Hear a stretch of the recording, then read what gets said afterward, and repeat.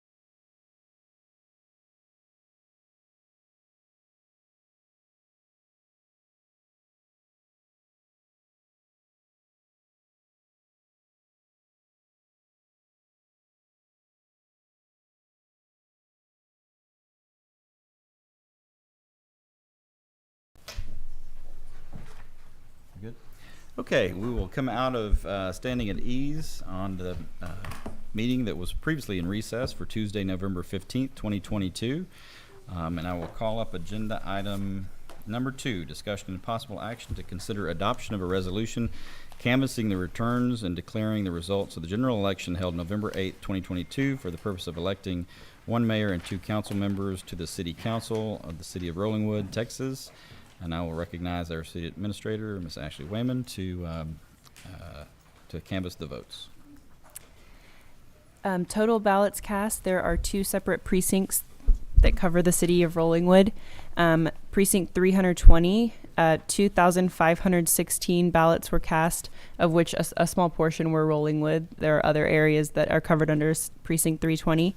321, a total ballots cast of 1,364 ballots.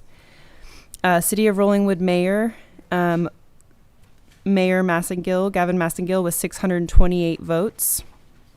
City of Rollingwood council member, Kevin Glasheen with 429 votes, Barry Dale Cambry with 236 votes, and Sarah Hudson with 458 votes. Okay, council members, you've heard the canvassing of the votes. We are still on agenda item number 2. You'll find in your packet from yesterday's meeting resolution number 2022-11-15-02. I would entertain a motion to adopt that resolution, and in your motion, whoever wants to make it can also reference the numbers, the canvassing numbers that have been read by the city administrator, and those numbers then would be reflected in the resolution. If you would please include that in your motion. I have some questions as to language in the amendment. Okay. The third whereas it appears from said returns duly and legally made that there were cast and said to be election XX valid and legal votes. We're just accepting, and then following that, that the made and certified by the city secretary of the city of Rollingwood, Texas, down near the bottom. We're just accepting what Travis County gives us. We're not Right. we're not actually, so I don't know how why we're saying that she certified them when actually it's Travis County, that we're just accepting what Travis County certified. Well, we can strike anything from this resolution that you choose. Right. And we don't know that all the votes were valid and legal. I don't think it's going to change the results, but we have no way of knowing that when we're just accepting the results from Travis County.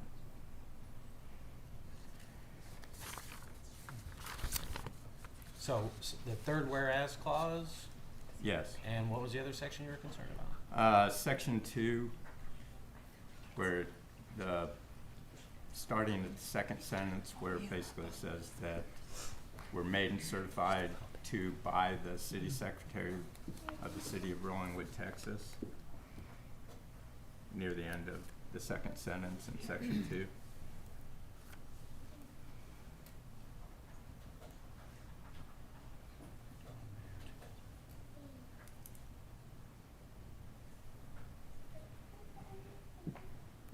Okay, so then strike, beginning with the word made and certified to by the city secretary of the city of Rollingwood, Texas.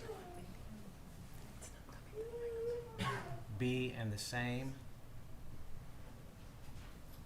And then that way it would read that the tabulation of votes cast to elect 1 mayor and 2 council members in a general election held on November 8, 2022 is hereby adopted as the official tabulation filed and recorded in the official records of the city of Rollingwood as the official canvass of said general election.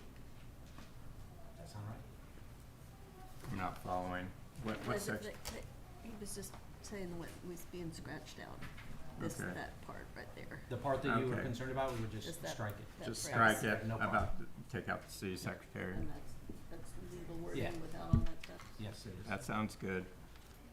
The other, where we've got the whereas, how are we gonna modify that? Strike it. Okay. And I move to adopt this with the amendments with the said language being struck. And the tabulations from the city secretary. Yes, tabulations, and we have those tabulations. And the tabulations reported by the county to us. Yeah. All right, you've heard the motion by Mr. McDuffie. Do we have a second? Sorry. You have a second by Ms. McKee. Is there further discussion, council? All right, hearing none, all those in favor say aye. Aye. Opposed, say no. Being 5 ayes, no nays, motion carries. With that, we will call up agenda item number 3. Discussion and possible action to consider adoption of a resolution canvassing the returns and declaring the results of the bond election held November 8, 2022, and containing other provisions related thereto. And I hear legal discussions happening behind me. So, And I have concerns with some of this language as well. okay, we will move to this resolution.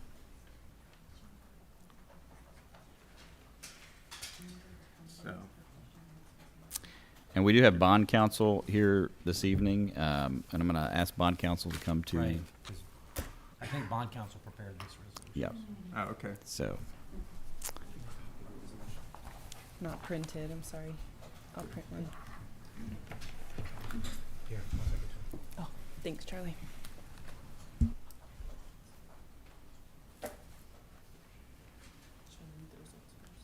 yeah, while we're letting bond counsel settle in and before he recognizes or identifies himself, we will go ahead and canvass the official vote, and I'll recognize Ms. Wayman to walk us through that. City of Rollingwood Proposition A passed with 584 for and 165 against. City of Rollingwood Proposition B passed with 479 for and 269 against. You've heard the canvassing numbers, council members, and with that, I'll ask bond counsel to identify themselves, and we'll stand for questions. Good evening, everybody. My name is Justin Rosas. I'm with Oric, Harrington, and Sutcliffe, and we serve as bond counsel to the city of Rollingwood.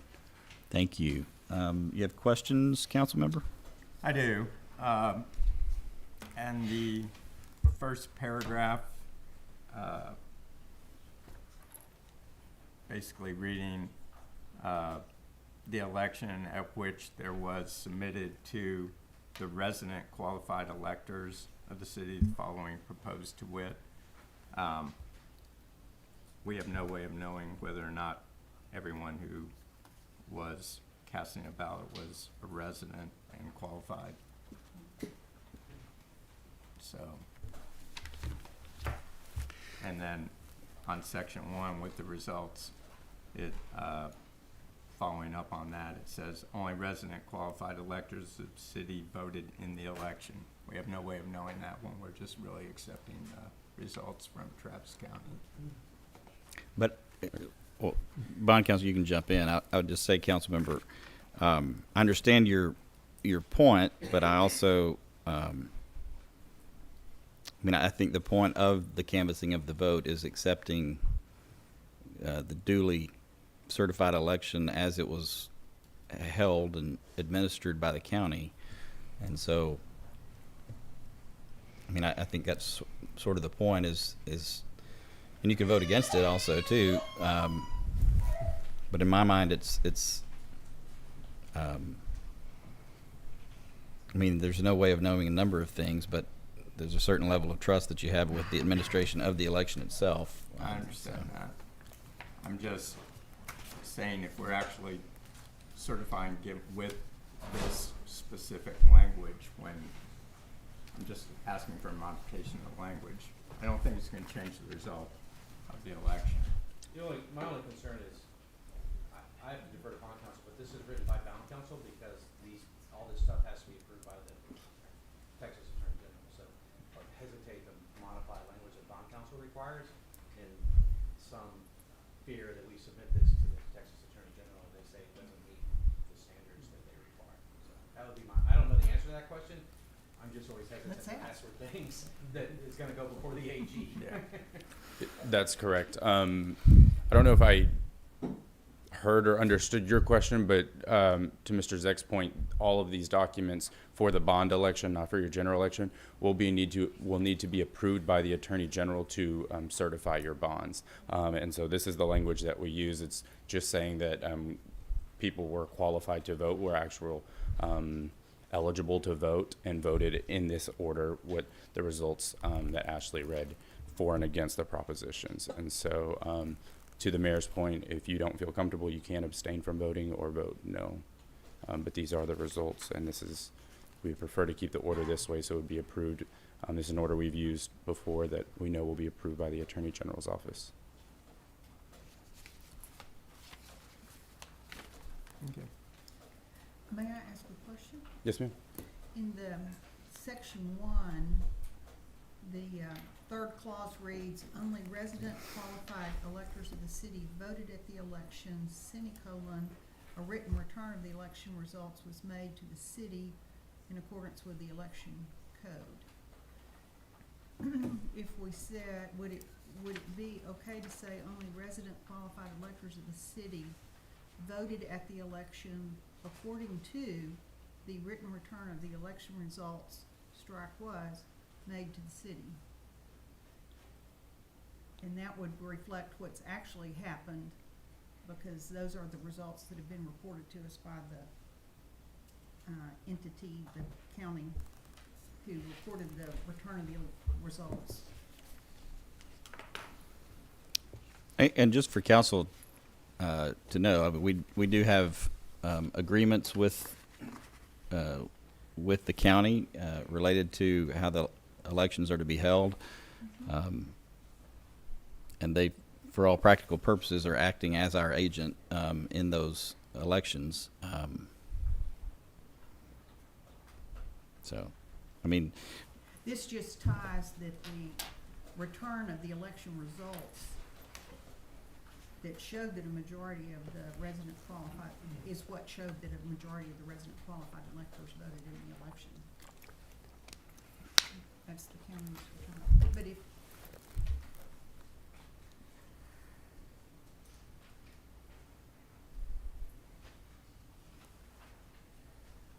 I'm just asking, would that be permissible language? I'm not positive right now, honestly. But I think, to the mayor's point, all this is saying is that an election was held in accordance by law, and that the resident voters in the city voted at the election, and the written results were returned to the city in accordance with the election code. and council, I would encourage you in the future. I mean, we've stood at ease for a day on this meeting that started yesterday. We've stood at, we stood at recess. We stood at ease for the last hour, and these are the first concerns I've heard about these postings that have been posted for days. So we would have been happy to walk through and get some additional legal analysis, and maybe even call the AG's office in the middle of today had we known about these issues prior to now. So I move we approve the resolution canvassing returns and declaring results of the bond election with the numbers that the city secretary mentioned earlier. you have a motion. Is there a second? Second. You have a motion by Mr. Robinson, a second by Ms. McKee. Is there further discussion, council? Hearing none, all those in favor say aye. Aye. Opposed say no. Being 5 ayes, no nays, motion carries. Thank you, council. Thank you, bond council. Thank Mayor, you. I abstained. Oh, I'm sorry. I will re-announce the vote. There were 4 ayes and 1 abstention, and the motion carries. All right, and still, thank you, council. Thank you, citizens of Rollingwood, bond council, for your help. And we will discuss these issues more in depth as we go. But with that, we will adjourn the meeting that began on Tuesday, November 15th, 2022. Do I have a motion for that adjournment? So moved. We have a motion for adjournment. All those in favor say aye. Aye. Opposed say no. Being 5 ayes, no nays, motion carries. Take a little break. And okay, I've been chastised by the staff. We're going to shut down this meeting and start a new YouTube so that we can properly archive this meeting. So.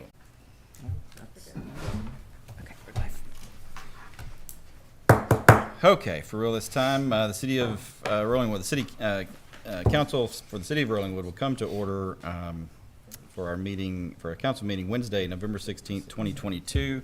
We'll come to order at 7:21 p.m.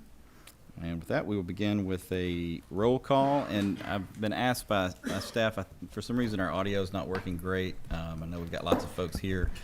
So if everyone could just to try to speak into their microphones this evening, that would be great.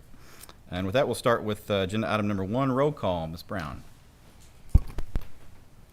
Here. Great. Alec Robinson. Roxanne McKee. Bill McDuffie. Sarah Hudson. Gavin Massengill. Being a quorum present, we will move on to our next agenda item for the swearing-in ceremony of newly elected officials. I'll call up agenda item number 2, swearing-in ceremony of newly elected officials. Mayor Gavin Massengill, Council Member Sarah Hudson, and Council Member Kevin Glasheen. And do we have? I do see our judge. Yes. Hello, Ms. Teaton. Oh, I am up first. Okay. Step right up.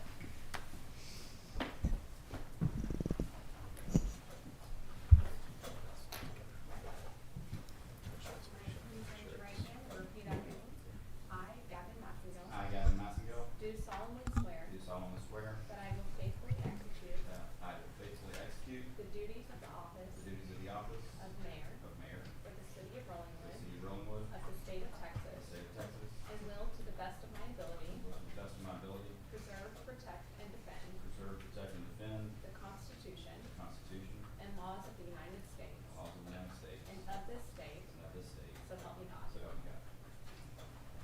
Thank you so much. Will you sign? Sure.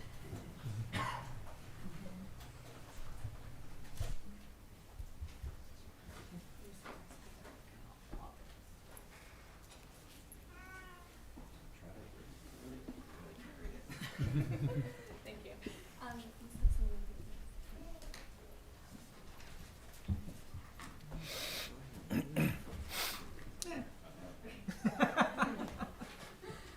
Trying to read. Okay, please raise your hand and repeat after me. I, Sarah Hudson. Do solemnly swear. That I will faithfully execute. The duties of the office. Of council member. For the city of Rollingwood. Of the state of Texas. And will, to the best of my ability. Preserve, protect, and defend. The Constitution. And laws of the United States. And of this state. So help me God.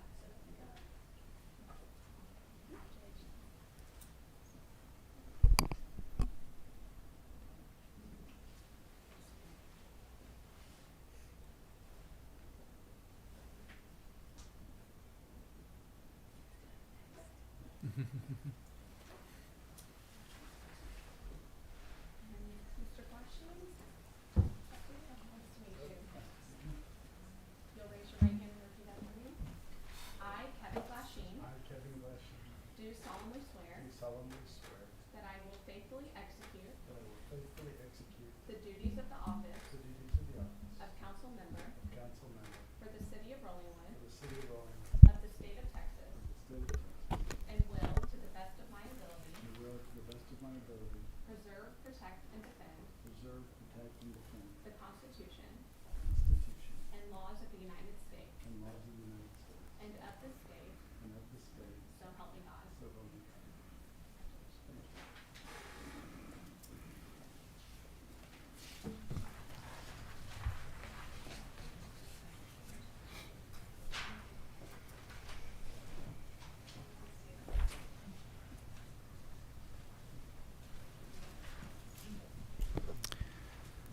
Okay, thank you, council members. Congratulations to everyone, and thank you also to those who are willing to put their name on the ballot. I know that's a big decision for all of us, and I always appreciate folks willing to step up.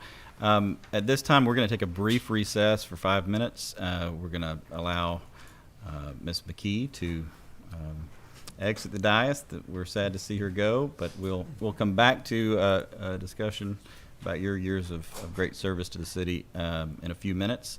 And with that, we'll take a brief recess, let you meet your new council member or visit with any of the rest of us, and then we'll be back in 5 minutes with our new council seated, and then we'll move on from there.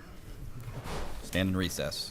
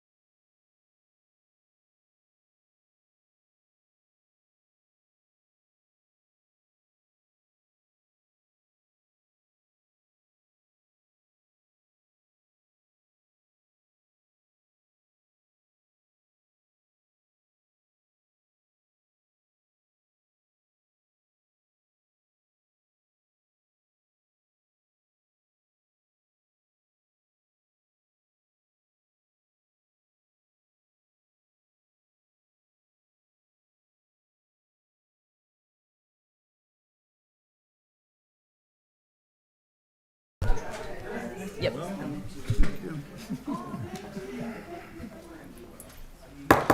Okay, council will come back to order, which is agenda item number 4. And we will move on to, well, first we'll welcome Mr. Glasheen to the dais. Happy to have you. Look forward to working with you. And with that, we will move on to agenda item number 5, discussion and possible action on approval of a resolution honoring outgoing council member Roxanne McKee. And to ask Ms. Wayman to read the resolution.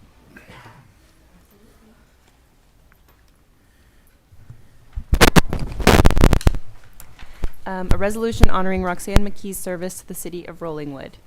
Whereas on behalf of the residents of the city of Rollingwood, Texas, in appreciation of Councilmember Roxanne McKee and her service to the residents of the city of Rollingwood, Texas, as a member of the city council, and whereas after prior years of service to the community through service on the city council as mayor, she accepted an appointment for an additional term of service as a member of the city council and has served the community with dignity, honor, and respect.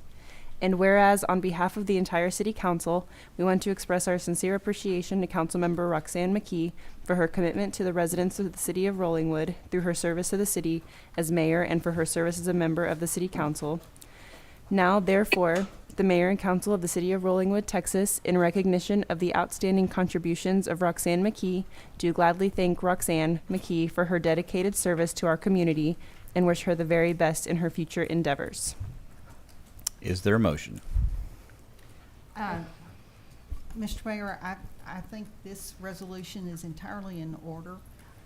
Roxanne has served the community very well and often and upon request, and I'm happy to offer this resolution. I move we adopt the resolution. You have a motion. Is there a second? Second. You have a motion by Ms. Brown, a second by Ms. Hudson. And there is further discussion. I would just like to also thank Ms. McKee for her years of service to Rollingwood, a true public servant, a great sounding board for me as she was former mayor, always willing to pitch in and be helpful. And we will miss her, but I know she's not going far, and we'll still call on her from time to time. So thank you so much, But not at Roxanne. midnight. Any other comments or? And if not, I'm going to call the vote on this, and then I'll ask Ms. McKee to meet me up front for a little presentation. Hearing none, all those in favor say aye. Aye. Aye. Opposed say no. Being 5 ayes, no nays, motion carries. And Ms. McKee, if you would come up front.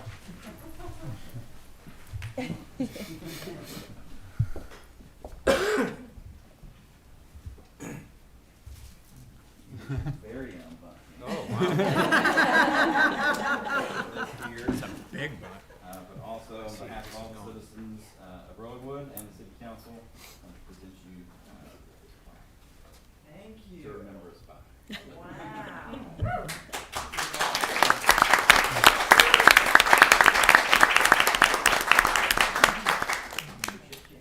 You're welcome to. It's your last chance. You know, one of the prerogatives of somebody who's on the way out is that you don't really look at the agenda. So this afternoon when I pulled it out, because I didn't think I was going to be here tonight, and I looked at it, I was like, whoa, there's a resolution here. And I was just so flattered and humbled by it. So thank you so much, Brooke Brown. Thank you to all of y'all on city council, the city staff. I mean, this is an impressive group. It's an impressive city council. It's an impressive staff. They've assembled a great group, so that I think the city's in really good hands going forward. There's a lot going on, a couple of propositions, and going to be hopefully redoing City Hall and doing drainage projects and water improvements. So I feel like the city's in really good hands going forward, and I'm thankful to have been able to serve.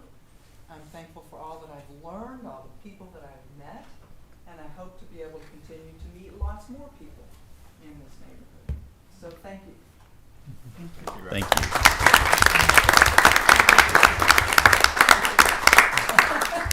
Shanti, May I say a few words too? our resident historian, would like to say a few words. Well,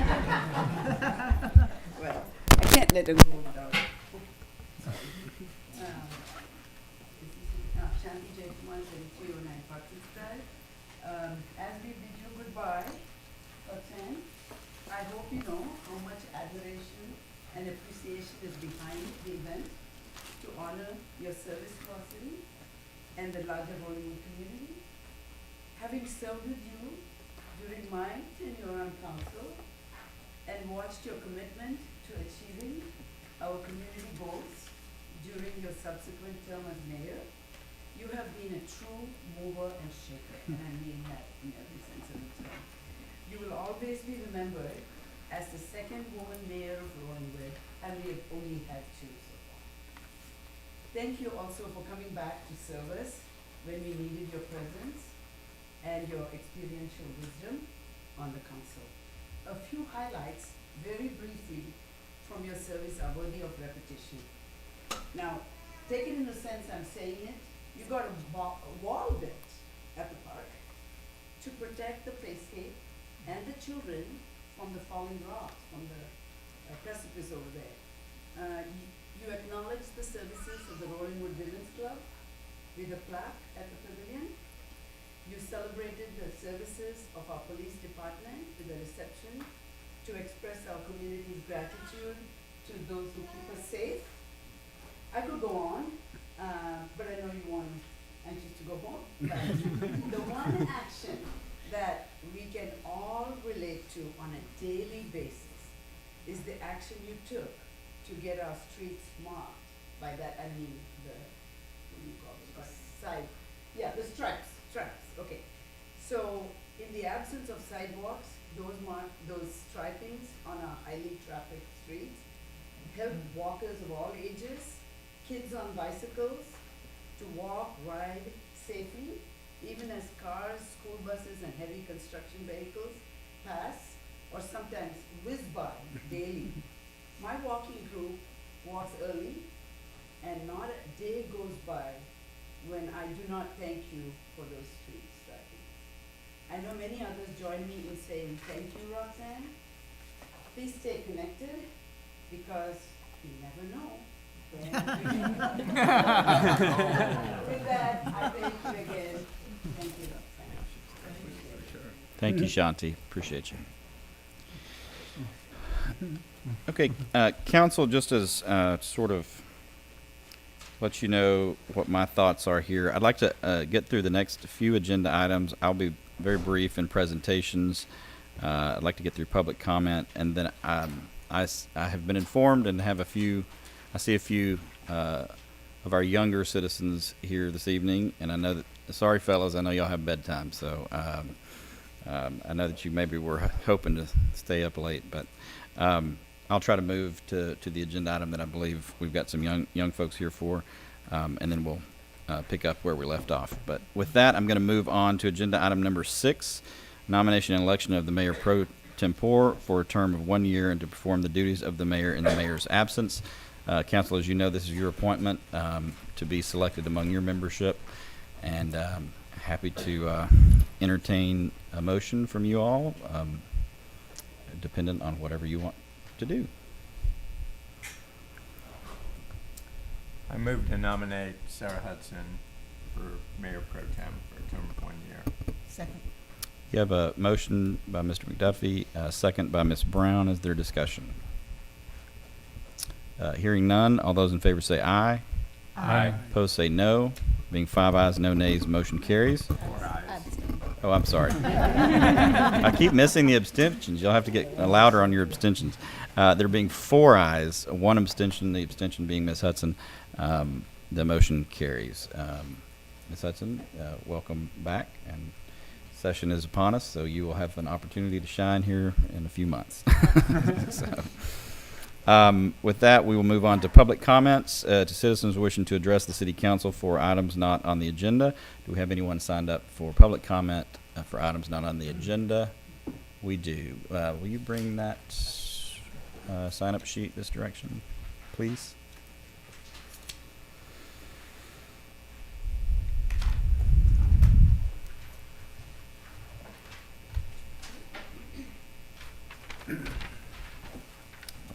We sure do. Okay. We have several items, several folks We usually don't have this many folks in public comment. I will, it has been our custom to not adhere very closely to the 3-minute requirement in this time period. However, we do have a long agenda tonight, so do your best if you can to stick to around 3 minutes. I'm not going to enforce it with great fervor, but with that, we will. Make sure that they really are for items not on the agenda. Yeah, that is a great point. Thank you, Councilwoman. If you inadvertently signed up and you actually want to speak on something on the agenda, you will have that opportunity when we get to that agenda item. So please keep your comments to items that are not actually posted for this evening. And don't be shy if you're actually on the agenda. Just let us know, and we'll skip over you at this point. First person signed up is Duncan Ashworth. Mr. Ashworth. Yeah, it turns out I'm item 14. Great. We will. We have a pass, and we will get to that agenda item. Shanti. Item 7. Great. All right. Actually, I'll make notes. So you said what was the 14? Shanti 7. Jeannie Nair. And I'm also waiting for the agenda item for actual. Is that 13. 13? Thank you, Councilman. Bart Gaskins. Okay, great. Well, look at this. We're working together. This is going great. Andy and Erica Richardson. We're on the agenda. Great. Boy, this is Jerry Spitel. Jerry here. All right. Miss Hunley, Wendy Hunley. Okay, we got one. We were doing really well there, though. That's great.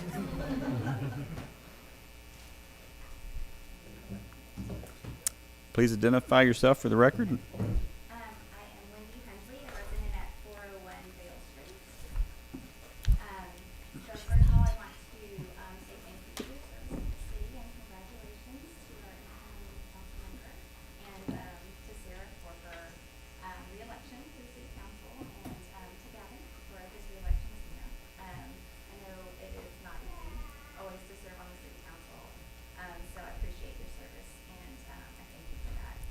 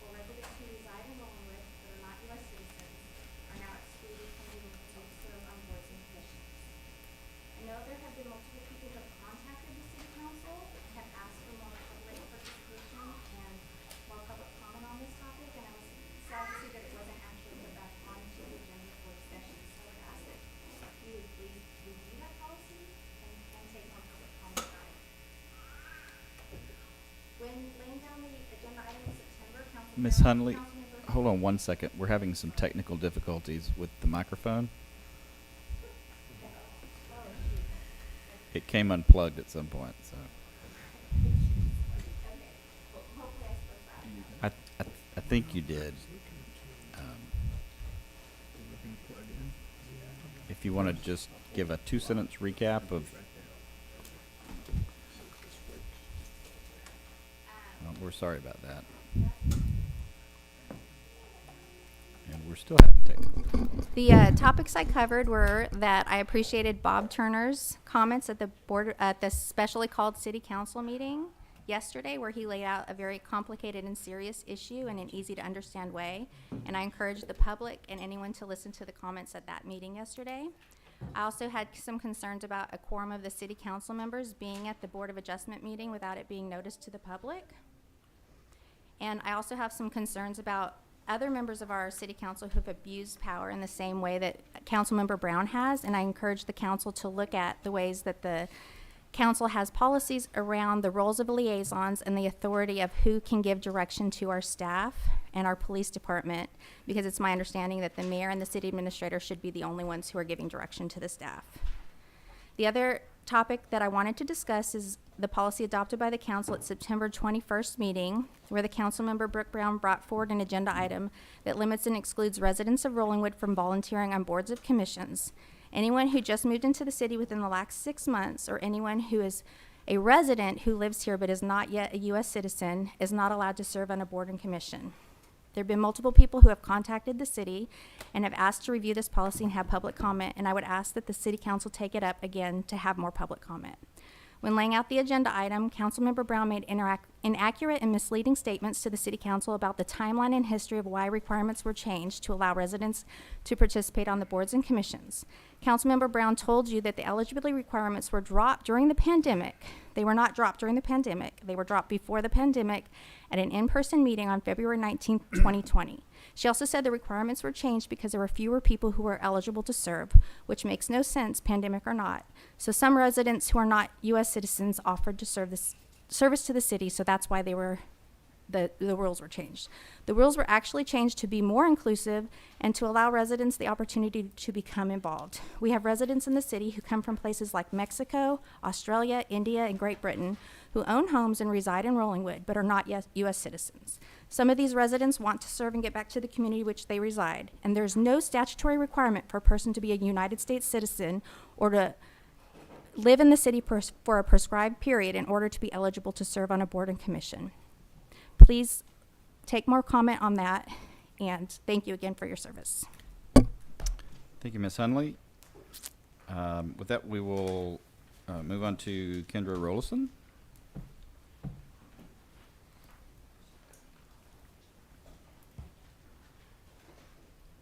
Good evening. My name is Kendra Rollison. I'm a resident at 304 Vale Street.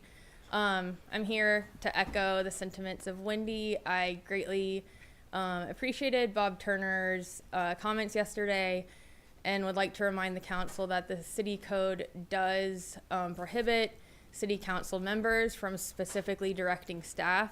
I know that I personally have been directly affected by that occurring in my own building process, and I know of others as well.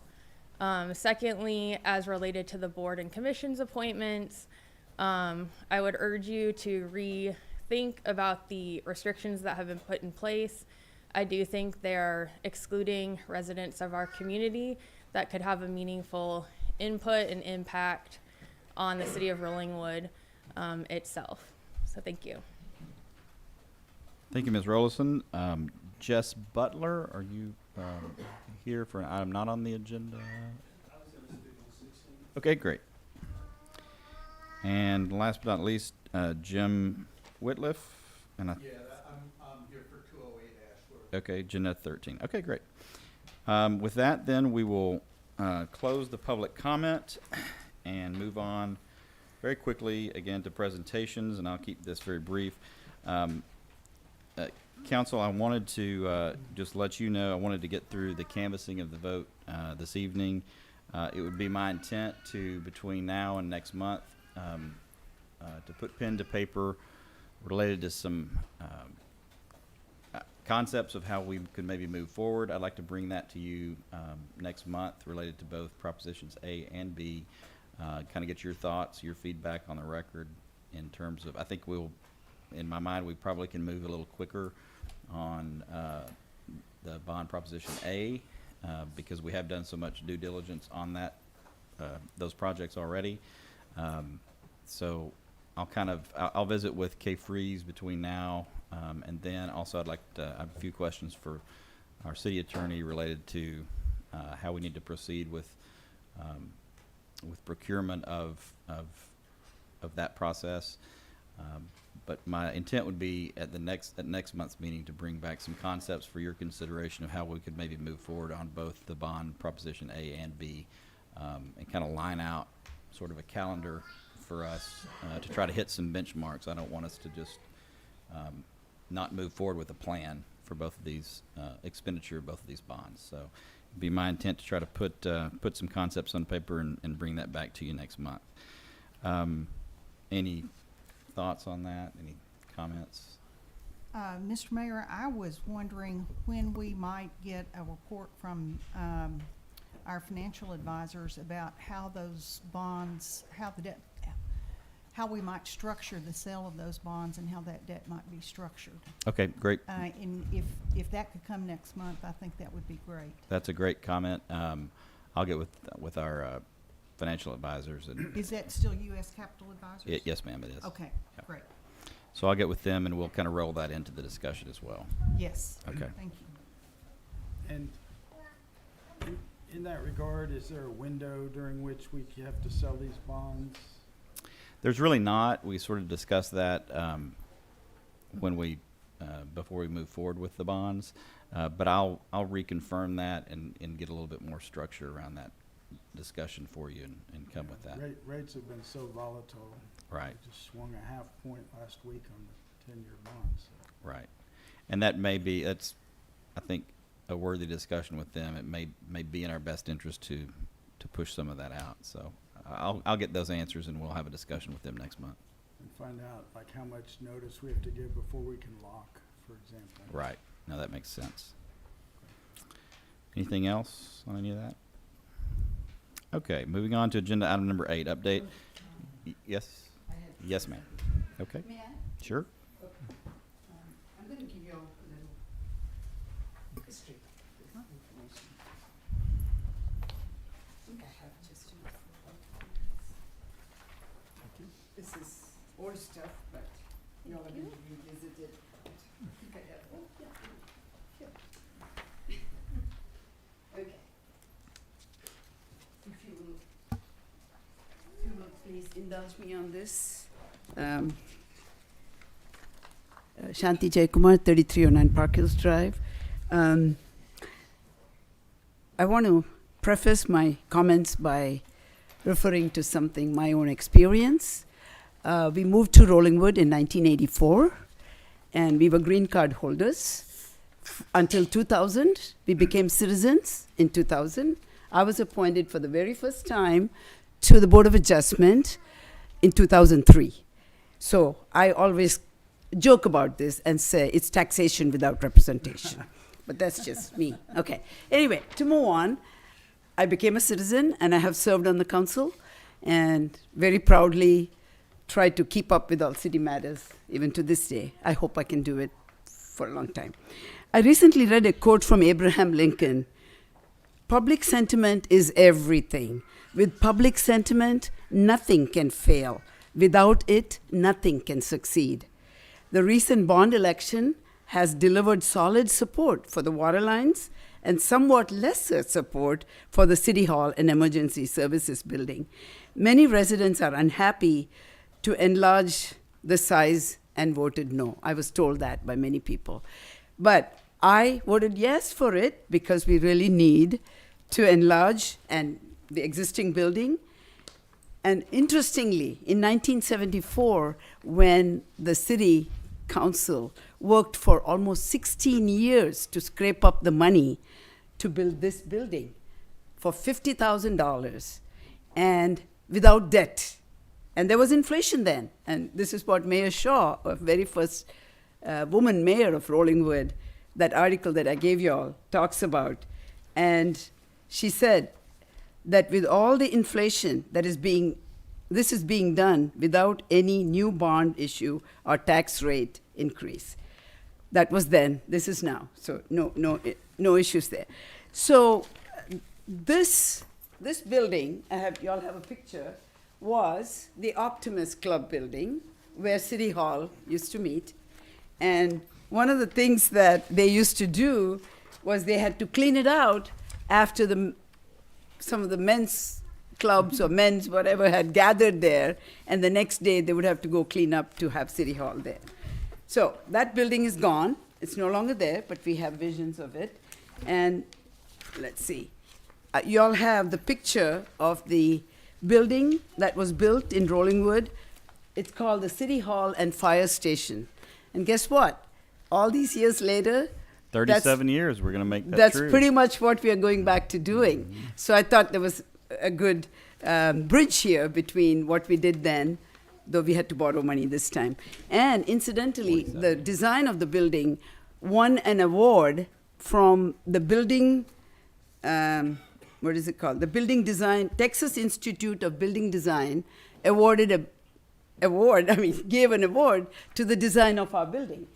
The whole purpose was to keep it looking just like a house. So it blended in and was not a sore thumb with all the rest of the community. Okay, I hope we can do something along the same lines. In 2004, you may be aware that there was a serious consideration of rebuilding the City Hall, and the engineering study revealed a serious lack of code compliance. Some of this stuff is not known to everybody, so they probably think, oh, it's fine right now, so why do we need another building? But something to be talked about. And in this regard, I want to thank the staff. Y'all did an outstanding job giving out all the information, even though you all didn't get enough time to pass all the information on. The door knockers, the postcards, every which way that you could publicize it, you did. And I truly think that made a difference. So thank you very much. And lastly, I read Helen Shaw's letter. I have a lot more to share with you, but I won't be here at the next council meeting, so that's why I wanted to say it now. As you go forward, please keep the process transparent as possible. And like in the past, they had a municipal building committee that came with citizens' inputs on what they want the city council building to look like. And please make sure you have a space upstairs or downstairs or wherever to keep like a library. I have a lot of stuff I could contribute to it, history stuff, which I've been gathering, but I think it needs a rightful place in the city where everybody can access it.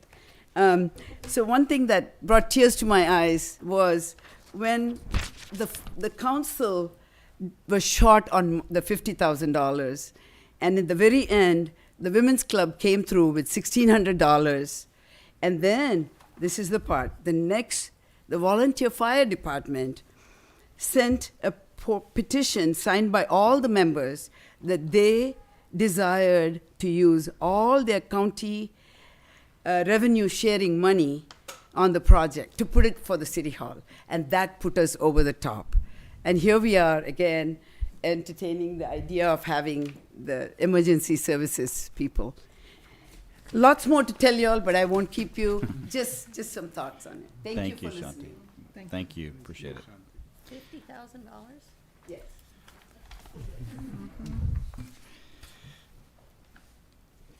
Okay, with that, we'll move on to agenda item number 8. Just a quick update on TxDOT proposed improvements for Bee Caves Road from Walsh Charlton Lane to Montebello Road. This is a project that has been on TxDOT's radar for many, many years, and subsequently on our radar as well, to try to do some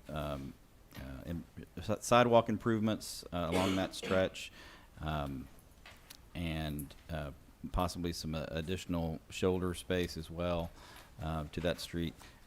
In years past, we had encouraged them to do their best to an issue that we've talked about on other projects, to try to limit their easement requirements as much as necessary, as much as possible, so that we could, so that they would ultimately have a good buy-in and support from the commercial corridor residents and tenants.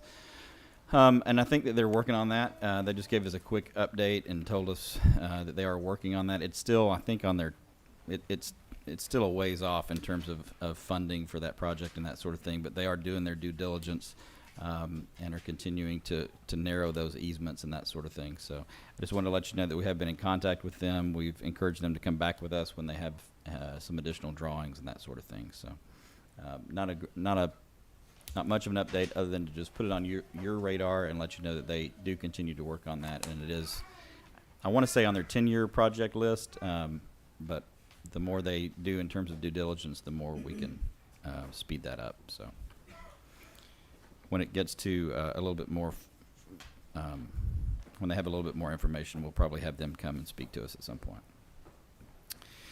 And with that, if we can, I'd like to skip to agenda item number 16. I know we have some folks here, and I think that they're here for that agenda item.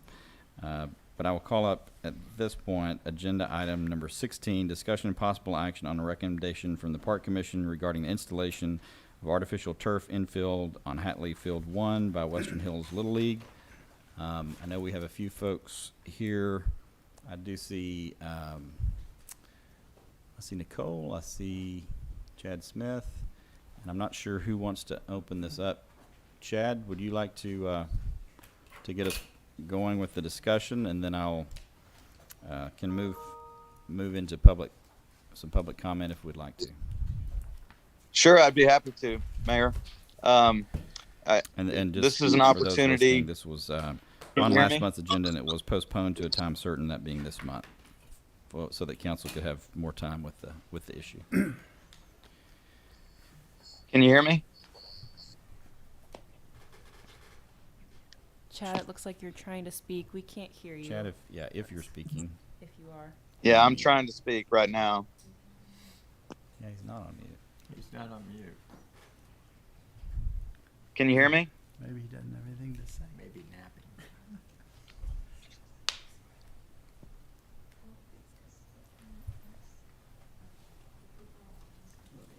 You looking for an empty plug? I'm trying to speak. No. Oh, they can? Nothing got unplugged. He is trying to speak. Oh. I think he logged. So, Chad, we're being told that the people on Zoom can hear you, but we can't. So we're trying to figure that out. Okay. That's going to be from We've up had a there. number of technical It's gonna be difficulties this evening. Soundboard then. Just let me know when you can hear me. Stick with us, Chad. We see your lips moving, but Some echoing. Trying to decide maybe we should turn our audio. I'm gonna turn the.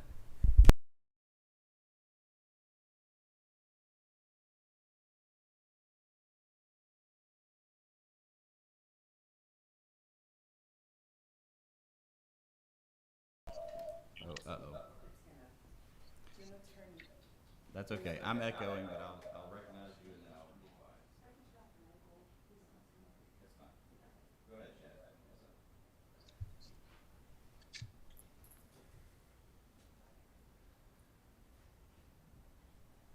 Go ahead, Chad. Can you hear me yet?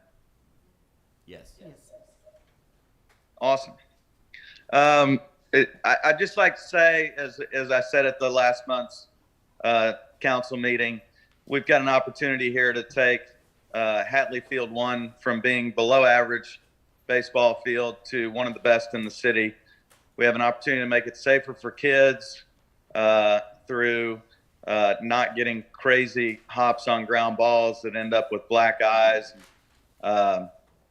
and other wounds, to having safer sliding, less sprained ankles, being able to play after rains. We can take stress off of fields 3, 4, and 5 by moving games to field 1. We can control the drainage. We can use the turf infield on Hatley 1 for other activities as needed.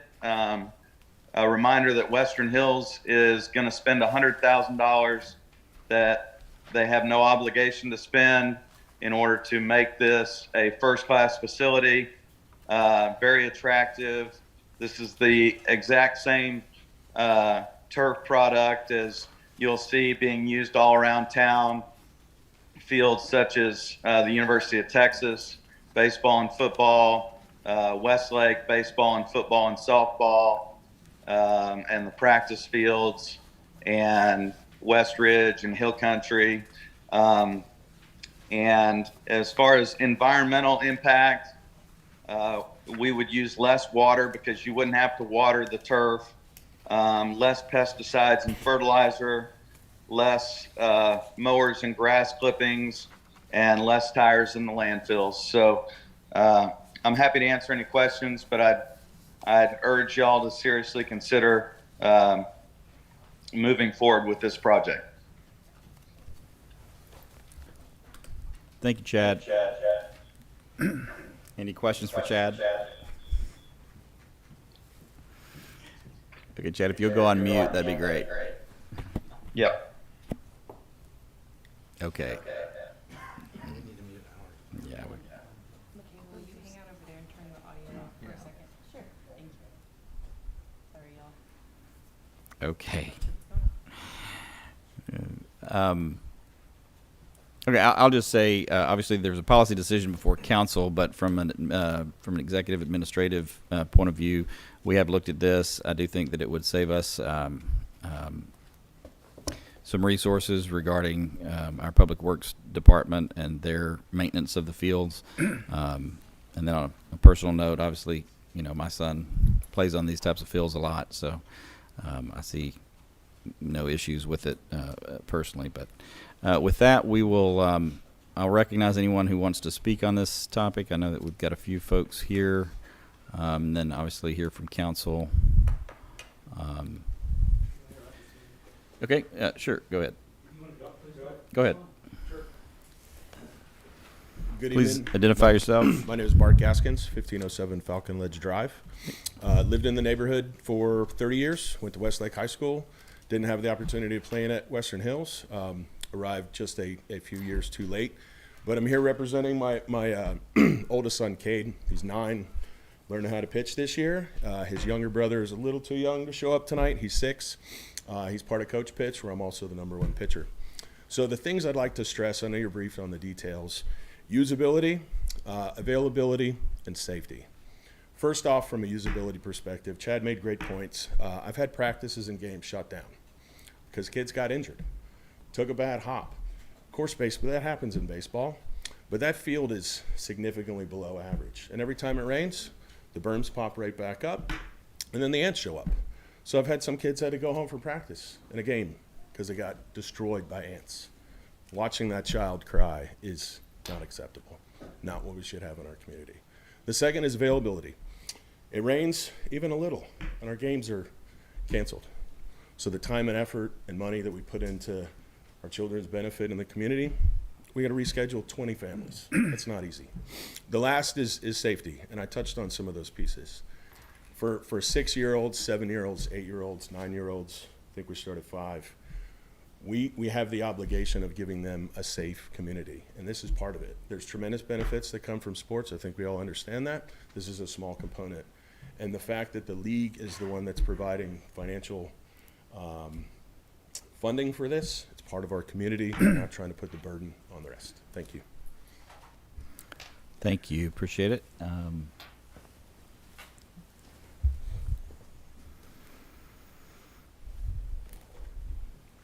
Okay, please identify yourself for the record. Yes, my name's Jess Butler. I live at 4822 Rollingwood Drive, directly across the street from the park. I can see Hatley Field 1 from my front room. I can look out the window and watch them play. It's a wonderful place to live. Love the park. And I have a different perspective on artificial turf. I spoke to you last time, and I don't want to repeat what I've already said to you. But I would like to add some things I've learned since then. I do have concerns for safety as well. I went over there with a friend in Rollingwood, and he was looking at the field. I was checking the temperature on a nice day in the 80s, and he'd reached down and picked up his hand and his hand was full of this black rubber crumb. It's all over the field. It's saturated in black rubber crumb. This is tire. It's just tires that have been ground up, and it's spread everywhere. He just picked it up. There are studies going on by the United States Department of Health, an ongoing toxicology study. It's ongoing. No one can say it's safe because we don't know.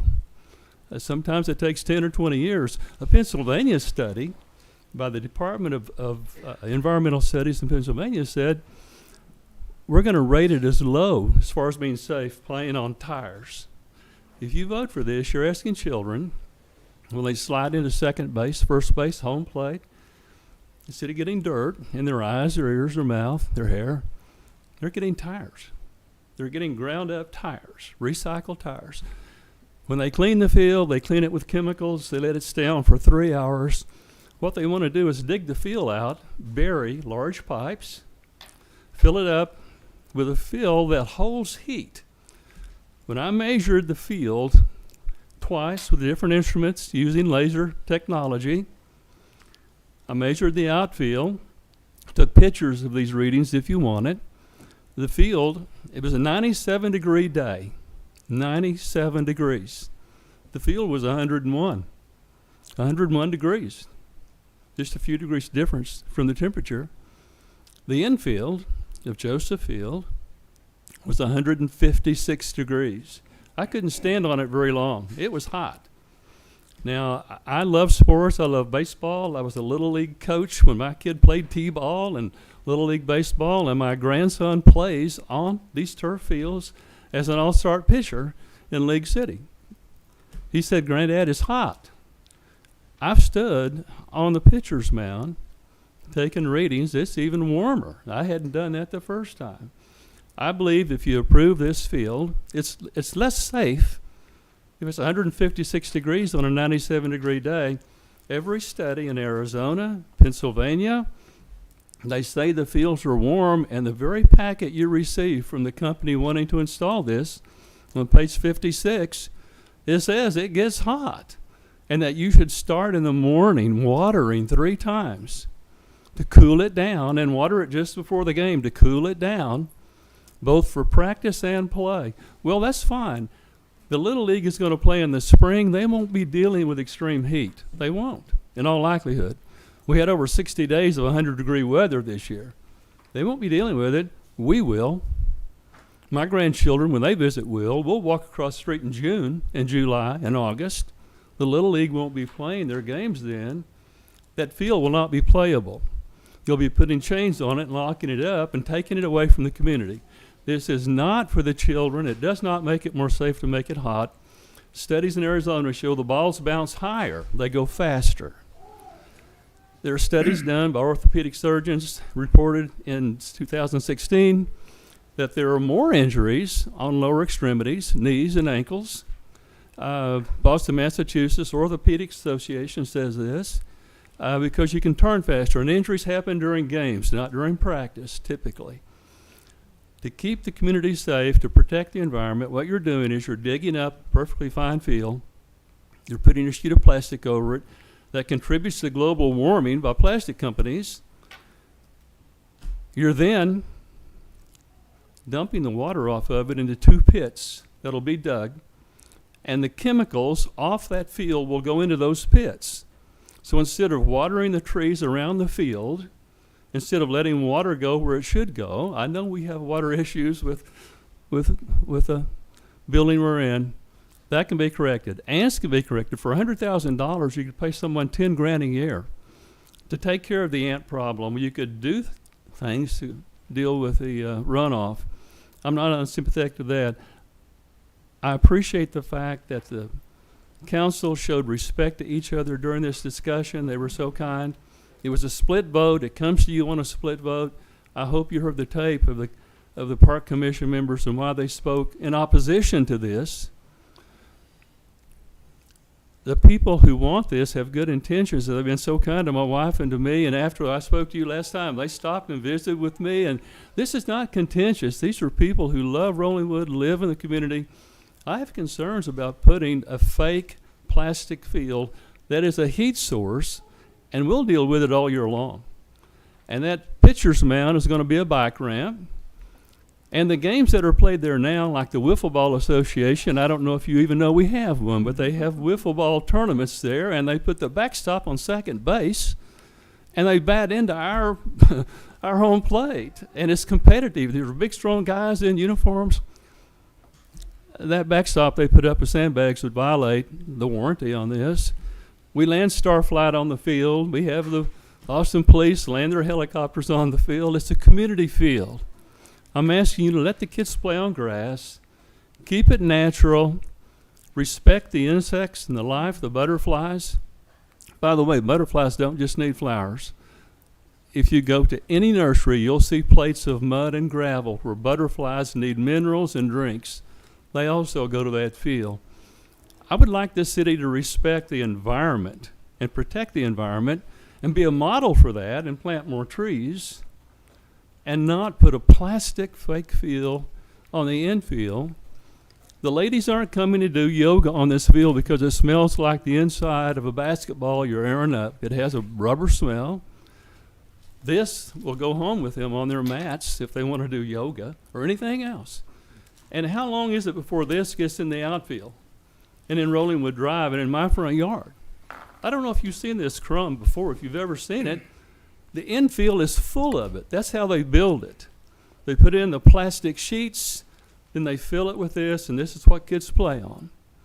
And I would say protect the children. Respect the environment. I understand there's expense. 30 major league teams play. 25 play on natural grass. 5 have this, and I understand why. In Arizona, you can control the environment and air condition the field. I understand that. But the players are susceptible to more injuries based on the Orthopedic Association in Boston, Massachusetts. So again, thank you for your time, but I would ask you to just respect the environment and keep this field for the community. This is for the convenience of adults. They don't want to reschedule games. When I was a little league coach, we baked cookies, had pizza, and they came to my house. You know, we celebrated a family event. Rain days were great. We weren't angry. We did things together. This is for the convenience of the adults. It's not for the park, and it's not for the community for sure. Because in summers, you'll have a field we can't use that you may have to chain up. And I'll close by saying in Arizona, I told you this last time, there are hazard signs on the fields in Arizona warning people about the heat. And if you see the pictures of fields in Arizona, you'll see 10 and 12 and 15 water fountains in a row. All in a row. They're concerned about little kids who are close to the ground being exposed to heat, keeping them cool. It's dangerous, these little kids. It's not safer. I would say keep them safe, keep the park natural, let them play on grass. Thanks for the time.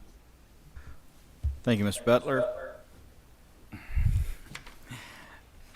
Is there? Never seen black rubber drum. I have a bag here if you want to see what it looks like. Oh, I have a utility room full of it.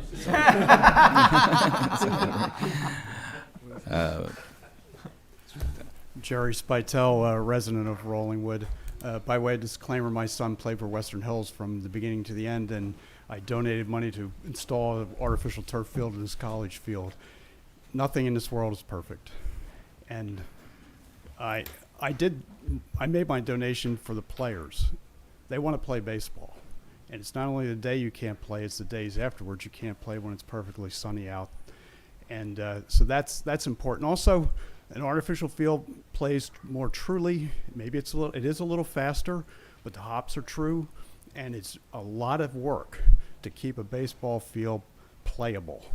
And obviously, it doesn't have to be as playable for little kids as it does for high school and college and pro players, but it still is difficult work to keep a field playable, to avoid bad hops. Obviously, at the ages of the kids who are playing on this field, those hops do end up getting them hit in the face with balls and things of the sort. At higher levels, they just end up being balls in the outfield, which is not such a big deal. And I think it's true that these fields get hot. There's no doubt about it. But if you drive by our fields in the middle of the summer, in the afternoon, who is out on those fields? The answer is nobody. And as acknowledged, the Little League plays primarily in the spring, a little bit in the fall. The temperatures are lower. So I think overall that this is a good move. It helps the fields be more playable. It helps the kids play baseball as opposed to having days on end of rainouts, as has happened. As we know, in the springtime, we can get, some springs are very rainy. It can be really brutal to manage a baseball league under those conditions. So I ask you to think about these things. As I said, there's nothing perfect in this world. There are trade-offs. Thank you, Mr. Spatel. Okay, anyone else wishing to make public comment on this agenda item? 1 second. She had you Good behind you. evening. Can you hear me? Oh, Am yes, I ma'am. okay? I think so, yes. Nicole Morisi, 4906 Timberline Drive. I also serve on the Park Commission. And I've been a Rollingwood resident probably for 5 years now. And I'm also the Hill Country Booster Club president over there. And interesting because we were trying to put together a landscape beautification project for the district and for the campus because it's been severely neglected. And we had a landscape architect come through, design a whole bunch of trees and beautification opportunities. And when we met with the district, they said, well, I'm sorry to inform you, but we will not approve adding irrigation and grass and trees because the cost and the maintenance and the upkeep with it is just above what the district can do. And we are encouraging all the campuses to start putting in the artificial turf. So this is how the district is looking at things as well. And we have 4 children. So our oldest is 11th grade, and she's in the Westlake Marching Band. And if you don't know anything about that program, they serve together for 45,000 hours in a calendar school year. And they're out there 3 hours a day from 8 a.m. till 11 a.m., from 1 p.m. till 4 p.m., starting July 25th through when school starts. And then when school starts, they obviously modify their schedule. Sure, it's warm, it's hot, but these students are out there and they are marching and they are performing and they are doing what is asked of them. And there's not complications with heat. There's not complications with injury. There's not complications with the way that they are able to perform at that level for that intensity. And then my next 2 sons are 9th grade, 8th grade. They play on all of the Westlake athletic fields as well. And they're out there from sunrise, middle of the day, end of the day, throughout all of their rigorous, activities that they participate in. And then my youngest is 9 years old and he plays select baseball. He's played with Western Hills Little League and he's also played on club levels outside of Western Hills Little League. And they had a summer tournament. It was actually June 26th through June 30th. And they were out there and they had 7 games and they played on turf and you bet it's hot, but you properly hydrate. You have your dugouts, you have your rest in between innings, you rotate players, and so you make modifications based on what the temperament is, what the temperatures are, and what the situation is. So I'm not negating what the readings might be on a field, but I am sharing with you my 4 personal stories of how all of our children have adapted and they've thrived in an artificial turf setting, and that also to share with you that the district itself is moving toward this because of the future of what it looks like for cost, maintenance, operations. And it's just something for y'all to consider as we're looking to possibly be able to streamline some of those efforts here within the city ourselves. So thank you for your time. Thank you, Nicole. Yes, sir. Step right up. I promise I'll be brief. No, that's fine. Please identify yourself for the record. My name is David Raymond. I live at 4716 Timberline Drive. You got a helper there, too. Some of you might recognize me from my previous work on the Parks Commission as well as the Strike Force Commission as of late. I don't want to get into the details of the science behind this. I just wanted to voice my support for the redevelopment of Hatley Field 1. I think it's good for our community. I think it's good for our kids. And I think it's good for the sport in general. And I would hope council would feel the same on that. What do you think, Rex? Okay. Thank you for your time. Thank you. And thank you, Rex. Charleston?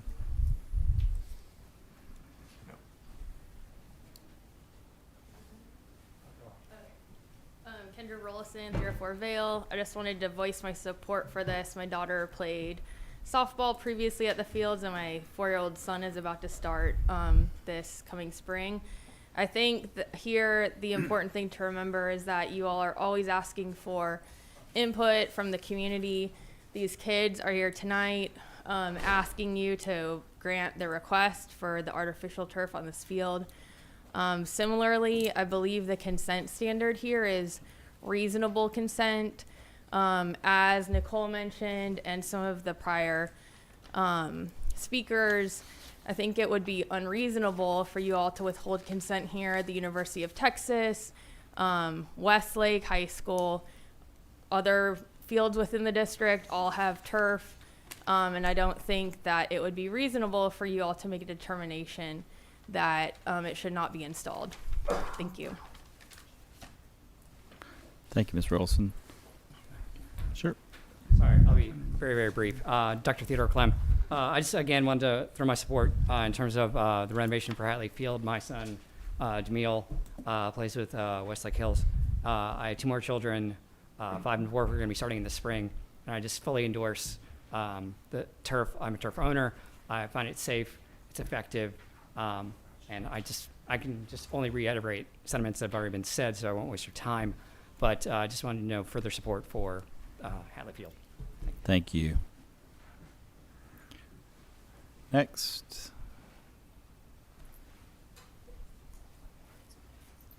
Okay. Hi, Wendy Hundley, resident at 401 Vale Street. I served on the Park Commission for many years, and I also served on the City Council. And I just wanted to be here to support the request from Little League for the turf on the fields. The fields are actually a big drainage problem. If you read the drainage study done by the city, they're more like a concrete than they are absorbing any kind of runoff. The fields don't have any sort of drainage, and so I think that the installation of the fields on the infield, of the turf on the infield, will provide some drainage structure that's otherwise not there.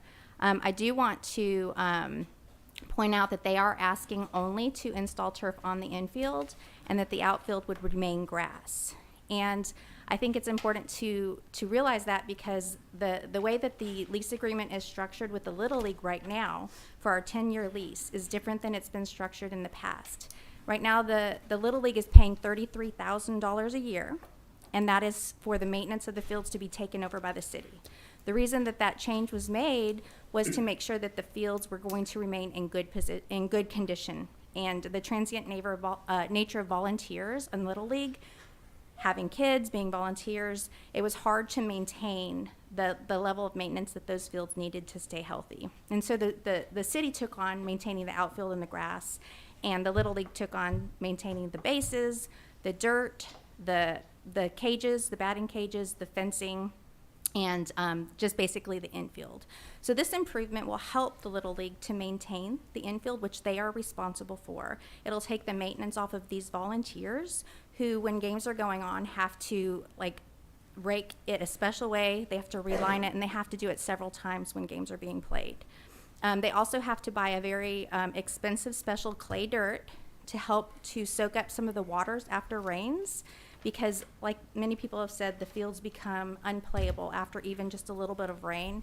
And even with the efforts of this special expensive dirt that they're using, the fields are oftentimes unplayable after rain events. So I think that this will help to allow more play on the field. It's really a small area of our overall park. It's the main fields used by baseball. It is being paid for 100% by baseball.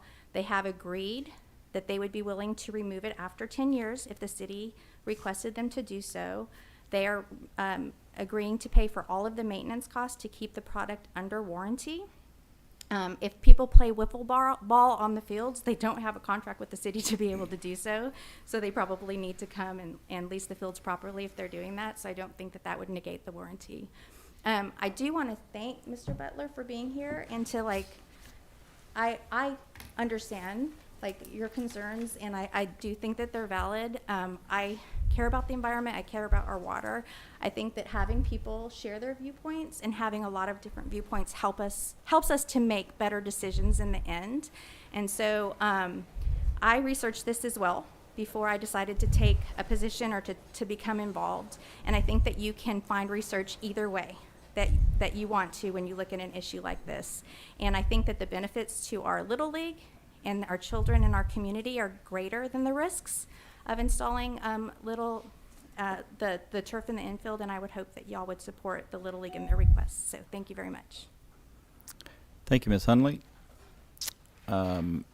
Anyone else wishing? I see Mr. Smith, I assume, to wrap us up before I turn it back over to council. Anyone else in the room wishing to have a comment? And I thought we had a second.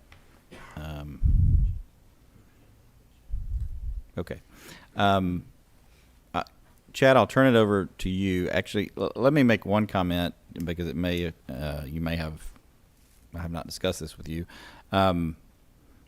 I would offer, at least as a possible compromise to council, I did have staff reach out to the contractor and find out from them if the rubberized pellets were the only option for filler. And I don't believe that it is. I mean, we could also explore options. They have other sand products, or I forgot the terminology that was used. It was a yeah. So there are other types of filler that could be explored. It could add cost. I don't know for sure on that, but at least it's something that you may want to consider. With that, I would recognize Mr. Smith once more, hopefully to wrap us up, and then I'll turn it over to council for their consideration. Yeah, thanks, Mayor. I just had a few things to add. Our Western Hills teams use a turf field at Joseph Field at the corner of Infield and Exposition already, and have for the last 6 or 7 years. And I'll just share that our postseason teams play on those fields through July, and our kids insist on using the turf fields as opposed to the grass fields because they enjoy it more and it's a safer environment for them. And 9 times out of 10, they end up playing wiffle ball after their regularly scheduled practice in June and July, and end up out there for another hour playing, and no ill effects. So I just wanted to say that Wendy's point is well taken about lining the fields. The current field, you have to line 5 or 7 times a day on a Saturday. It's all volunteers, and this field is very, very low maintenance. And the last thing I'll say is that I played on Hatley 1 when I was a kid in 1983. My 3 kids have all played at Hatley. They're all too old for Hatley now. I have no dog in this fight. It's just the right thing to do. So I would appreciate y'all considering it. Okay, thank you, Mr. Smith. Oh, we have one last hand up. Emily, I think that's you. Yeah, Emily Dorn. Yeah. Can you guys hear me? Yes, ma'am. Hello, good evening. I am in favor of the improvements to Hatley Field, and I think the core of the issue here is the kids.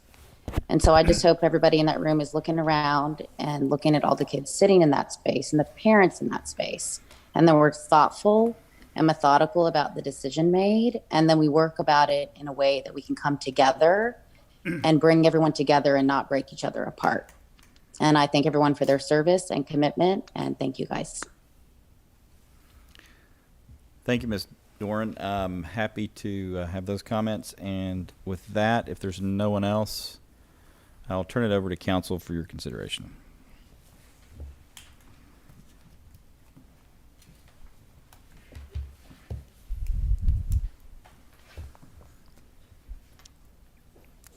Consider away.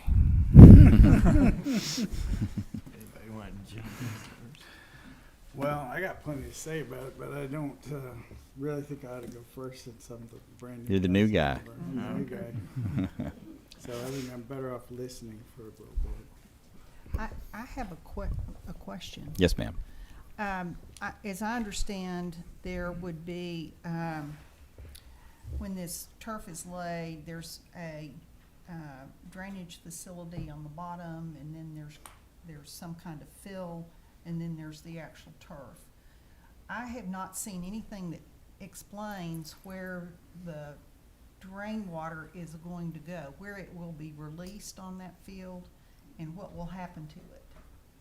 Is there anybody that can explain what the plan is there? Do we have any engineering drawings of the proposed We do not, installation? we don't, not that I've seen, there may be, but I don't know where, will it drain to the parking lot? Will it drain to field number, 2? Will it drain to the gravel parking between, on the other side of the field? Will it drain to the outfield?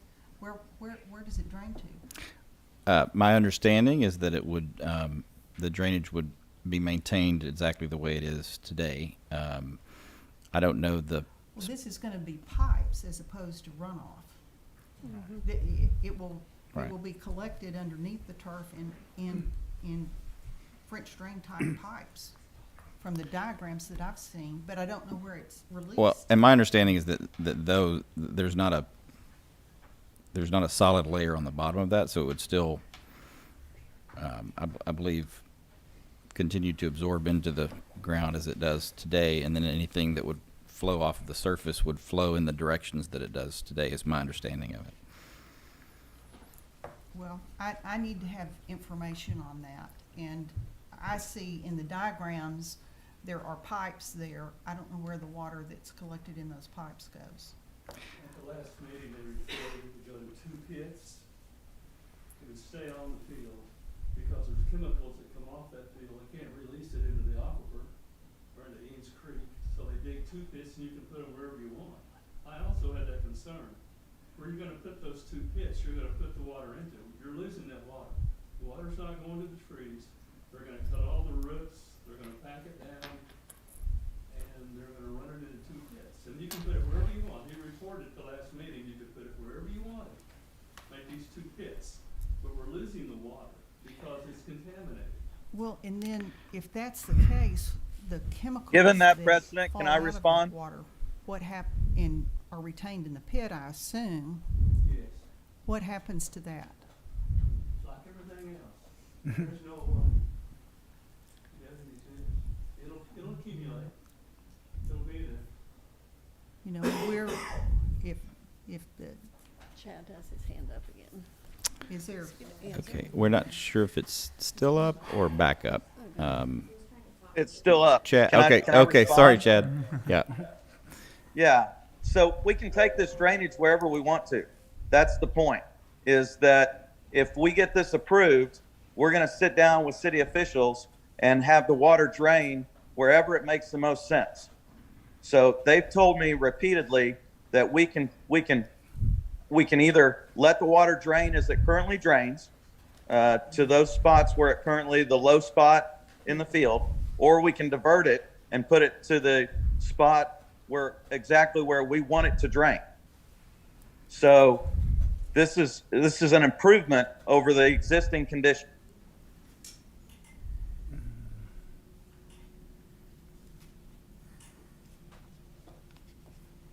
Thank you, Chad. I would need to see what the proposal is with respect to the drainage, to know whether or not this would be acceptable. I know today, for example, that the water that drains from the city parking lot drains to the street. It drains to Nixon Drive, and then it drains down to the edge of the park, the beginning edge of the park here, underneath the road, goes underneath the road, or it goes from the road behind Ms. Rosenthal's house, behind Barnes' house, behind my house, behind Mike's house, behind the Fleming's house, behind the Ashworth's house. It goes and ultimately down to Town Lake. I would not want this kind of chemical water draining through there with that kind of concentrated chemical. I don't. I'm not sure that we can call it a concentrated chemical. That's what I mean. I'm We happy don't- to. We don't know what it is at this point. We don't have information before the council that tells us where it would drain or what's gonna be in it. So I'm not able to make a recommendation on that for that reason. And then secondly, I've not seen any kind of written commitment from the Western Hills Little League to the city with respect to the cost of removal of this product at 8 years or whenever the warranty expires. I've heard it said they're gonna do it, but I haven't seen that kind of commitment made. So I'm not, If I can speak, we can include that in the motion, and we can include that the drainage will be as approved by the city. And the other residents who are taxpayers, then we need to know where these costs are gonna end up. We just, it's prudent planning to know those, where those costs are gonna end up. And then,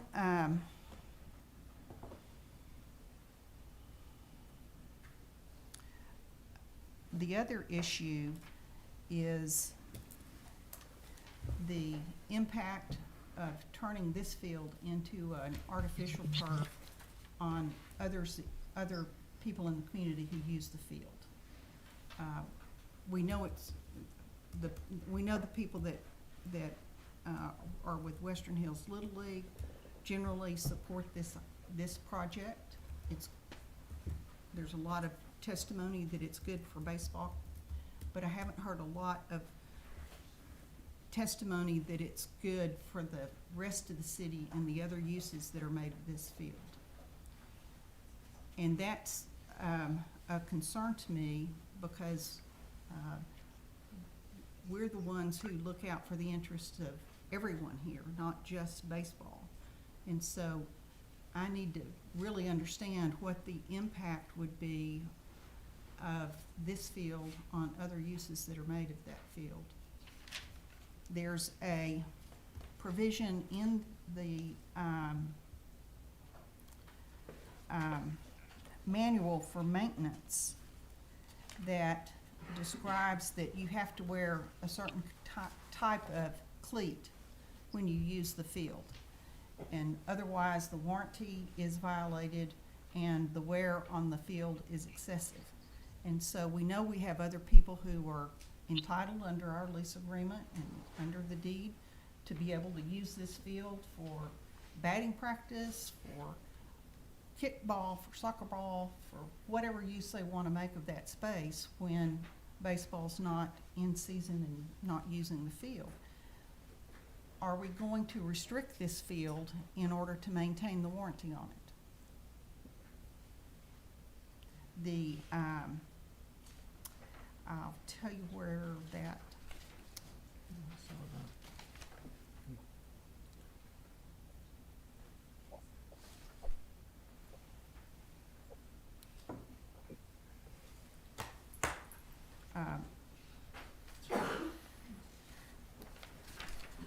Language is.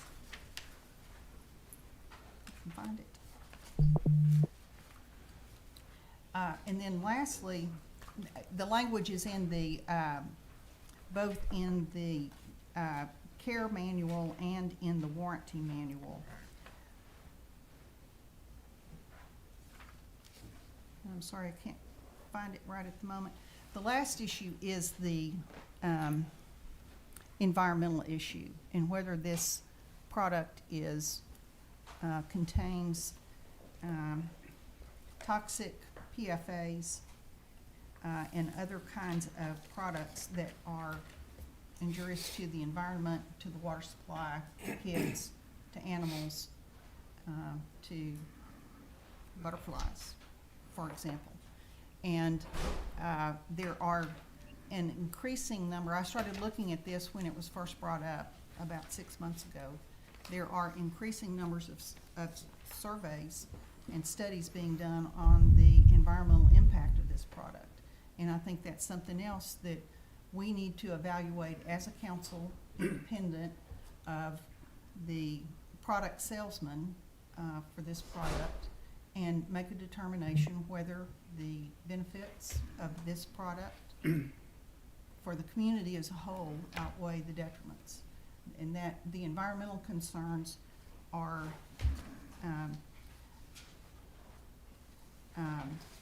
I think we will know that within a year or two, whether this product has significant environmental concerns or health concerns for kids. There are studies being done. This is an article. Who's conducting those studies, just out of curiosity? I'm sorry? Who's conducting those studies, just out of curiosity? This most recent one is an article from, well, my printer didn't print that. It's the title of it, and I'll provide a link to Ashley. Boston bans artificial turfs in parks due to toxic forever chemicals. And the last part of it quotes a study that testing of multiple artificial fields has found the presence of highly toxic PFA compounds. The EPA recently revised its health advisory to state that effectively no level of exposure to these particular compounds, FTOH and PFOS, in drinking water is safe. And then one study concludes that, or one expert concludes, it's only a matter of time before artificial turf is banned. In a few years, we'll be asking, how on earth do we ever allow this to happen? But we're, and it's, go ahead. I'm sorry? Go ahead, finish. I'll provide the resource, but it's a article that came out last month. There is another article. I'm less interested in the article and more. Sorry. I said I'm less interested in the article and more interested in the scientific study. Exactly. So I can provide that. I thought I had it when I printed this out this afternoon. And then there's another concern that the experts in the field are finding that they can't get reliable information from the manufacturer. That's not KMI, but the actual manufacturer of the product as to what's in it. And so those are my concerns.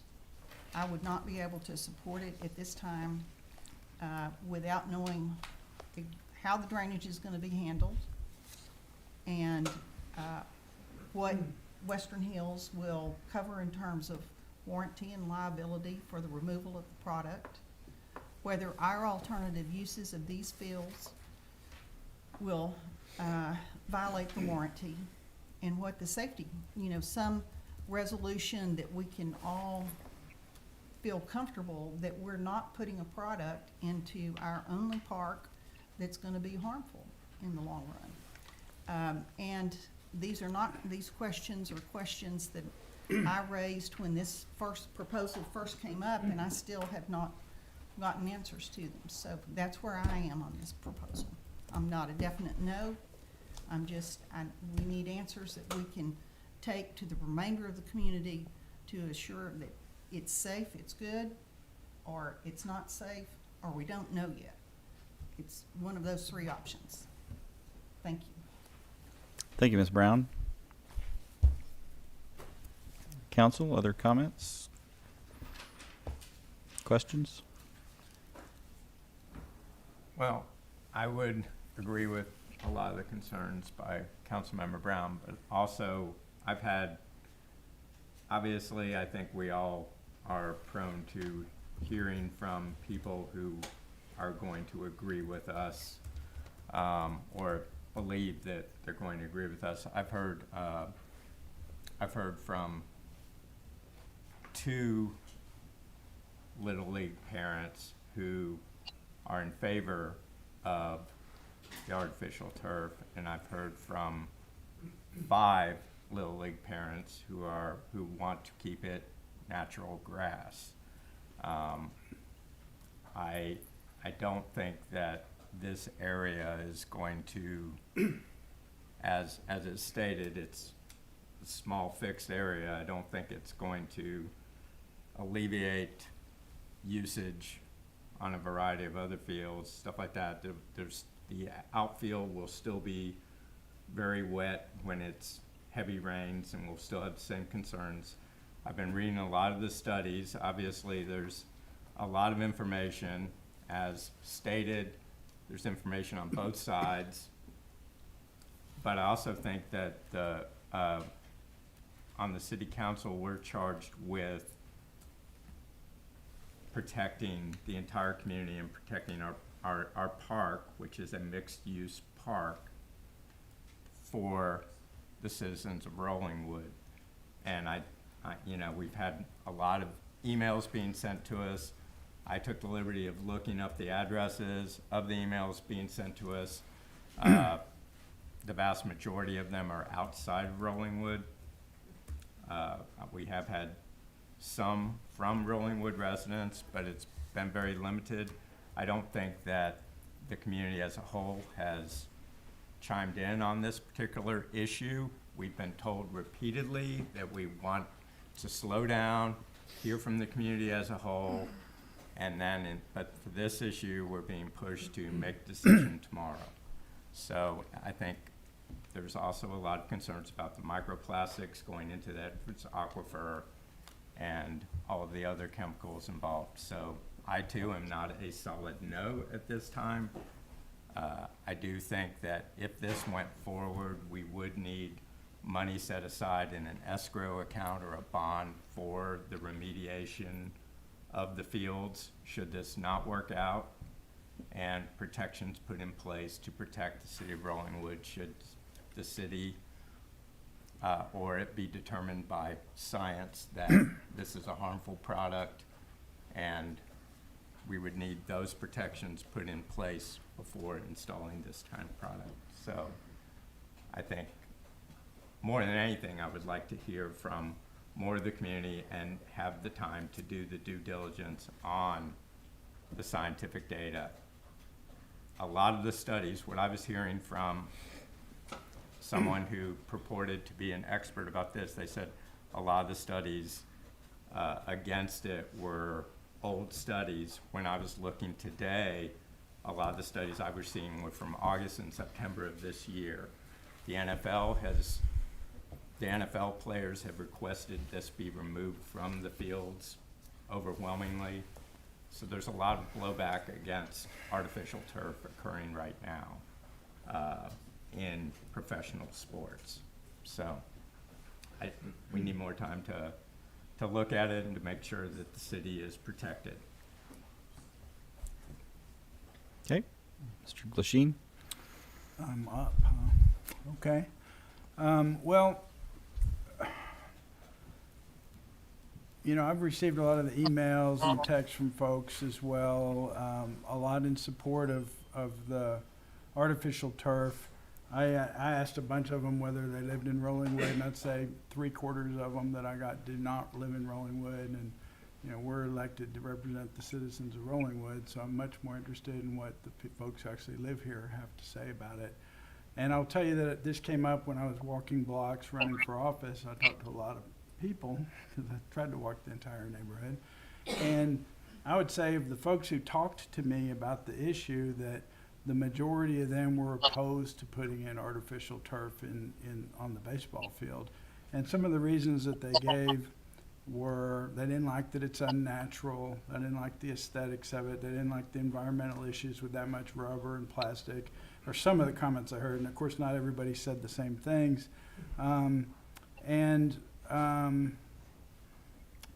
You know, the idea that you can use the fields more after a rain on artificial turf begs the question of, well, you know, what's that going to do to the outfield, and what's that going to do to the other travel ways around the park? You know, if people are up there when the field's too wet to play, they're not going to just stay on the infield of artificial turf. It's going to tear up the rest of the park.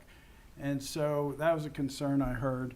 I understand, you know, I've reviewed the lease agreement with Little League, and you know, as Ms. Rollison pointed out, that the lease says that the council should city shall not unreasonably withhold consent for improvements. It doesn't say that whether that it should give consent if it's a reasonable request, as you stated. It says that we shall not unreasonably withhold consent. And I understand, and I know you're a lawyer. Your partner, Bill Bryan, actually represents my real estate development company on some contracts and loan agreements.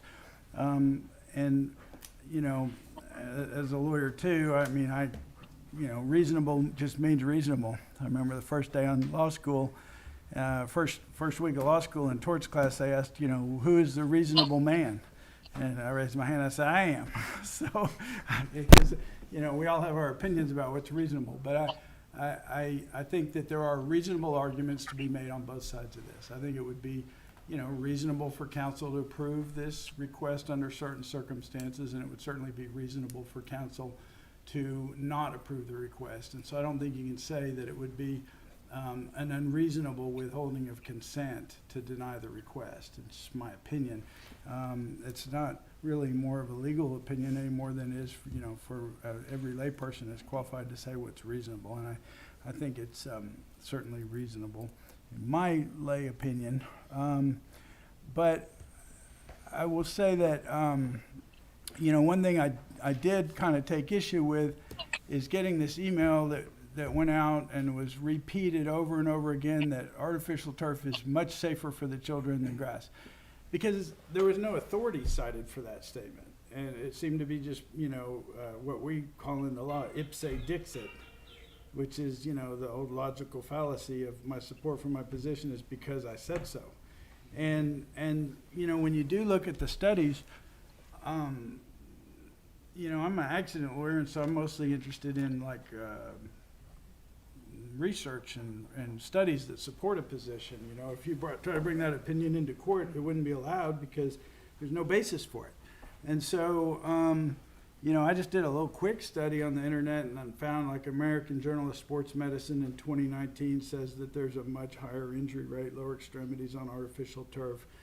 And most of the studies I found much higher lower extremity injury rates on artificial turf, and some at, you know, a study of 50 high schools, and it showed a 58% higher injury rate for lower extremities, a somewhat smaller increase in rates for ACL injuries. But, you know, I haven't heard anyone do any studies on how many pop-up balls have hit a kid in the face, and besides giving them a bloody nose, I don't know any history of injuries or any studies that address that. I didn't see any, but that's what I found, is that safety argument, I just didn't find any real support for it.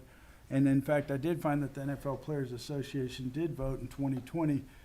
About half I think about 2/3 of the NFL fields use artificial turf and 1/3 use natural gas, and the Players Association did vote in 2020 to ask the NFL remove all the artificial turf and go back to natural grass. I think that, you know, as far as the environmental concerns, I share environmental concerns of putting that much rubber and plastic down in the middle of the park. It just doesn't seem like a good idea. I don't know that we know all the problems with rubber, but I know that it's, you know, one of the more significant respiratory hazards for inhaling small rubber particles to lead to carcinogenic problems later. And I just don't really like the idea of that much rubber and plastic out in the field. Again, though, you know, that's not a black and white issue. I mean, I still, you know, got a plastic bottle in front of me and will still use a Ziploc plastic bag at home. So I'm not, you know, say religious about my aversion to plastic, but I think when we can avoid it, we reasonably well we should. But my biggest concern, I think, of all is probably the cost of removing and remediating the fields when it's done. We've talked about removing it after 10 years. There's only 8 years left on the lease.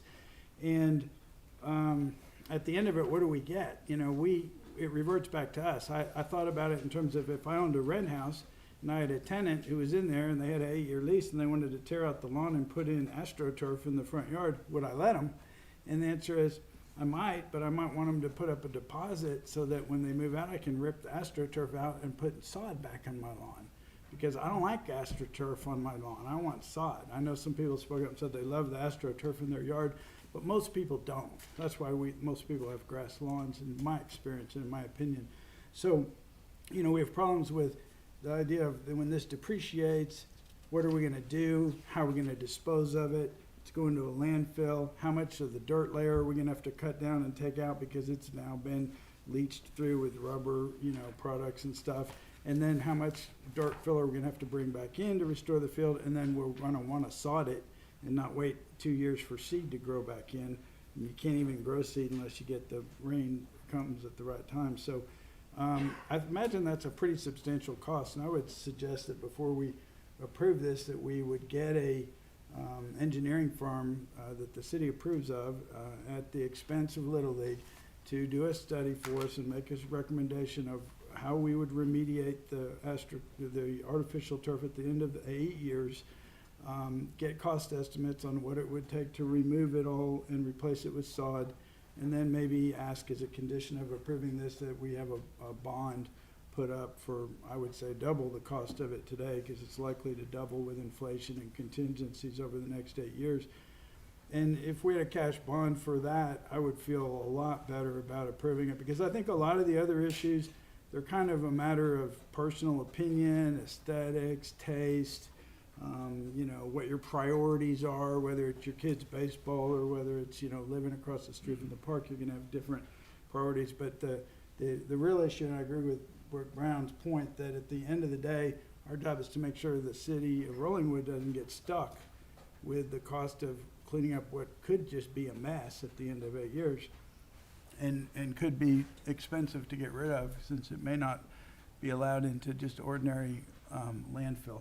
The last thing I'd say is that I'm very sympathetic to the concerns of the baseball players about the conditions of the fields, and the city, is maintaining the fields, and I'm too new at this to really have an opinions on any of the issues of current maintenance. I don't know enough about it and haven't studied it enough, and I do think that studying a problem before you start solving it is probably a good idea.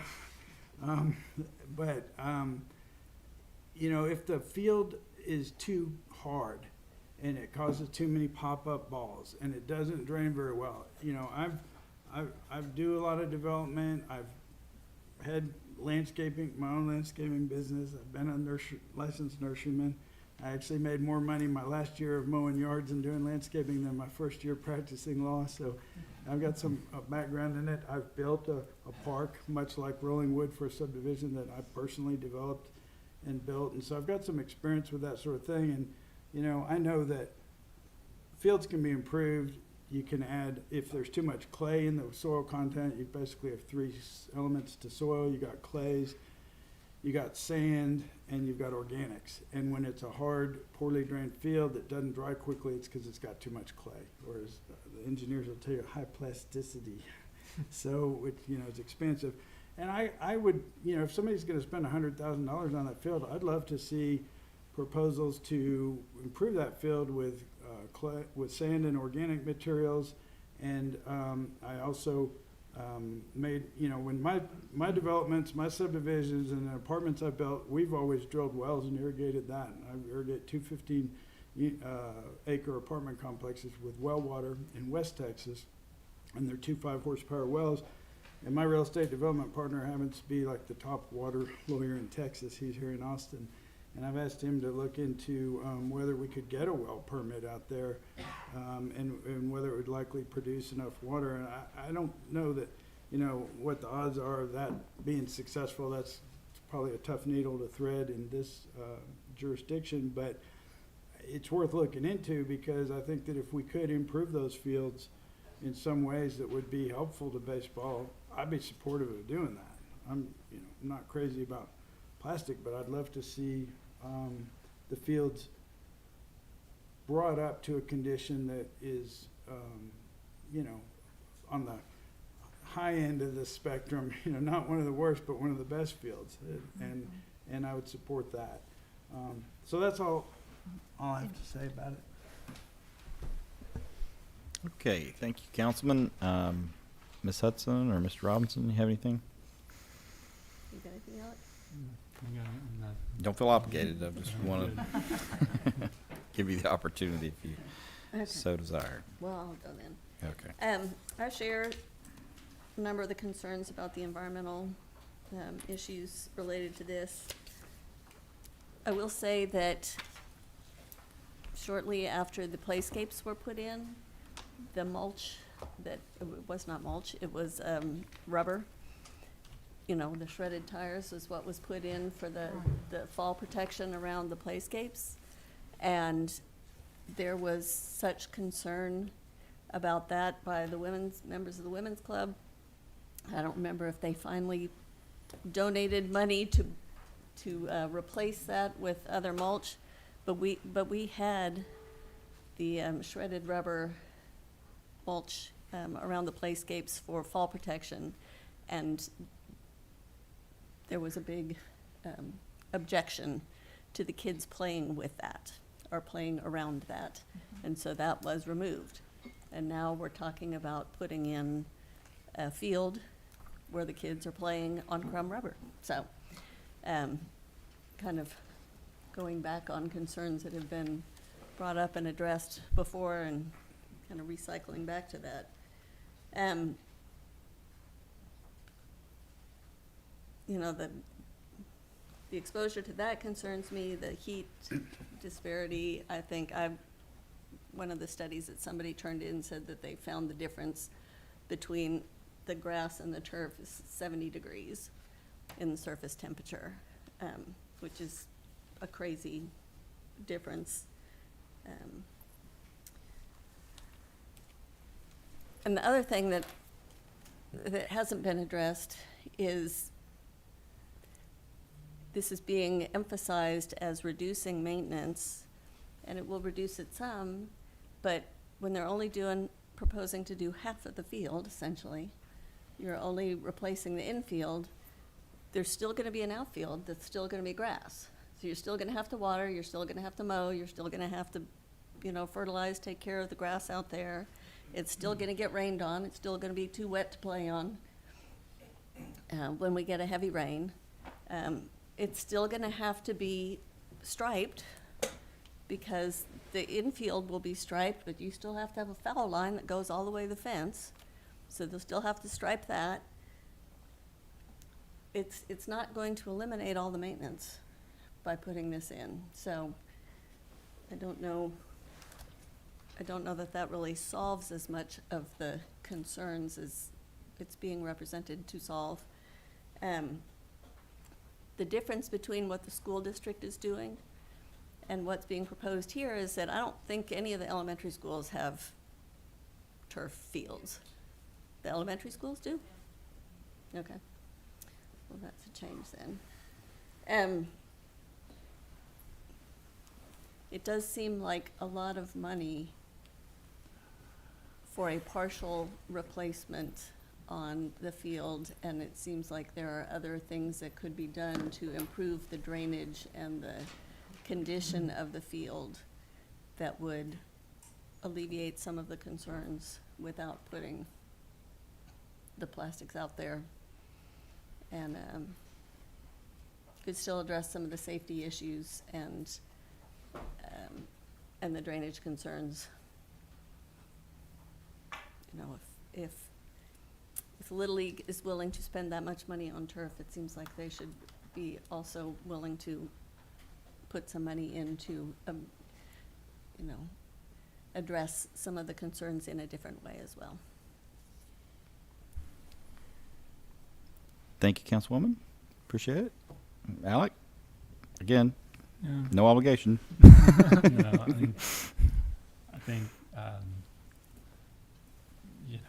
it's if I think the biggest thing for me is what Councilor Member Glasheen talked about, and that's at the end of this, if it deteriorates and we have this, what are we going to do with it if we don't want it anymore? How are we going to remove it? That kind of thing. That would be the biggest thing for me.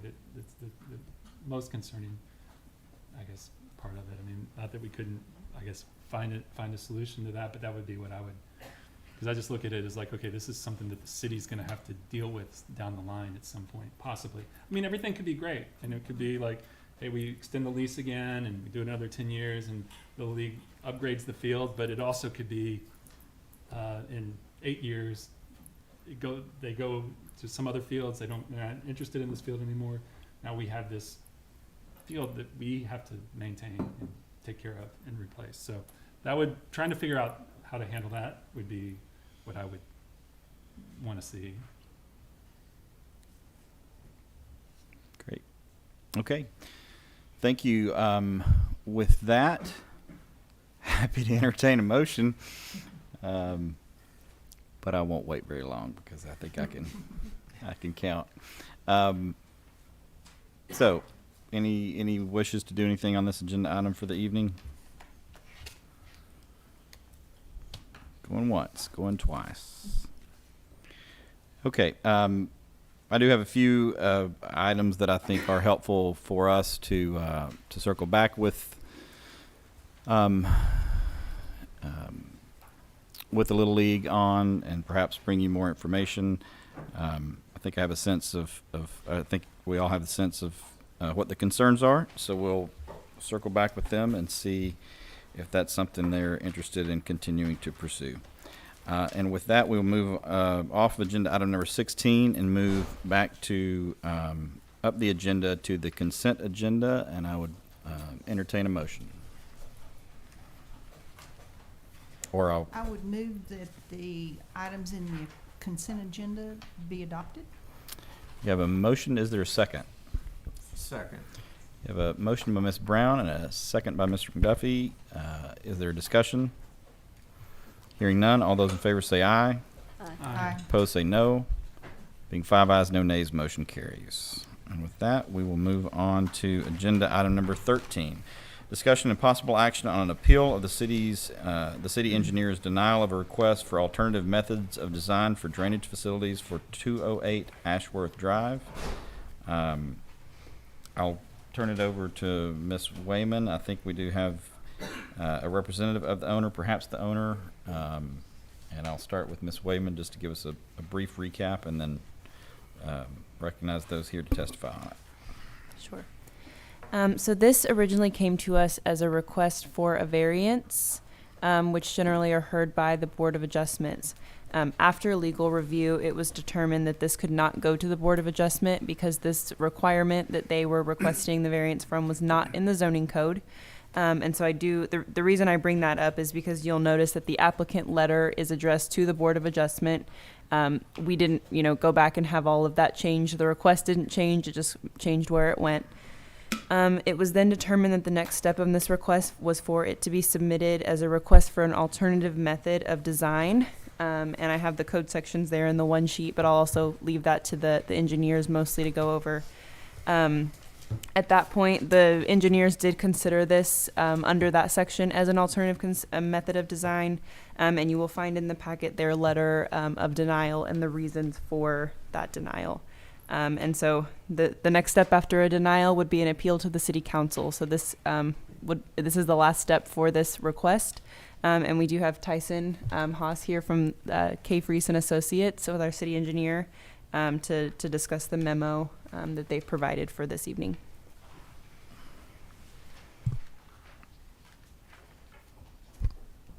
Good evening. I am Tyson Haas with K. Fries and Associates, the city engineer for City of Rollingwood. In our memo to deny the alternative method of design for drainage, we generally speak on, we find that we're okay with what they're doing from a drainage perspective, but they are exceeding the maximum allowable cut is spelled out in section 103-235 item 5 of the City Code of Ordinances within the City of Rollingwood. They're proposing 14 feet of cut, and as Ashley mentioned, they tried to apply for a variance in there since it's not a zoning issue. Variances isn't allowed in this case. So they applied for the alternative method design of drainage facilities. And as we interpret the code of ordinances, that mechanism is meant for the proposal of one drainage facility in lieu of a different drainage facility, which we don't believe applies in this case. What they're proposing is they're proposing a drainage facility, or they're looking for relief from a dimensional requirement that is set in the city code of ordinance. And as the city engineer, we don't feel like we are able to go outside of the code of ordinances. We are obligated to stay within the framework that is set within the code of ordinances, and we don't feel that we are at liberty to be able to go outside of that code of ordinances that are set and were adopted by the city of Rollingwood.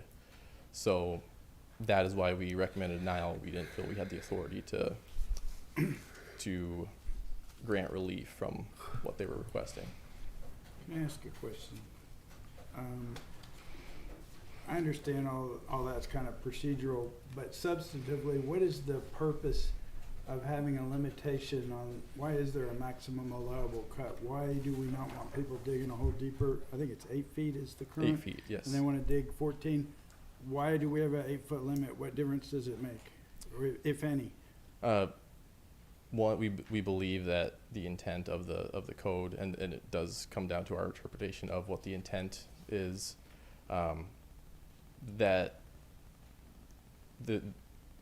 when it was adopted, they want any proposed residents or any improvements to conform with the terrain. And you don't want the terrain to conform with what's being proposed. So you want to maintain the character of the area.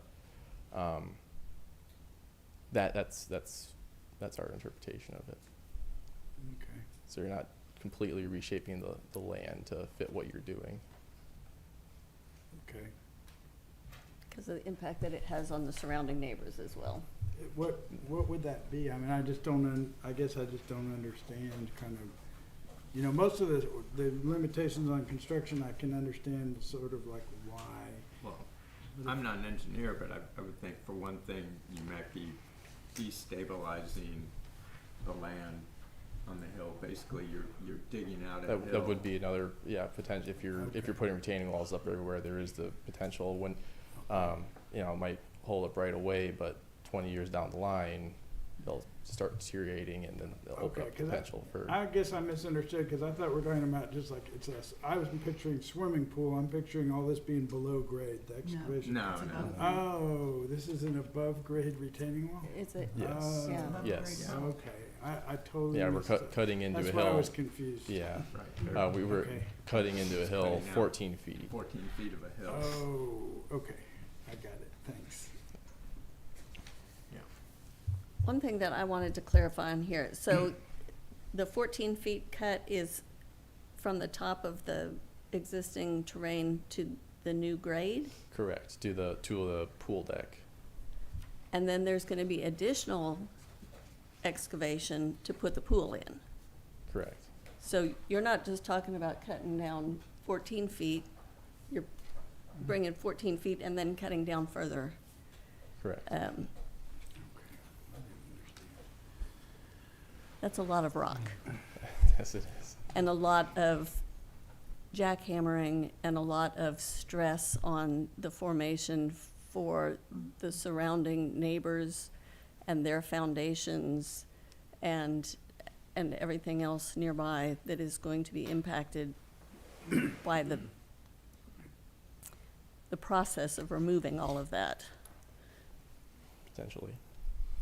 Was there any geological survey of what that hill is made of? I mean, I'm assuming it's limestone, but as far as the hardness of limestone, I mean, that can be extremely variable.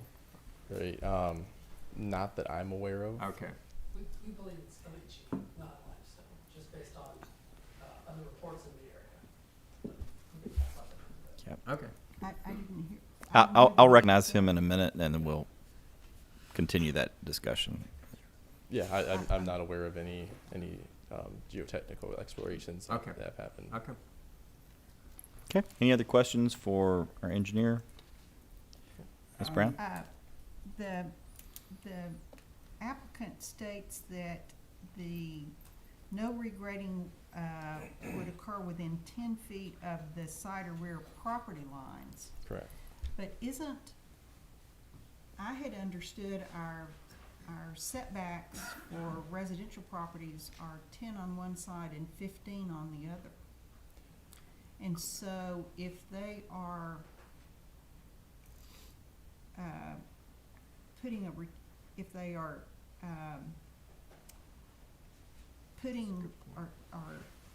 cutting 10 feet from the property line, that would be in the setback, wouldn't it, on one side at least? Yes. I'm talking about this diagram. Yeah, that in shows, the rear. for example, here, and this would be the. Yeah. So the retaining wall would be right at the 10-foot setback line. Okay, but I think when I looked at the setback lines, it shows 12 and a half and 12 and a half as opposed to 10 and 15. So I was wondering if I misunderstood that, or if That's allowable. 12 and a half and 12 and a half is allowable. Yeah. That would be allowable. All right. But the rear setback is 20 feet. And then, and as I understand, this property slopes down, the house would be here, the retaining wall would be here. And that, what the proposal the applicant prepared today showed two different streams of drainage from the property behind. Correct. Where, if the retaining wall across the back of the lot stops that, goes the width of the building line and stops that water, is it gonna come down both sides of outside the retaining wall now, afterwards, or? So What happened? I couldn't see what happens from the diagrams. They are proposing 24-inch catch basins on each side property line. 24-inch basin? 24-inch, so 2 foot by 2 foot catch basins. That's just the grate size. And so the water would be routed to those. They would go underground, and there's 8-inch pipe that's running along the side lot lines, and then they would daylight out into the front yard. Okay. And it would catch all the water coming downhill before it gets to their back retaining wall? That's how it appears on the plans, correct? Or it would get routed. It would hit the retaining wall and get routed to the catch basins. Yeah. Okay. Basically, you've got on the agenda, go into the PDF. And it did appear that there was some that would flow over the retaining wall, but that would run through the applicant's yard. It wouldn't get to any neighboring properties. Okay. Okay, thank you, Ms. Brown. Other questions for our engineer? Then we'll move on to. Would it make a difference could a core be made to find out what, or maybe even multiple cores to find out what that hill is made of, to find out? You could do a geotechnical, some borings for it to find out what's under there. Would it matter? I'm not a geotechnical engineer, so I couldn't speak too in depth on it. But if you get, I can only speculate. Okay. But yeah, it would certainly make a difference on construction techniques. Okay. How much you're shaking your neighbors. Right. Okay. I think Ms. Wayman is pulling out the documentation.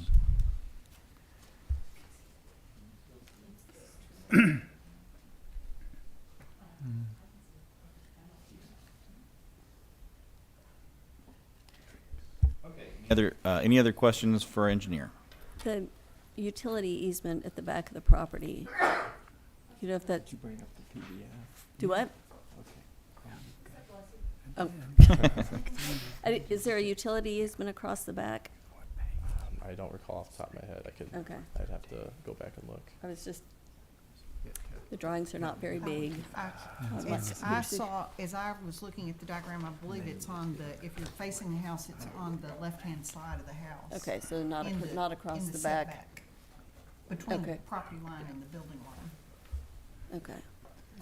I was just curious how wide the utility easement is, and if you have a retaining wall that's at the edge of the utility easement, whether or not that inhibits access to the easement if you know, if you have a 14-foot drop on the other, you know, very edge of the utility easement, that makes it a little Right. more difficult to access the easement.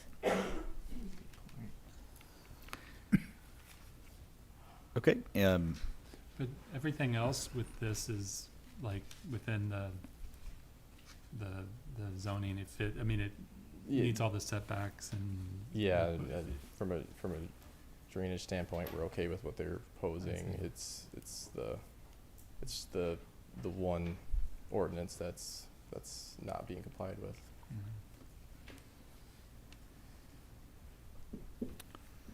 Okay. Any other questions for the engineer?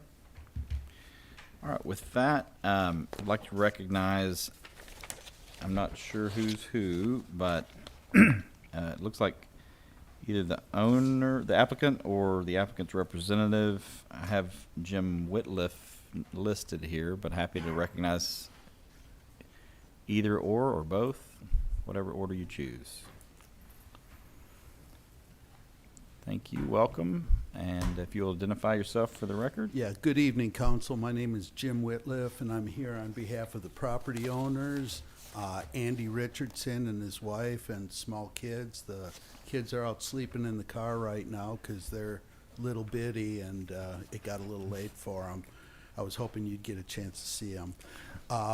Before I start my presentation, if I may, for your Mayor Pro Tem, the legitimate question you have about jackhammering and bothering the neighbors. I moved to the Austin area in 1982, and back in those days, they would drill holes in dynamite. Boy, that was a lot of fun back then, you know. It was, I mean, talk about disruption to neighbors. And then they started the jackhammering thing. And then I recall when the state capitol expansion, that big underground hole, that massive 40, 60-foot deep hole that they built.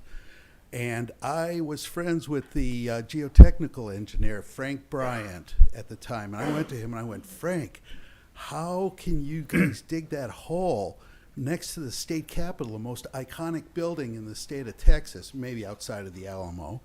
And, you know, aren't you concerned with the dynamite? He says, you know, Jim, when we started this, nobody thought we could do this without dynamite. But the new technology, the new steel that we have, the hydraulics that we have, we can rip that rock. That rock, it does not require blasting, jackhammering. Those are old technologies from 30, 40 years ago. So I hope that addresses at least part of your question. They're using jackhammers in the neighborhood now. we Yeah. have lots of jackhammers Okay, going on. okay. Well, I don't know what the situation would be here. I do have some pictures that do kind of show a profile of that hole.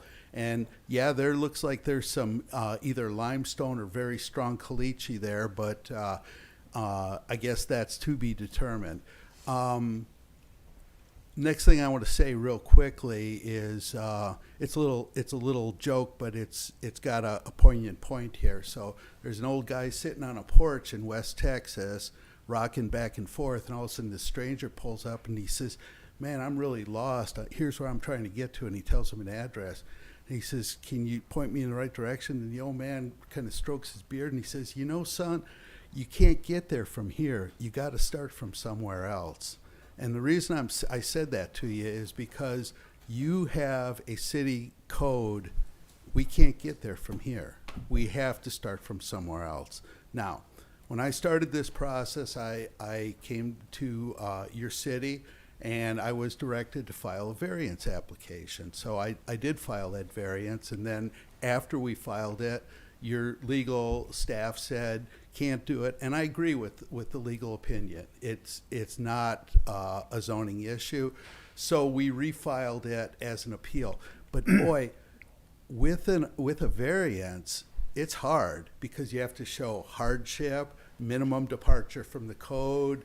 Other properties would be treated the same. But talk about an appeal, talk about a steep hill to climb. We are asking you as a city council to overrule your city engineer. And so your engineer gave you an opinion that you pay good money for, and we're saying throw that out. That's what we're asking for. We are asking for an appeal. So I'll get into my presentation here. Here's what the site topography looks like. And I'm not going to spend a lot of time on this because I think most of you have already looked at this information. Here's some pictures of the hill. Here's a view from the street and a view from the side yard. And I did my own little mapping here. I'm not a civil engineer, but after 40 years of doing this stuff, I do understand water runs downhill, and I've done my share of drainage maps and stuff. So there's about 30,000 feet coming down from uphill, and most of it is coming off rooftops. It's a lot of concentrated water coming down the hill. So if you look at this hill, when they took the house out, they didn't go and cut into that hill at all. That's erosion that you're looking at. And you can see near the bottom of it, some caliche, it looks like. Here's what the drainage looks like. I waited for the one day when we got a little bit of rain, and I hightailed it out here to take some pictures. And the picture on the left is the drainage that goes around the left side of the property. And the picture on the right is where the driveway is. That's coming right through the center of the property. So you look at all that erosion and all that runoff that you can see there. When they build a house, that's going to be going right through the middle of their house. So here's the plan that you guys have already looked at. As we talked about, your code says no regrading within 10 feet of the rear side property line, so we will meet that. And we are preserving all of the existing trees surrounding the property. So before I was ever hired, Mr. Richardson hired a civil engineer. Innovative Water Solutions is the name of his company. Maxwell Gaines, and he did an analysis, and I was pretty impressed with this little drainage study that he did. He looked at everything, the existing drainage patterns, the proposed drainage patterns, and in negotiating and talking with the neighbors, they not only made things good for them, but they improved things for their next door neighbor, and I think you're going to hear from the neighbor later. So with that information, Andy Richardson went out to all of his, I told him, you better get every adjacent neighbor to give you a letter of support if you have any hope of getting this done. So he did that. He got the guy behind him and the neighbors on each side to all sign letters saying that they could support the plans that he shared with them. So you heard from your civil engineer, Mr. Hans. And he wrote 2 letters. His original letter that he wrote stated that it was demonstrated at our site-specific level that a cut of 14 feet would have a negligible impact on surrounding properties, which I was happy to hear his opinion of that, because that's my opinion also. You know, first do no harm. So we're not causing any problems downstream or to our neighbors. We're not pushing water onto somebody else. We're dealing with this problem and improving it not only for Mr. Richardson's family in the future, but for the next door neighbors as well.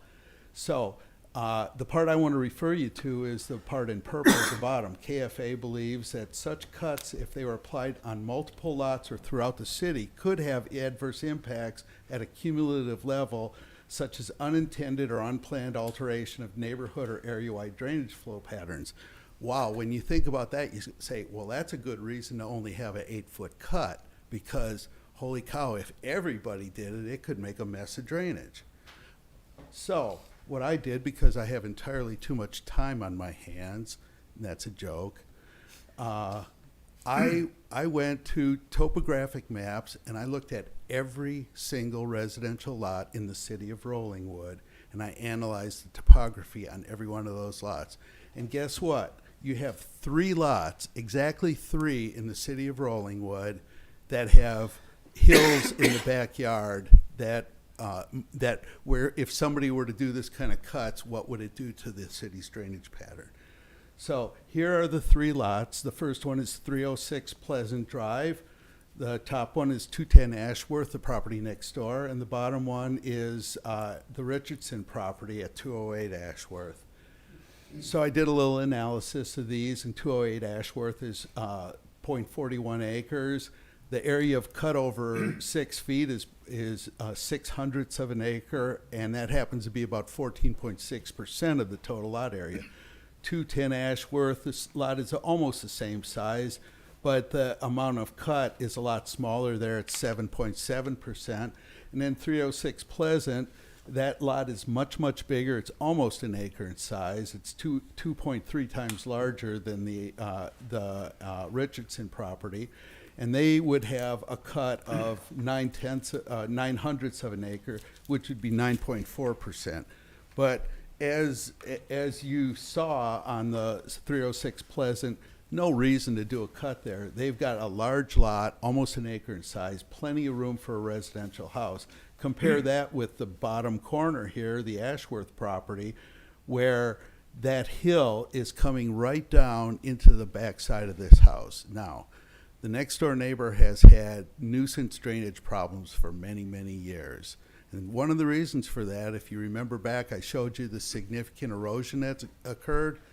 This thing wasn't maintained. As dirt would flow down the hill and rainfall after rainfall, the open drainage system out to Ashworth Drive would fill up with water, and guess where it all got pushed? Onto the neighbor's property, and they deal with a nuisance.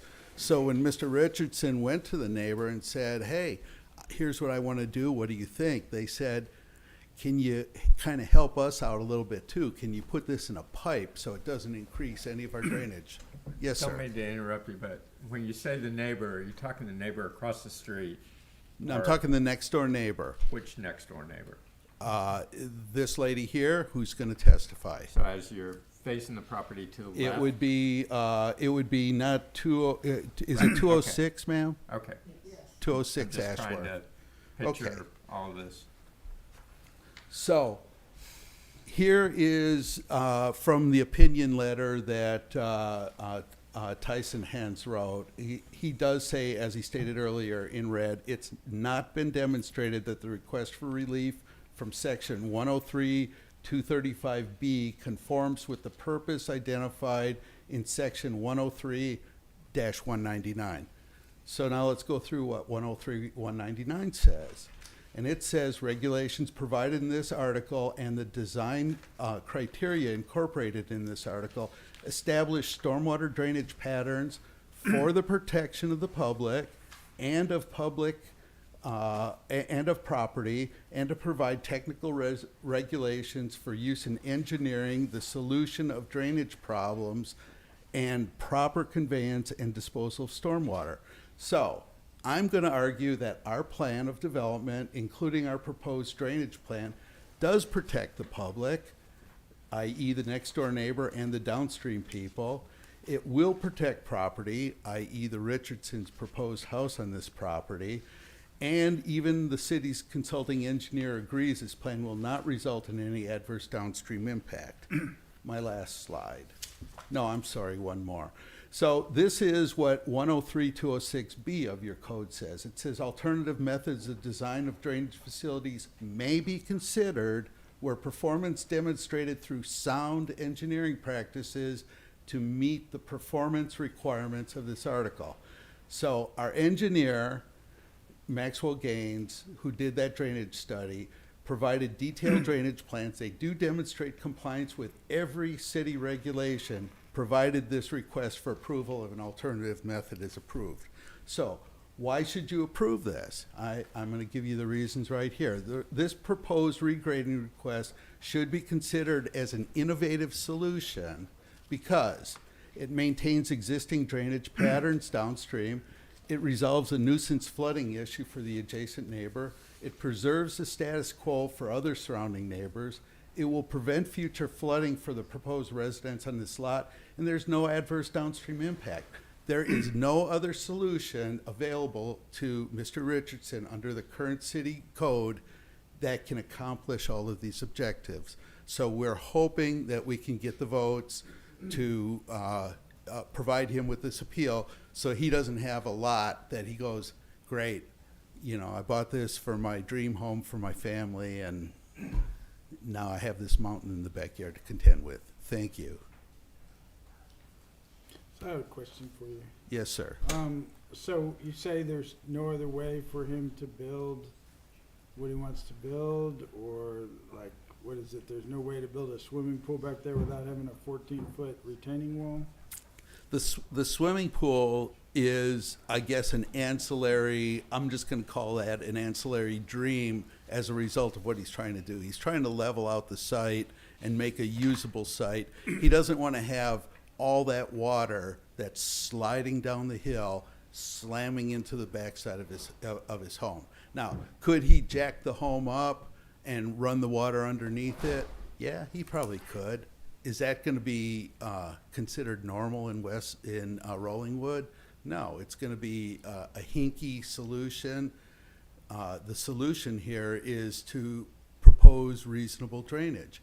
Now, I look at the house next door at 210 Ashworth.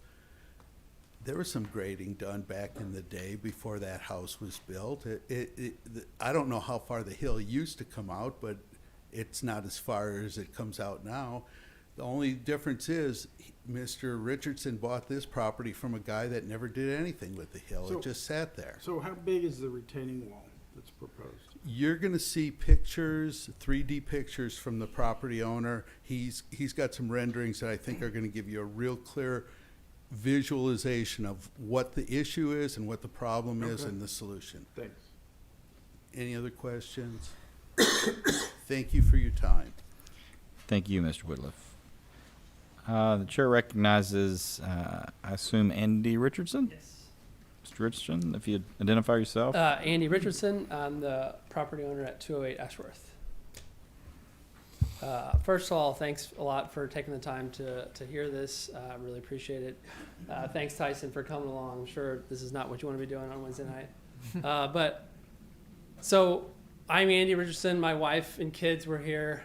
They couldn't, just the arrows, yeah. Kids got tired, so they went to the car. But basically, I show this picture just because I'm not a developer. I'm just a lucky guy that decided to move to the best neighborhood in Austin. And when I bought the lot, this was the only lot available. Last year, there was nothing. And so what I did was I took the survey when I moved in, I did a topographical survey. I gave that to a renderer, and they essentially rendered what the existing lot looked like. And that's the existing house. It's not going to be my house, but you can see where it was and what the hill looks like. The hill, basically, this is like a side view of how close the hill is. And that hill that we're proposing to cut is 14 feet only at the back right corner of the hill. The rest of the hill is less. It kind of slopes down. So that's the other angle, basically showing water would come down that hill and just kind of go right into the house. We'd like to propose to cut that hill back, get it away from the house. And yeah, I mean, if I'm being honest, I wouldn't want to be disingenuous to say that I'd also like to cut the hill back so that I could use the backyard. I mean, this property is expensive here. Let's see the next slide. you'll see kind of like a rendering of what the backyard looks like. Essentially, this is, looking at it from the person behind me. The hill essentially envelops the entire lot. The water goes down that hill. And on the right side that you can't see is a ditch that I'll come back to later. But essentially what we're going to try to do here is just cut that hill back just as far as the city code allows. The landscape designer and the architect look at the code and tell me where I can put that wall. And so that's where we put it, just right at the setbacks. I think the proposed face of the wall is actually not right at the setback because I don't want to cut into the setback at all. The face of the wall is going to be in front of the setback, and then we're going to cut back a few feet so that we don't have to put anything in the setback. So the 10-foot setbacks on the side and the back. My understanding of the code is that there are 10-foot setbacks, but there's like some rules. If you add them up, they have to be 25 feet, so it has to be like 10 and 15 or something like that. So this is just showing a rendering of 10 and 10. Well, the backyard is 20 feet. The setback is 20 feet. I guess I'm not familiar. I thought it was 10. So I know there's a public utility easement in the backyard, and that's 10.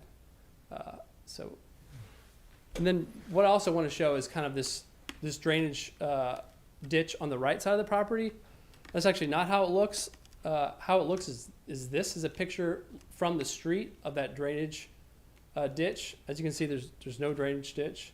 Water just comes through those trees and basically spreads everywhere, and it goes on to Mrs. Nyer's driveway. The previous owner didn't do anything for, I don't know how long, 20 years, so nothing was done. This is, if you go into the trees a little bit further back, you can see that this is kind of the stream of water where this drainage ditch happens.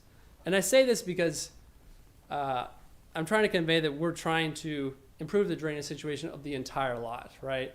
Yeah, I'm trying to cut back this hill so this water doesn't come down that hill. I'm also trying to improve this drainage ditch on the left side of the property looking from the street so that the water doesn't, go on Jeannie's driveway. And I'm going to spend considerable expense to basically dig out that drainage ditch, form it into a real drainage ditch that's not going anywhere. So when water comes down that hill, the water that comes down the hill is actually not even going to go in that ditch. It's going to be, if you look at the drainage plan, it's just French drains and catch drains and pipe it to the front yard. But there is water that comes behind the lot, and it comes out of a concrete culvert from the person behind me, and it just shoots it right there. And then we're going to improve the situation there. I'm spending a considerable amount of money just to improve the whole drainage situation of the lot. And I've had relationships with Jeannie and everyone, all my neighbors. They're all on board. I've been working with them for a couple months, trying to, make sure that we're all on the same page. So yeah, that's all I have to say. I think I'm going to bring up Jeannie just to say a couple words really quick, and that's all I have. Thanks. You think it's a couple, huh? Yeah. There's a time limit, Jimmy.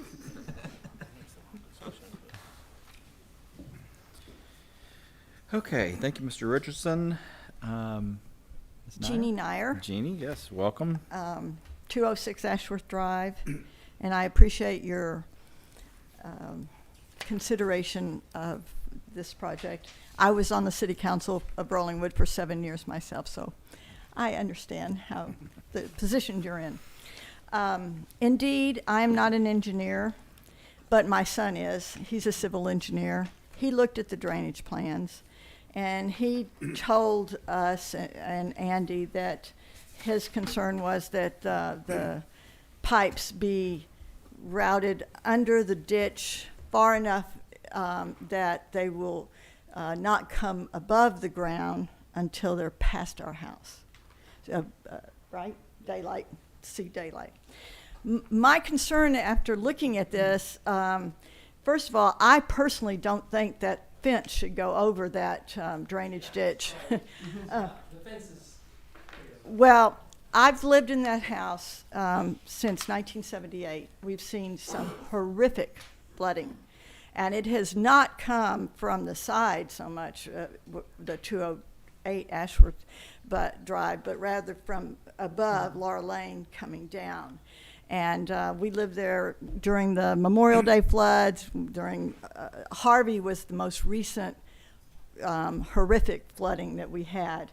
And we did have some significant water. It's a river when it's flooding, and that fence would be washed out, and it would block because it comes pretty high and fast. So I do have concerns, and I really do appreciate Andy's diligence in trying to address our concerns, and the city engineer's examination of it, and my own son's examination of it.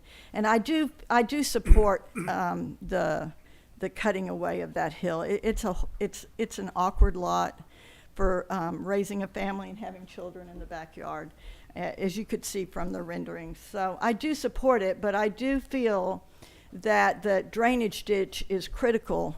And I want the city of Rollingwood to look at maintaining the culvert that goes underneath Ashworth Drive and maintain that low, because it does get, even with the improvements that Andy has already made, there are limbs that come up from behind us that come down. Balls come down, big old soccer balls and whatever, and they get caught in that culvert, and they can block it. So I do have some concerns. I think that the width needs to be significant, and I mean, if I were going to have my preference, I know that the setbacks are 15 and 10, correct? And you can do 12 and a half and 12 and a half. I mean, I would prefer 15 on that side by the ditch, just because that water is, I mean, no, I don't think anyone's here has seen that water but me, but it is hard and fast. And like I said, Hurricane Harvey was the last really significant downpour. I don't know that I have anything else to say. I have some questions for Okay. So I'm somewhat familiar with this property because before I bought my house, we looked at this property when the previous house was there. So I am familiar with what you're dealing with. We decided to pass on it exactly for the reason of that hill coming into the back side of the property. Is most of the water coming down the driveway off of Laura Lane into that drainage culvert that's currently coming? I mean, I went back out and I walked the property to try to familiarize myself with what's going on there right now. And it looks like a lot of the water is coming down the driveway of Laura Lane, down to you. I'm not sure how much of it is actually coming from the hill. You know, my guess is it's not that much, but as Andy said, the previous owner was negligent in maintaining it. Sure. Originally, 20 years ago, the ditch was quite a bit deeper and wider, but from So is that ditch, which it's got the stones and all that in it, that's no, that's behind us. Oh, okay. Oh, well, which stone? Are you talking about the paved flagstone? Yeah. That's behind us. That's behind both of our properties. Well, there's also a ditch that looks like it's running in between your two properties. Yes. That's what I'm talking about. Oh, the one so you've gone recently and looked at it? Yeah. Oh, okay, yes. Yeah, I went last week. Yeah. Okay. So that's basically something we've already kind of started digging a little bit to try and alleviate her problems. Okay, right. So I'm trying to figure out what's going on with that right now because, yes, I've very recently walked the land to try to understand exactly. We tried to begin digging that a little bit to make sure she doesn't get flooded anymore. Right. Because I can see. And that's on your property? That's on my or- property. It's in the setback. Right, And yeah. But Okay. there is that utility easement there. right, And okay. it was, like I said, it was significantly deeper and wider, but it was just grass-filled, and over the years, the sediment has filled it in, and so that picture that he showed, where you don't really even see a ditch, Right. that is what indeed happened. And the pipe that you're proposing is going to go under that, or? Well, the pipe, to catch water from the hill would just essentially be dug and gone alongside this ditch here, just to pipe it so we don't put any more water, and the drainage plans show this, don't put any more water that comes off that hill into that ditch. And based on conversations with her and her son, who's a civil engineer, they didn't want any water that came off that hill to go in that ditch, so we're gonna pipe it, basically alongside that ditch, underground, and daylight it past her driveway, just to alleviate any concerns that water would be coming off that hill. Yeah, and like you said, I think there's some, we don't know how much, most of the water comes from the culvert behind, it comes right down that, Right. the ditch you see there. Right.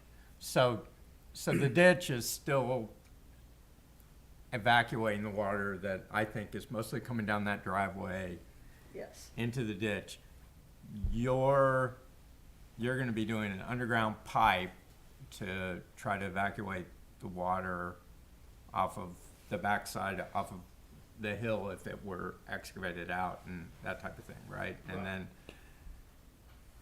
And then it daylights past her driveway.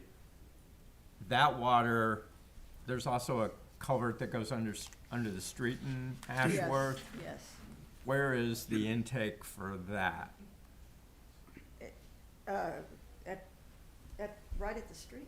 Okay, okay. But that's what I was saying, that it would be nice for the city of Rollingwood to maintain that a little bit, because it can get filled up with leaves. Right, and then But- when this but- daylights, this is gonna, that water is ultimately gonna go back into that culvert that goes under the Yes, street of Ashworth. yes. Which is what it was already. Yeah. Right, understood. I'm just trying to figure out, Sure, yeah. like, I mean, it's an engineering and a flow problem and how much water and all these things and, yeah. So I'm just trying to get an idea of what we're talking about. But, So the culvert is between your two properties now? The Yes, intake for the, at the curb, okay. under this. Yes, actually, I came to the city council when I was very pregnant, many, many years ago, when they were paving Ashworth, because we built our house before Ashworth was actually paved. And I said to the council then, I said, you know, I've seen it flood and I've seen it pool. And so indeed, they honored my request and put in a significant culvert there. So, and we have fortunately not had any problems because of it. and then that goes underneath the street and then there's a cul-de-sac that is across from your house and then there's another significant ditch. Yes, yes, yes. Then And it- carries that water on through. Right. And is there any flooding of that property that's on the very backside of that cul-de-sac that you're aware of that happens during these big rains, or? Not that I'm aware of. Okay. I mean, it goes, So that ditch ultimately, you is know, where the adequate. Garwoods It goes down home behind is. Duke It's Garwood's house, yeah. Yeah. by Roxanne's house. Okay. They've done a lot of remediation to accommodate that water flow. Okay. So everybody's trying to work on it. Okay. Well, I have a question for Mr. Richardson. Okay. Yeah, I do. Okay. So how tall is that retaining wall back there? Well, it's gonna be, the tallest point will be the back right corner will be 14 feet. But most of it will be, 8 to 10. It's essentially sloped in Right. both directions. The reason why we're asking for the 14 feet, just because of that one spot in the back right there. No, I understand, and I'm certainly sympathetic to the problem of this awkwardly placed hill in your backyard, it creates problems for using the land and for drainage, but I'm wondering if, 14 feet is a pretty big drop. And I just wonder if you considered any alternative of terracing it. I mean, my concern would be, I know what would happen if I was raising my kids there. They wouldn't be allowed to play in the backyard because if they go up there and fall off that, they're going to run up the side of that hill. And they're going to play up there, and and I realize that might be none of my business. Okay, but I'm just looking at it thinking, just out of concern, if you've considered terracing it where you don't have 14-foot drops, but maybe have a 5 foot and then a 5 foot and a 5 or something else. Yeah, we did look at that. I think the cost of doing multiple walls at different levels was, based on engineers I talked to, said it was just it was cost prohibitive to do. I mean, if you did multiple terraces that were spaced apart, where they didn't have to have multiple footers and stuff, then maybe it would be better. Although, if you just do really long terraces, then, I'm not sure that it's still like a sloping hill, and there's still the yard is not usable, I guess, or not as much of it. And then the safety concern, I certainly share that safety concern. My plan was to essentially fence it off back there, so you can't go back there. Okay. As well as put a railing at the top of the wall that way. Right. I figured you probably would end up with a railing and fencing it off. Yeah. Okay. I do have one more, and to your point about the Capitol, because I was there when they dug all that out, there was a lot of buffeting, and I do think a corner of the Capitol started coming loose at one point in time. But the other thing is, if you looked at geological survey, because I've looked at geological survey, one of the reasons I chose Rolling was because we're up on a very solid limestone shelf. Most of downtown where the Capitol is, there's a lot of sandy loam and stuff like that. The ground is very different. We definitely are having jackhammering. I've yet to see anybody go in with any way of just scraping out the hill without jackhammering. And I have serious concerns about the pool back behind the property that's up on Laura Lane and all those properties and the foundations of the homes, given that level of jackhammering. I mean, I've had a pool put in to the house next to me, and it clearly cracked I hope just the slick that is put on the foundation, that type of thing. I don't think it did permanent damage to my foundation or anything of my house, but it was also on the opposite side of the property, and it really does depend on whether you're hitting kind of a chalky limestone or a heavy limestone. We also have a lot of subterraneous caverns that you may very well hit if you're excavating that level out as well. So there's a lot of question marks and concerns. I too am very sympathetic to your issue and your potential plight. I don't know if those things can be addressed. The letters of recommendation that you have from the neighbors basically say, I aesthetically don't have any issues, but they also are quick to add, like, if anything goes south on this, we're not leaving you from any liability in any way, shape, or form. So from a standpoint of protecting the city, I'm a little concerned. He was a real estate lawyer, the other guy that wrote the letter. So I understood. Already a big person, so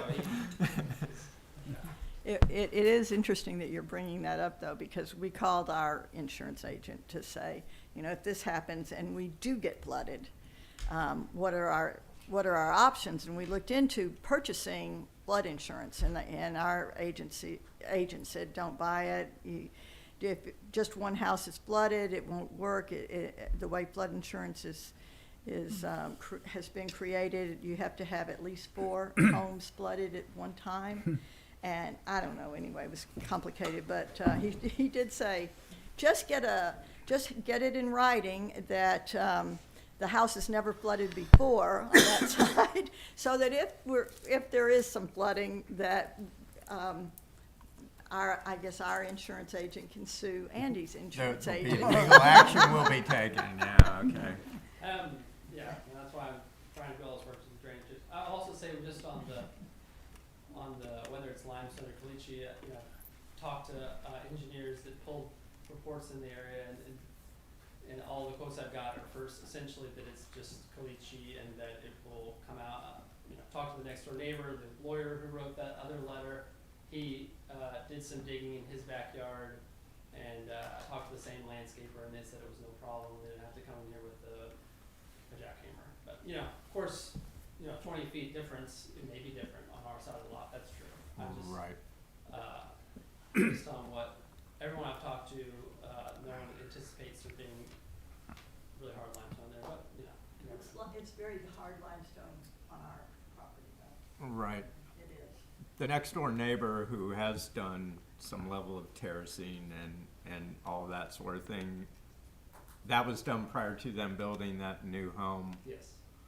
So there's no way of finding out the history of what happened, because ultimately that's the same, that started off as the same hill as your hill, right? Part of it, anyway. It was different, though. Yeah. It was different. Okay. But he's the one that did the work, the guy, the next door neighbor. He did the terracing in his yard.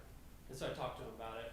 I actually talked to him about it before I even bought the lot. Right. And I was one of the reasons I bought the lot is because he told me it came out no problem. So I was like, okay. So he just went out there with a pickaxe and. Well, his landscape. Okay. I talked to his landscaper too. I mean, I did my diligence, you know, while I was buying the lot, and they're like, yes, it'll come out no problem. So I was like, Okay. Okay.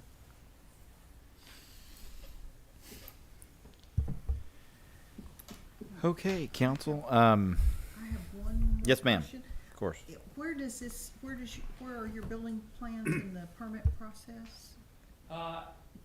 Essentially, this is the last step. I mean, I do have, there was one little measurement we were missing on the latest plan that I think we sent over today, or maybe I'll send over tomorrow.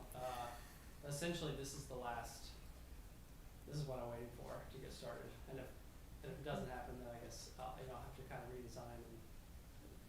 So this is it, yeah. The plans are not approved yet, though, correct? Do they have comments back on all other issues? So they have, they're on 2 rounds of the zoning, and so zoning comments still need to be returned to us, with their revisions, and then drainage, I think, is all good except for this portion. So.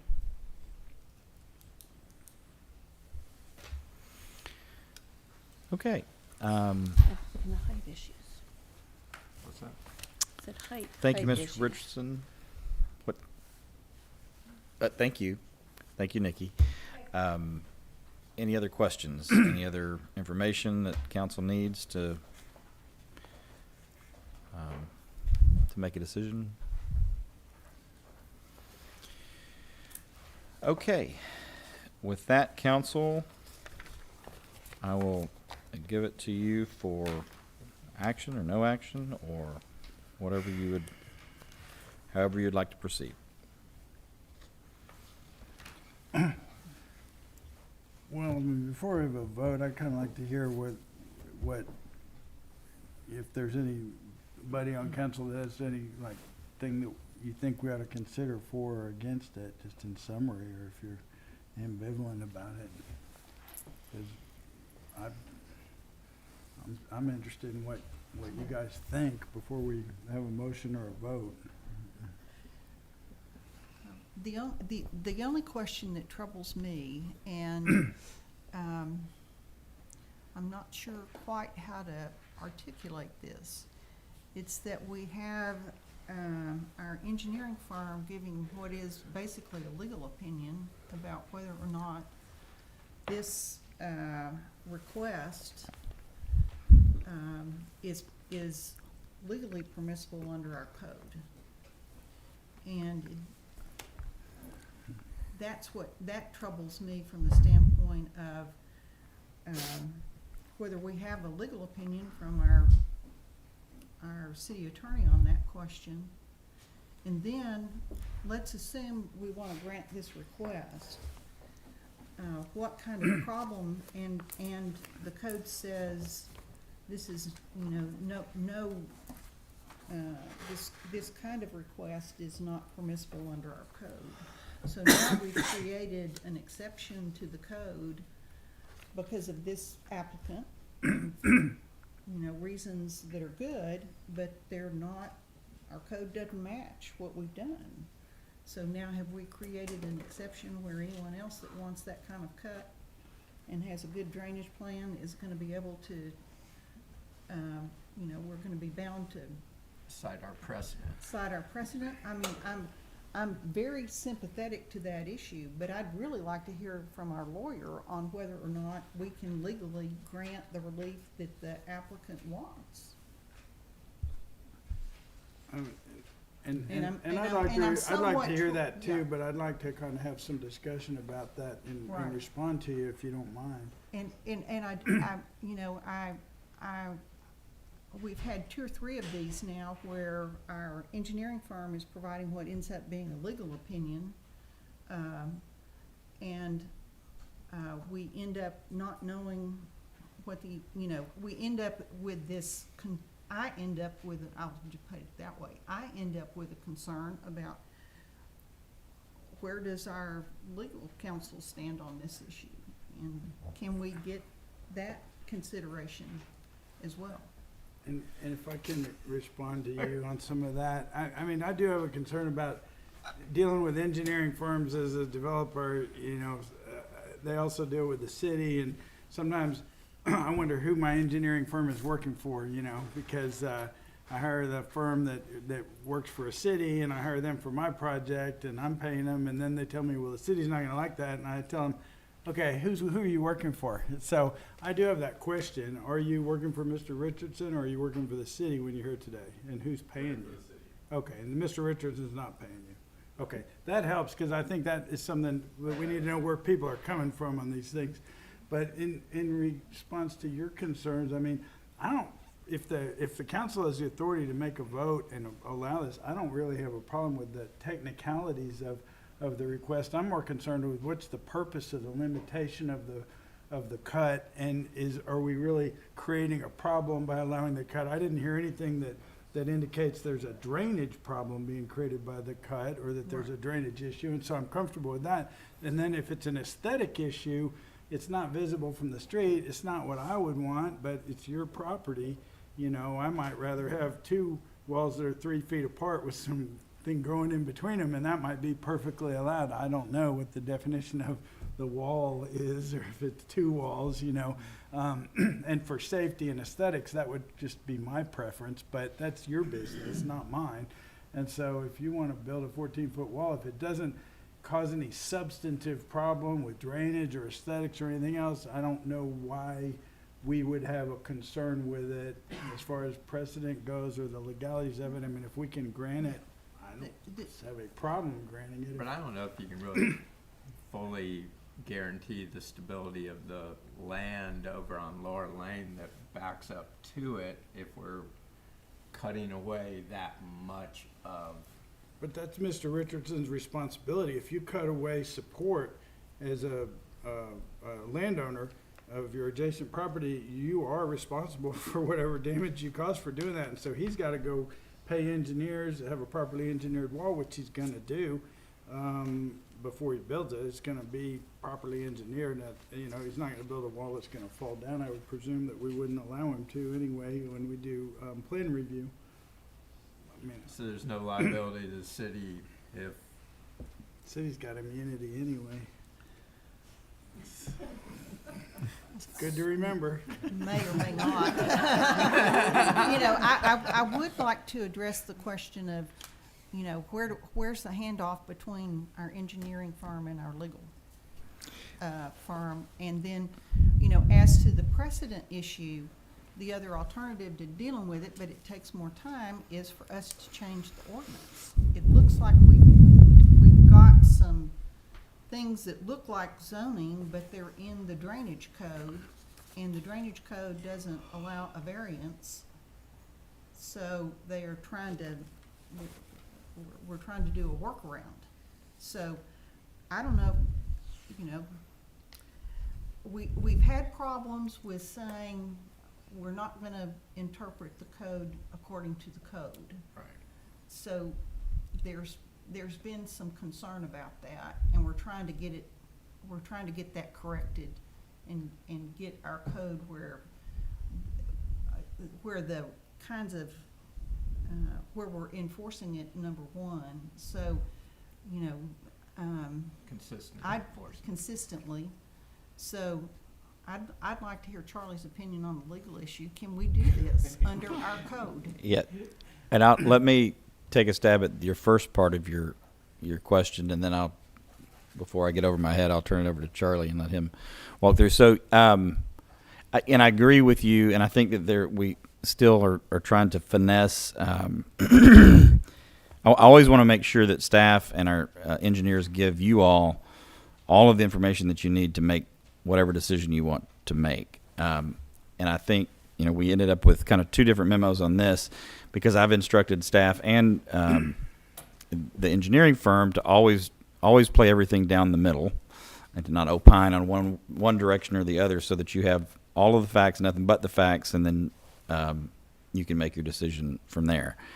And I struggle with giving them the direction, because in my mind it's not fair to council for your engineering firm to recommend a denial per se, and then make you, if you are so inclined, to try to on the merits of whatever the individual case is, to not put you in the unenviable position of having to overturn a recommendation for a denial. And I think that sort of hits at your point, Ms. Brown, in terms of setting a precedent that you may not be interested in setting. I still think we've got some room in fine-tuning how we bring that information to you, and we're still working with, and staff's still working with the engineers to make sure that we kind of always play it down the middle, and and we're not the ones picking winners and losers, but rather just presenting the facts as they exist and letting you make those decisions based on it. So that's kind of the first part. Now the second part I'll turn over to Charlie in terms of the legality of what you can and can't do within the constructs of the code. I agree with you. We continue to have code issues, and have for some time identified things in our building code that maybe should be in the zoning code, or vice versa, the zoning code that should be in the building code. And I think that's a project I know that we've talked about for at least 5 years that I know of. So we still need to make progress on that. But Charlie, I'll turn it over to you. I've given you as much time as I can to think of what you're going to say. The answer's always, it depends. That's what lawyers' answers is. What I've discovered here recently in Rollingwood is there's way too many lawyers in Rollingwood. That's true. I'm not asking anybody. I'm not asking any lawyers to leave. I debated how much I should or should not say in open session, because I'm your lawyer, and I'm debating whether or not this is legal advice or not. I don't think it is legal advice. I think the process, and I'm not sure. Are you the builder? Or are you the sir? Yeah, the joke maker. It's a consultant. Sir, I'm an Indian Scout. My job is to lead him through the wilderness and make sure he doesn't get scalped. So the Indian Scout made the joke about you can't get there from here, because I think even he recognizes that the relief that they are requesting under the code is not available under the code. And I think that the process here has been appropriate. So they requested relief under the code under this specific provision. staff, rather than just outright rejecting that from the standpoint of process, hand it over to the city engineer for purposes of the appropriate person to analyze whether or not it's an appropriate relief under the code. I don't necessarily think it's a legal issue at that point. It's a process issue. As you stated at the very beginning of the conversation, how you understood the process issues, but you want to understand the factual natures and the mechanical nature of what was actually being requested. And so if you look at what they're looking for relief under 103.235, which is doing some site disturbance outside the designated building envelope. Is that correct? Is that what I understand? It addresses inside and outside. Yeah, correct. And if you look at 103.235, if you actually look at 103-354 as an example, it says grading inside a 10-foot setback shall be a maximum of 1 foot elevation, et cetera, and unless it is impracticable or such limitation on slope would not improve drainage conditions, and a deviation is approved by city engineer for construction or allowable drainage facility. So that's a situation where the city engineer would have authority to allow for deviations. What we don't see in here is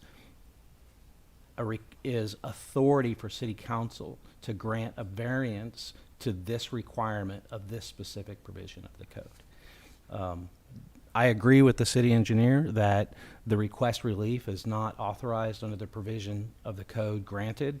If it is relief that you would like to give, we would have to amend the code to give the city council the authority to grant a variance from the terms of the agreement.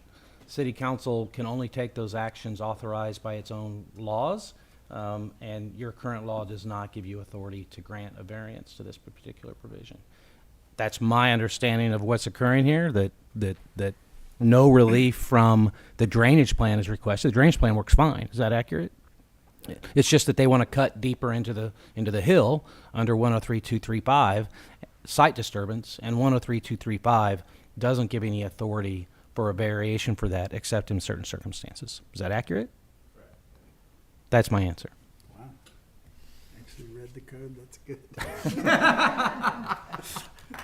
I'm a litigator. We don't read. So I have a question, and it might be for the engineer. If Mr. Richardson built a 7 foot, had let's say a 7 foot wall and then another 7 foot wall behind him that were 3 feet apart, would that comply with the law? As long as. Sorry.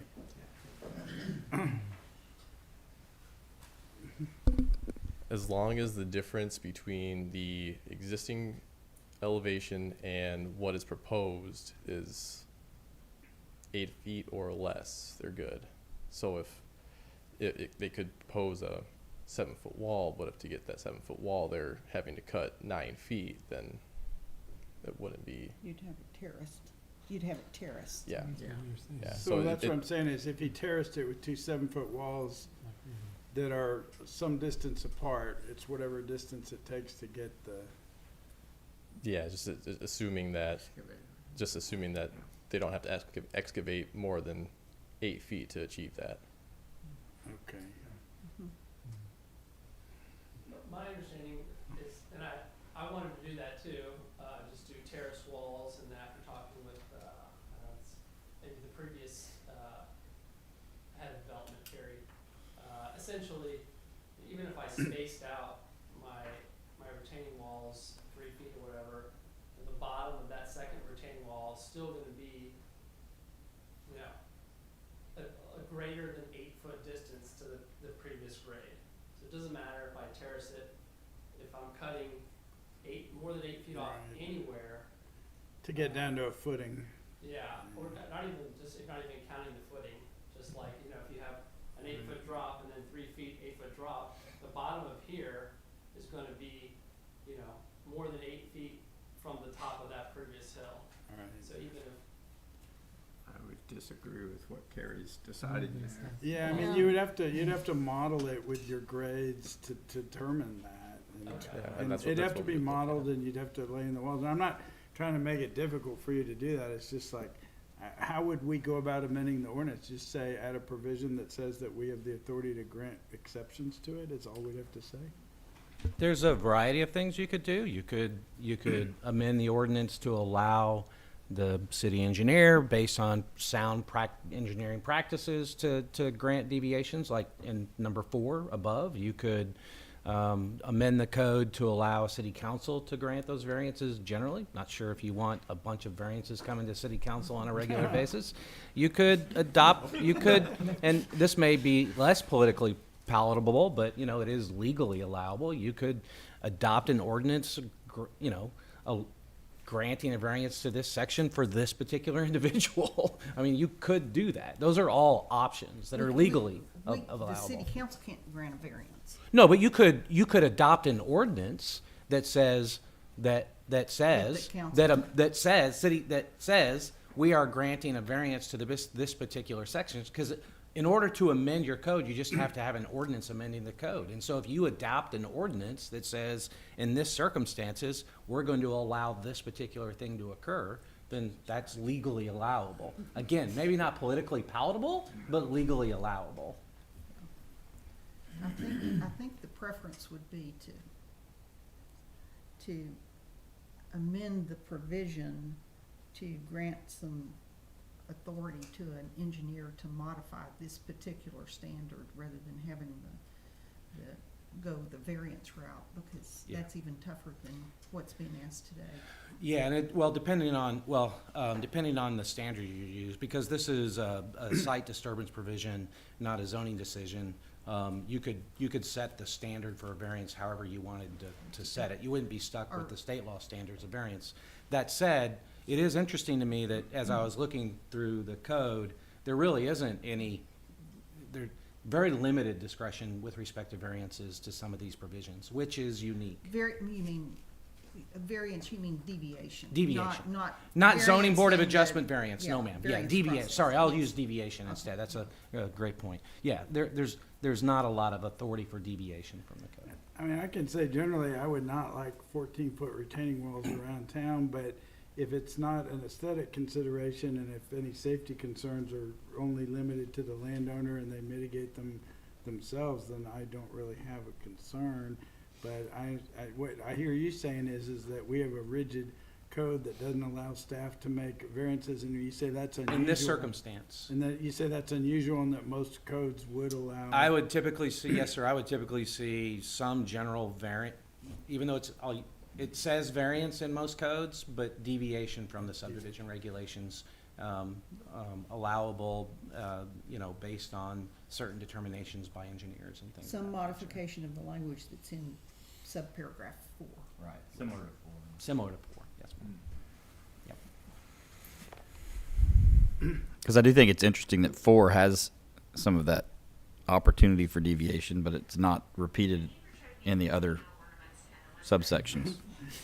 Well, I wouldn't have any problem asking the city attorney to come up with a proposed amendment that would grant the city engineering staff authority to have, recommend deviations from some of these standards to bring us more in line with how other cities operate, if that's the case.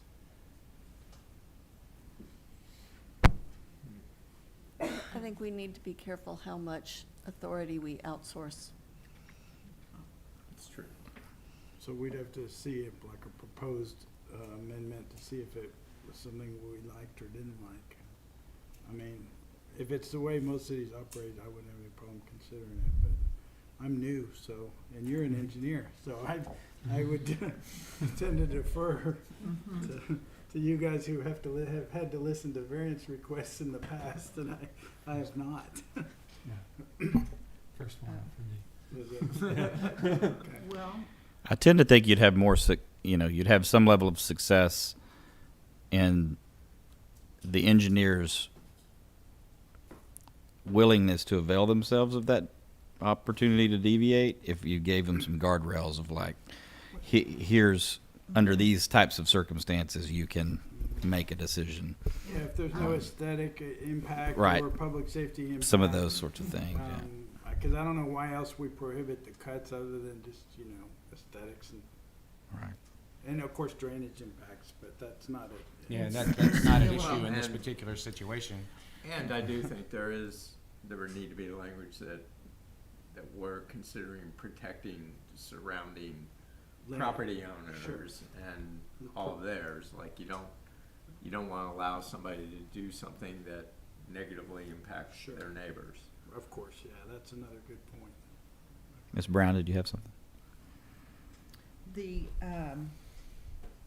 I was just looking again at the language that says that grading inside a 10-foot setback shall be a maximum of 4 to 1 foot of elevation per 4 feet of horizontal slope. Yeah. So if you were going to modify the prohibition on if you were gonna modify the language about the maximum depth of cut is 8 feet, would you recommend it be on some kind of ratio, 8 feet, unless, you know, would you allow it if it were a terraced situation, or would you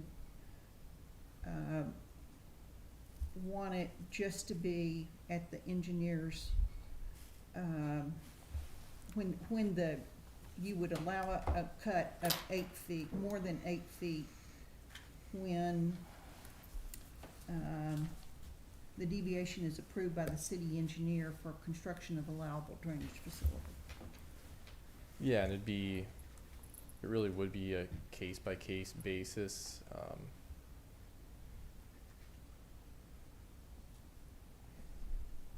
Well, and in this case, there's Yeah. also the issue that the retaining wall is really not a part of the drainage. The drainage can be done with or without the retaining wall. Right. And so, Yeah, it's, I don't know, I'm not trying to read too much. I mean, I totally understand where Sarah's coming from with respect to discretion. And we can draft some language that can give some discretion to an engineer to approve certain deviations to these particular provisions, subject to their analysis of, you know, the drainage issues associated with the cuts, you know, making sure it still complies with all of those things, and public safety issues. I will repeat what Kevin said, which is ultimately, and I say this to my clients all the time, ultimately a city, which is why we have immunity, is not the insurance provider for everybody within the community. And each property owner, when they decide to make improvements to their property that may be authorized by our code, and there's plenty of them that are authorized by our code, alterations that they can make to their property, they still have to do it in a way that doesn't damage their neighbor's property. They still have to get the appropriate engineering done and do all of the things necessary to ensure no damage occurs. They always have to do that, no matter what they do to their property, authorized by our code or not even regulated by our code.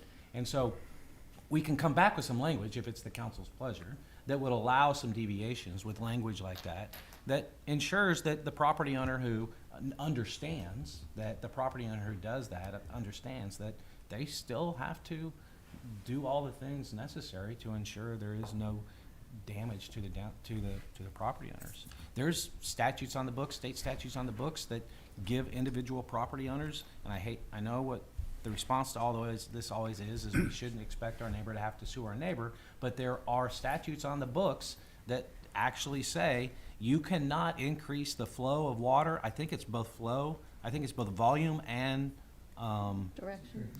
duration, right? Of water from your property to your neighbor's property, no matter what you're doing on your property. And you can't back up water And you can't back up water to your neighbors. So there are laws in the books, there are engineering practices to ensure that things are safely done. It's a policy decision as to whether or not this body wants to allow that type of discretion for these types of changes. Because whether it's, from my mind, it doesn't matter if it's a 7-foot cut or a 14-foot cut into the side of this hill. if they're gonna run into limestone, they're gonna run into limestone, and they're gonna have to jackhammer if it's 7, or they're gonna have to jackhammer if it's 14. And they're gonna have to comply with all the laws and not damage their neighbor's property regardless. So it comes down to, are you comfortable with a 14-foot wall in somebody's backyard, really, is what it, from aesthetic standpoint. I'm not the policymaker, though. I'm just a lawyer. Well, and the reason I was asking the question of the engineer was are there engineering considerations? That's what I thought you were that asking. we need to include here? Yeah. So from an engineering perspective on the walls, obviously the shorter the wall, the less stress, the less stress, the less catastrophic failures would be. Okay. So That's a consideration. from a city standpoint, you may want to consider, allowing some terrace like that rather than allowing just one big wall. One big wall, yeah. I mean, I think two walls and terracing is just aesthetically, from a safety perspective, better. But again, I'm not sure it's our business if it's in his backyard. I'd love to do that too. I'll do that. I'm totally okay with it. Just, If it's allowed. yeah, sure. Yeah. And the problem is you can't get there from here. I beg your pardon? The problem is you can't get there from here. Well, Well, I are we think we sure might be about able that? to. Yeah. Are we sure about that? Because what I heard was that Carrie had an interpretation and just, once again, I'm not an engineer, I'm not an attorney, any of that, but Neither I was think she. her interpretation was incorrect. I think he always had the right to do 2 7-foot terraces, and Right. I don't think Well, there was any I'm issue not with familiar with, I'm talking about the request currently in front of this Sure. council. that. No, I understand that. But I do think, I think you might want to revisit that. I think Carrie was incorrect in her interpretation. And I do think you have maybe have every right to do 2 terraces to create something, it might not be a pool, it might be a play court thing back there or something, but I do think that may be something to revisit to make that backyard more usable for yourself. But On that note, though, just for clarity, if he did 2 terraces, yeah, would he get hung up on that 2-to-1 maximum slope for cut and fill outside of a 10-foot setback? That would just be Still be- if grading between the 2 Could just walls. be the 2 walls. Yeah, it doesn't apply to the sheer face of a wall. Okay. Okay. Has to be the wall to be stabilized. So that's Okay. yeah. I just wanted to make sure Well, we if didn't that- send him on a fool's errand. If so. that came back to us with a terrace wall with 2 7-foot walls, or 3 5-foot walls, whatever you come up with a plan, I would They be. wouldn't have to come I back. don't think it would come They back. would to have us. to come back to us. But if for some reason the engineer said it has to come back to us, I would certainly support whatever we need to do to get it approved for you. and the only reason it would come back is if they do find, when comparing the existing elevations to when they terrace it down, what the top of the lower wall would be. If that would still be greater than 8 feet, then it would still.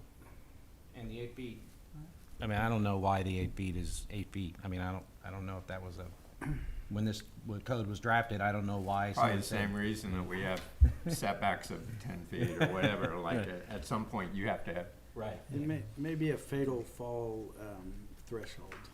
Well, there's that Right. too. For sure. Pretty sure that wasn't it. Well, No. no. I guess what I am worried about would be what he's talking about, which is you have 2 8-foot walls. Again, like, if you still have to cut 10 feet out that hill to do the 2 terraces, like, Yeah. I feel like it's not gonna get approved. The language still doesn't allow it. Open to that. If he says he'll allow it, then I'm doing that tomorrow. What is our red, what is it, Red Ranger? Or what would you say to that? Could we ask your opinion, Mr. Whitlock? Yes, He still hasn't said what he- Yeah, my opinion really comes back to one of the first things that your engineer stated, which was that in his interpretation of the code, this is not an innovative drainage solution. Now, I disagree with that because I think this is really an innovative solution, because innovation is finding a way outside of the regular rules. You got a square peg and you got to try and fit it into a round hole. And so I think this is a very innovative solution in that first, it does no harm. And that's really important. Second, it solves not only their problems, but the neighbors' problems. So if this were to come back, and if Mr. Hans were to reconsider, I'm not trying to put pressure, maybe a little, and say if you would reconsider that, whether in your opinion this is an innovative solution, well, then we don't have anything to be here for, because he can approve the alternative solution administratively. Is that right, City Administrator? But you're still stuck in 103-235, which is site disturbance. Yeah. That's the problem. That's the problem. It's not a drainage issue. It's a dimensional issue. Okay. We can probably all agree it's very innovative, but that's still not gonna. It's still not gonna get you out of the site disturbance problem that you've got. Okay. And the question that I was really wanting you to address is, can he terrace it? Yeah, he could and terrace it, get and if under it was 8 my feet. backyard, I'd terrace it, and I'm doing a similar project in East Austin, and we're terracing it, because, it just makes sense to have something cascading rosemary on the wall, something to soften it up, and like you said, if your kid, you can fence it off, and you can put a rail up there. But I'm a kid. I mean, when I was a kid, I ended up on the garage roof. We'd have been rappelling off of that, no doubt about it. Yeah. So I mean, do you want a 14-foot fall? The answer with your kids is no. Take your chances with 2 7-foot falls. Yeah. So yeah, I mean I really like your city attorney's suggestion of tweaking the code. I think that might be the most painful solution in this case, but I can't decide for you guys. I just hope that something comes up, because Mr. Richardson's a good guy. He's done everything he possibly can here, and this, probably he should have done all this before he bought the lot, but that might have been impossible. So, he did fire ready aim, and I mean, terracing, I think arguably is a drainage solution, because you have a hill that is flowing downhill. That's drainage, and you're changing the drainage by terracing it. It's a kind of a classic drainage solution. I think it's arguably is a drainage solution. I think a big retaining wall may not necessarily be a drainage solution, or ripping out a big hill, but I think if you terrace it, that is something of a drainage solution, because you're going to have some flow from level to level, and I think it arguably is drainage. But anyway, that's. Well, counsel, not to put words in your mouth, and as enjoyable as this conversation is, we are only on our first item on the regular agenda. Can I just one more? Yes, sir. Really quick. I don't want to come back and have Tyson reject. If you'll let me finish, I'm gonna help you out. Okay. I promise. I need Or Tyson not. to really tell us that. I mean, if I do terracing, 10 foot apart, then I only cut 8 feet on each terrace. That's the only solution for this particular hill, is to terrace 8 feet and then go like 10 foot down stream and then do another terrace. That I can do. Makes the whole backyard still unusable. If I do a terrace and then 3 feet and then another terrace, that is not going to meet the code. Tyson's, I think, should attest to that. And I think the mayor's about to do something to try to solve that problem for That's you. one of those stop your winning. Thank you. I'd like to hear if is that correct, Tyson? Sorry. I want to see where that is, and I don't want to, It all depends on, and I don't have the topographic survey in front of me. It would all depend on what the existing grade is compared to what the resulting elevation would be after they do the terracing. So if they have to cut 8 feet or more, well, in any one terrace. Yeah, and I'm just Okay. yeah. So if they have to cut, if the resulting cut is more than 8 feet, then it wouldn't meet standard. They'd have to be 8 feet or less. Yeah. Yeah, okay. I think that's understood. And I think we're kind of all on the same page.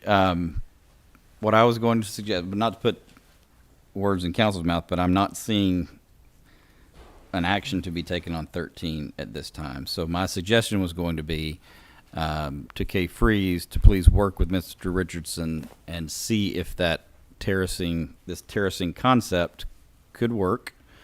And y'all can do the math. And Could be acceptable. yes, knock yourselves out on that. If you encounter an issue where it won't work or you can't figure out how to make it work, then I would ask you to get back with us, let us know, and then we'll try to see what that would look like in terms of in some sort of code change.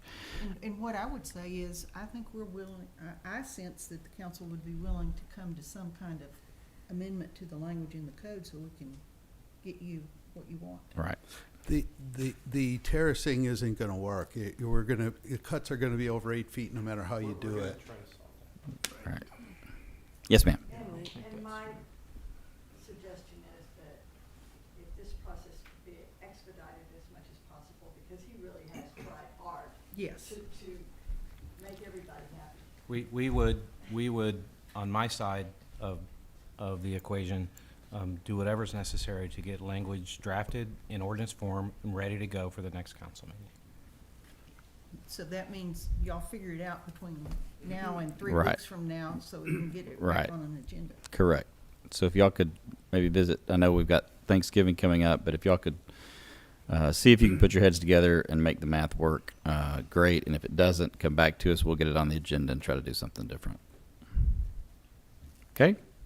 Yes, sir. Sorry.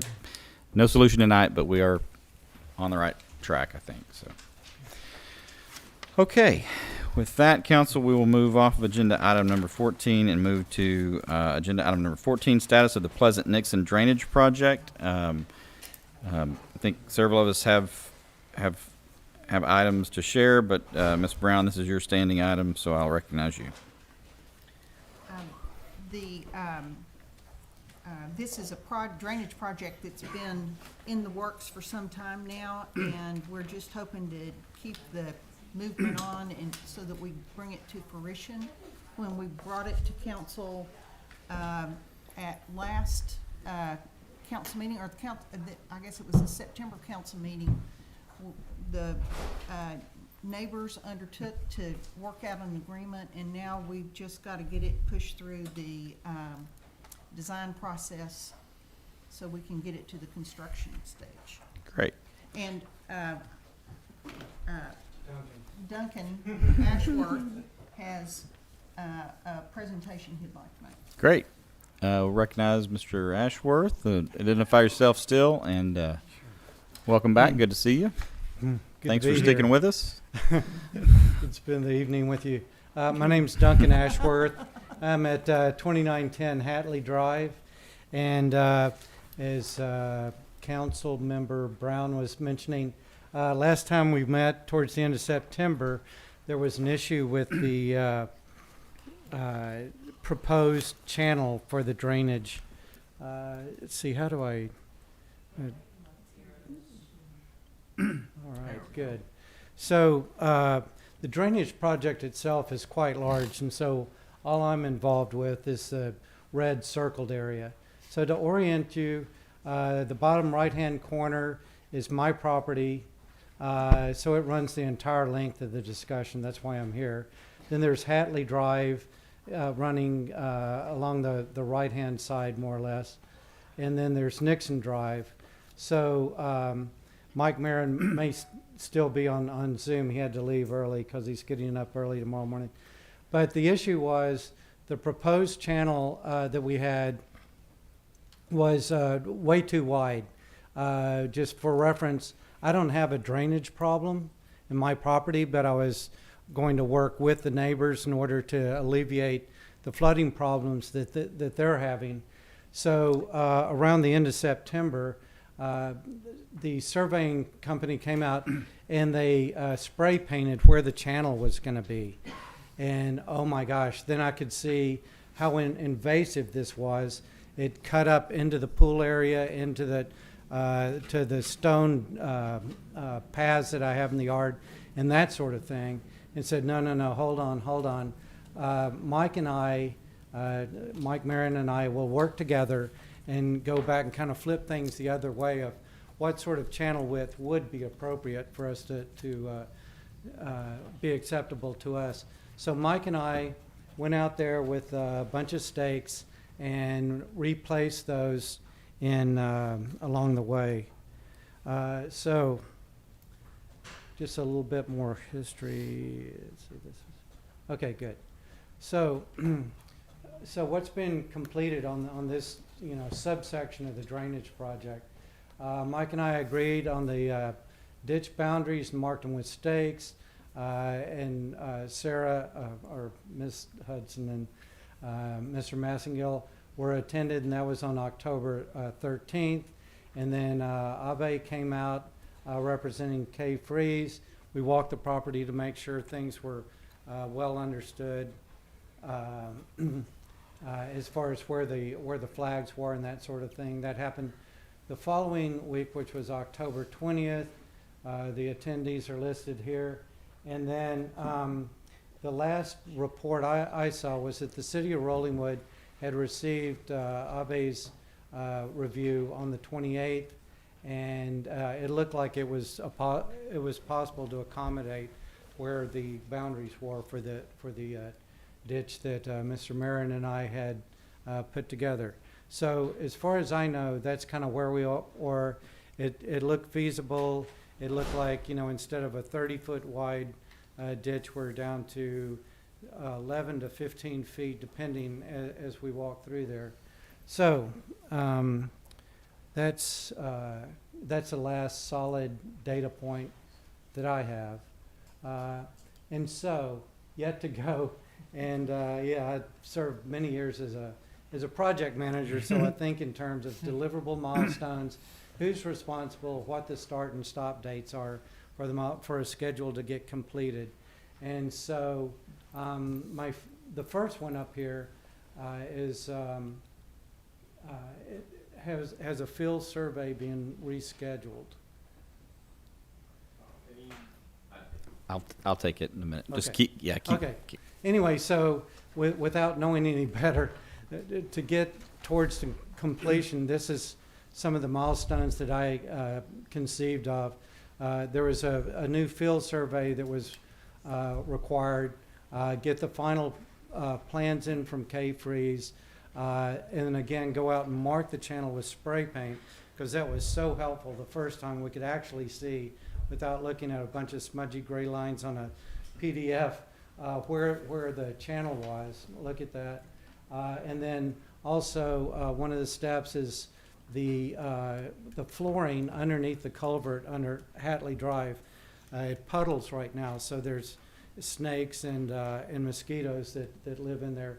So that's going to be retapered. That's part of the program too. And then, of course, the excavation itself.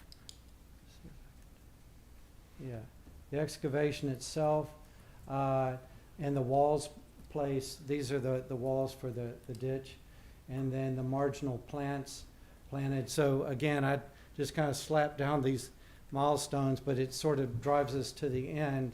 And also, I'd like to volunteer to be present during the resurvey, excavation, rock placements, planning, anything like that where I could help, and I can make myself available for all that. So, in other words, one request here is to turn this into a structured and formal schedule and program that gets us to the end. And it may exist, and I just haven't seen it. Anyway, these are some questions I have as far as completing the schedule to the end. But the first one was the reschedule for the field survey. Great. Thank you. Thank you, Duncan. That's I it. appreciate it. Any questions for Duncan? Okay. Go ahead. Somebody have one? Yeah. Is this, so you said it was 30 feet wide, is now it just going to be deeper and less wide? Is that what's going on here? Definitely less wide.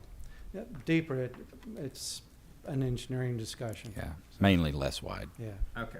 Yeah. Yeah. Okay. Thank you, Yeah. Duncan. And this is great. You did all of what I would have done, and then now I'm going to recognize Abby to answer all your questions. So,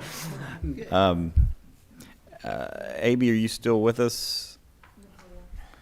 Yes. Oh wait, hold I on. am Wait, here. Abby, we've got a manual thing we have to do on this. Wait, before you do that, Michaela, Abby, I'm going to. Let us let him give us an update because it answers some of the questions, I think. Abby, first of all, I see that you look to be in an office, and if that is our fault, I really apologize. So hopefully you've knocked out some work while you're there. Yeah. Okay, now I'm going to turn it over to you and take out the echo. So give us 2 seconds to turn up the volume, and then you can go. It's all you. Okay. Well, I appreciate being here with you all this evening. So as Mr. Ashworth said, yes, we went out on the site and looked at some of the measurements that him and Mr. Marin had placed in the field, and we talked about making some adjustments to the plans to accommodate some areas where we were trying to protect or preserve. We went back to the office and kind of looked at some of the requests and then determined that we were able to make some accommodations with respect to that. The design of the channel that we had in our design was a 20-foot bottom with about 2 feet depth in parts. We're pretty limited in the depth of the channel that we're able to achieve because of the constraints of the topography that surrounds us.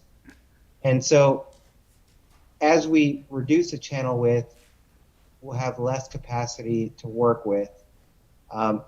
So where we arrived at was we feel that we can reduce the bottom width from 20 feet up to 16 feet in areas that accommodate some of these requests. With that, there is a compromise in terms of there is some loss in capacity of the channel, but it's pretty negligible. I think when you look at floodplain maps, they extend pretty far and wide in a extreme rainfall event, so that difference is really not that big of an impact. The other item that Mr. Ashworth mentioned was, I think it was a 30 feet width, and I think that is being referenced as the drainage easement that we're requesting through this area. So not that we're requesting construction improvements, but we're requesting a width in there to allow for access and construction of the structure.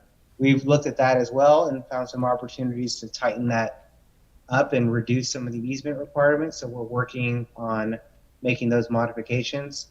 With respect to the survey, we have been working to schedule that and have them out there in the field.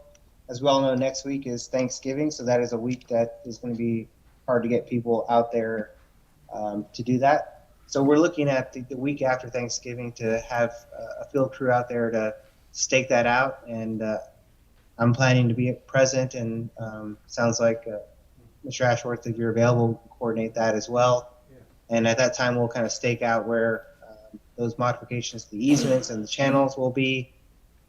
And then, and the main goal is for us to complete these plans, get approval from the respective property owners for the easements, and then we can move forward with a schedule, so to speak. We'll move into the bidding phase of construction, and then award of a construction contract to a contractor that contractor will then have a detailed schedule for when different things will occur. And then at that point, we can kind of talk about some of these finer details of when the rock placement will occur and when these other items will happen. But until we have those easements secured, it's hard to say what the schedule is. Hey, Amy, would you also address, I know that you and I had a lengthy conversation about Jerry Fleming's drawing that he provided to us on site that day. I think that we felt like after looking at that there was some opportunity to probably roll that into the design. Will you speak to that real quick? Sure. Hold on 1 second. Hold on. And now.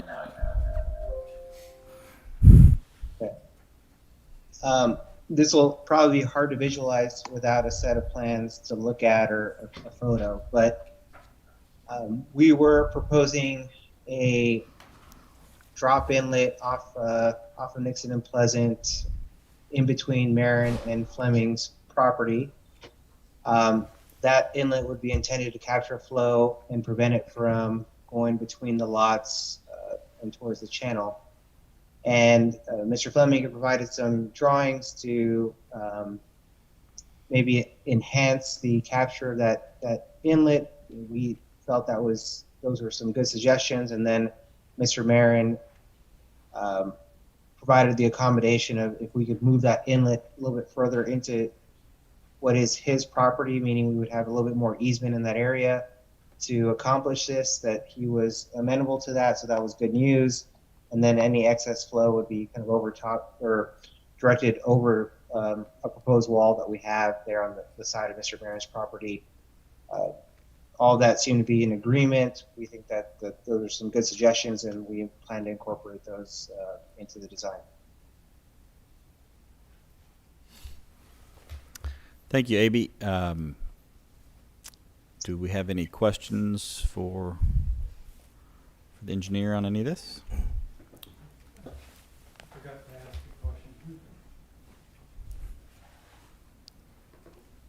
Maybe I had one other question.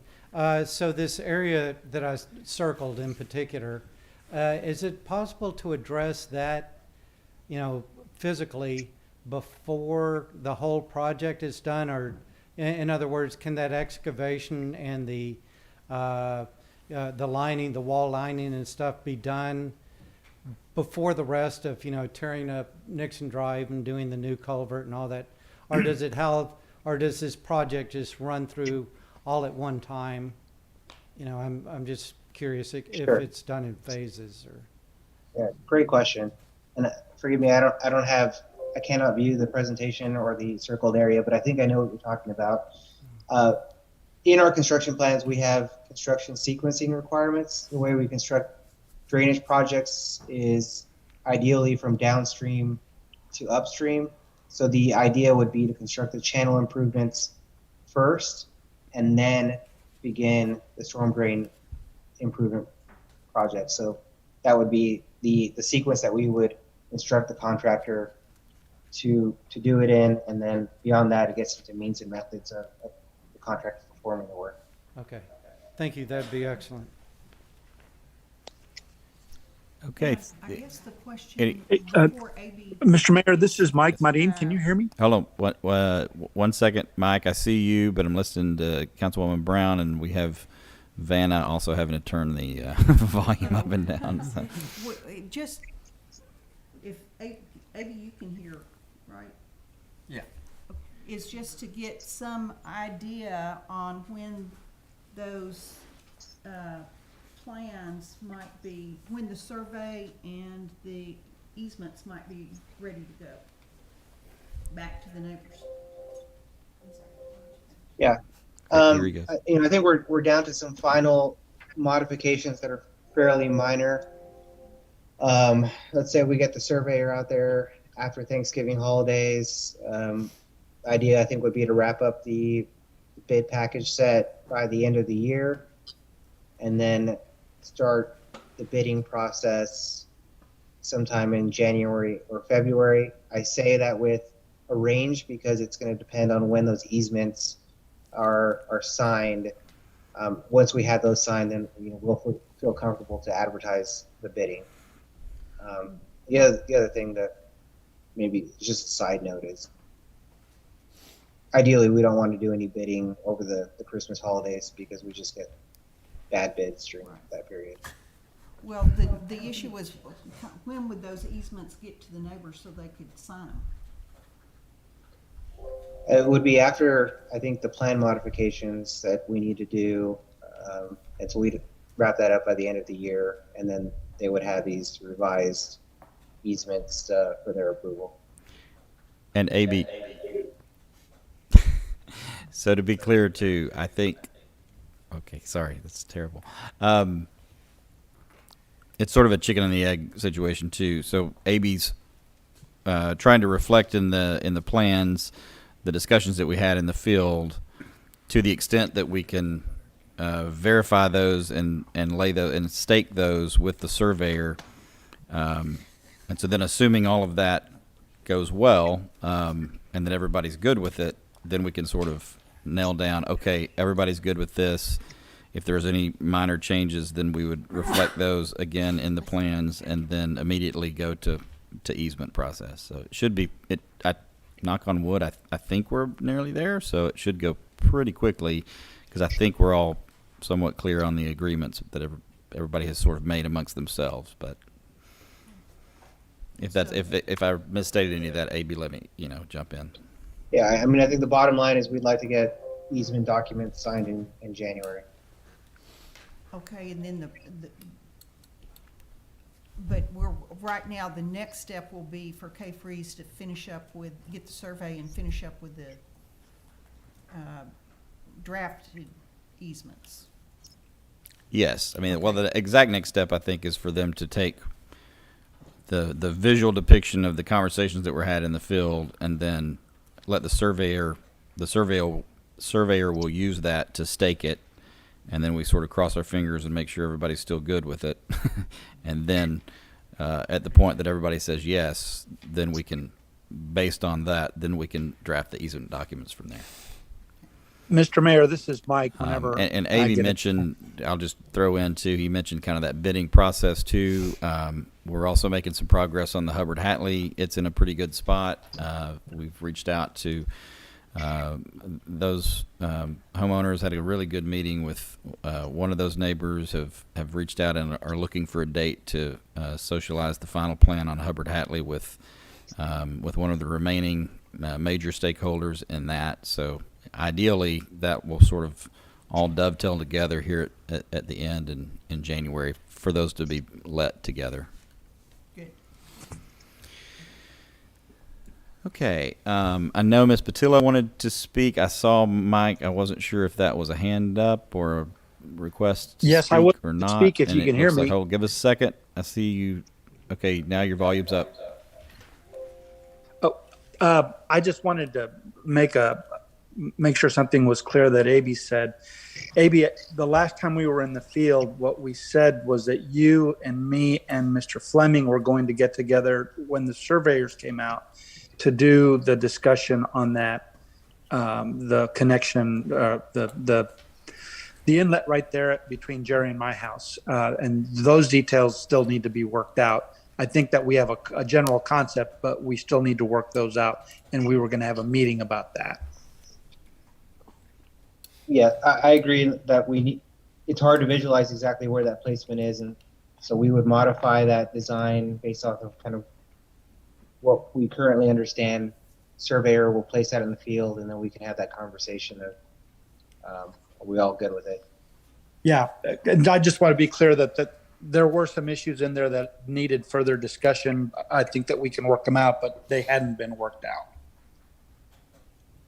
Understood. That's it. Thank you, Mike. Yeah, and I did not mean to imply that it was a done deal on that design, but we first wanted to look at Jerry's concepts and see if AB thought that it was workable, and at least at the concept level, it seems to be workable. So, and then we can work out the fine details at the end. Okay, with that, I think Ms. Patillo is moving toward the dais or the podium. Amy Patillo, 3 Rockaway Cove. So I have a question for the engineer, but I had a few things I wanted to say first, just to give some context, because not everybody may know this. And so I voted on the tax notes that are going to be used to pay for this project when I was on the city council. And I supported this project moving through. I'm glad to see that it's continuing to move through. I will also caveat that during that time, in order to avoid any appearance of impropriety or conflict of interest, I was very hesitant to raise any of the issues that I had about the impact of this project on my home, which is the downstream home. My property takes probably over a third, at least a third, of the water that is leaving Rollingwood every time it rains goes through my property. So as a stakeholder in the drainage discussion, I would say that I have a pretty large stake in it. So at this point, I continue to be in support of this project, and I appreciate all of the work that has gone into it over multiple city attorneys, multiple city administrations, multiple mayors, multiple councils. And I really hope that it is a project that will also be able to take advantage of a really important step that we took when interest rates were really low, really low, to take out tax notes that could then be used to fund projects that needed to happen in the city. So I'm looking forward to that. But with the fact that I'm now not on the council, and so there is no conflict of interest, and I do feel I could speak freely about concerns on this project, I would also respectfully request that I and any other downstream neighbors who would like to be included on a lot of the communications that happen outside of these meetings be invited to attend to those meetings and understand the implications of what's going to happen upstream from us. The other question I would have for the city engineer is, as a primary question right now, is whether the city is going to be complying with what is expected of residential property owners when new drainage facilities are put in place. And one of those questions I have right now is whether I should expect any higher rate of flow of the water that's coming onto my property after this facility is put in place. Right. We don't anticipate any higher rate of flow on the downstream end for the reasons that we're maintaining the existing drainage patterns. We're just capturing that and trying to safely convey it to the rear of the yards. And then we are not modifying the hydraulic properties of the Hatley culvert, which would be the constriction point for the downstream end. So in that respect, what we think we're largely achieving with this project is providing some flood relief to the roadway hazard conditions at Nixon and Pleasant, and some of the properties that are at flood risk there. On the rear side of the channel, there will be some drainage improvements, but largely the flood condition will still exist. I appreciate that. My other question at this point, and I think I'll probably have more after I see what's actually happening with some of the design modifications, but what I have right now too is whether the existing infrastructure that the downstream neighbors have in place in their yards right now to handle flooding, is that something that the engineers are expecting all of us to keep in place after this drainage facility is put in? I would say in general, yes, for every stream that may exist within the city, that if that provides a public benefit, it needs to be preserved and protected, and any modifications to that would need to be reviewed to make sure that there's no adverse impacts upstream or downstream. Great. That's good. I think my last comment would be that I think one of the builders who has done a really great service to our community when he has built homes in the community is Duke Garwood, who built my home. I purchased my home from him. He also built the home that's also in our cul-de-sac. And he has taken the time when he's building those homes to identify where water has been flowing in our city and to create spaces for that water to continue to flow. And as we're having drainage discussions in the coming months or years, I think Duke is someone whose advice and opinion should really be taken highly, because I think he's done a great job of building in the city in a way that the homeowners who purchase his homes don't have to deal with drainage issues at their homes, even though there is a lot of water flowing through them. And I'm one of those people who can attest to that. Thank you. Thank you, Amy. Kevin, you're here in person. Yeah. We've got new people, I figured. Kevin Shelter, Inner Pleasant Drive. I want to talk just about what Ms. Patillo brought up. She raised a really good point about the existing infrastructure where we channel water today. We've had properties up the hill for myself, and in an earlier presentation, we saw 306 Pleasant presented as a property with a big hill and a big creek running through it. That property several years ago was clear cut of all the undergrowth. Just the oaks remained, and a rock channel was built, which built a super highway for the water to flow off of that. The property at 303 Pleasant was improved to move the water off to that property even faster. So I do not believe our ordinances or our code in any way make sure people keep this stuff or keep people from stop doing that. I don't think we have a landscaping ordinance. I think we just leave it to what Mr. Zeck was saying earlier, that it was state law prevents people from damaging the people next to them. So what you suggested, I don't know if we even have a way of making sure keep what they have to keep the water where it's supposed to blow and not increase the velocity going downhill, which does do damage, and that's part of the problem that's happened on my property, Mr. Rin's property, and the flooding at Nixon and Pleasant. So I agree with what was said, and so I just want to put that out there. We don't need to discuss it tonight, but at some point, I'm not sure the city even has the ability to do anything about this, or does do anything about it. So that's my comment, but thank you. Thank you, Kevin. I think that covers it. Anything else? It was a good recap. Thank you again, Duncan. Thank you, AB. Yep, look forward to circling up after Thanksgiving. As soon as we have more details on that, let's let the neighbors know so we can move forward. Okay, anything else? Going once, going twice.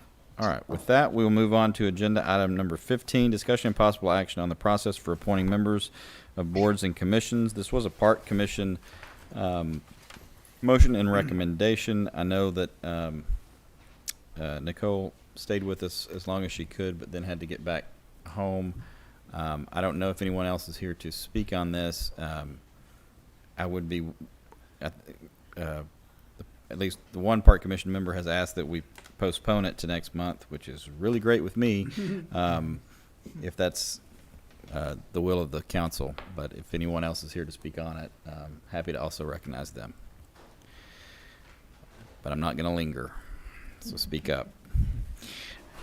Keep going. Okay, so with that, we will, I don't think I need a motion to bring it back. So we will bring this back at next month's meeting. If staff will please make a note of that.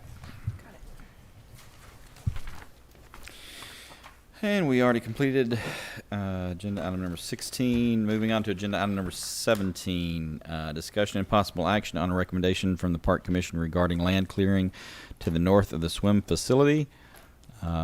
This also was a Park Commission recommendation. Is anyone here from the Park Commission who wants to speak to this issue, or any residents who want to speak to this issue?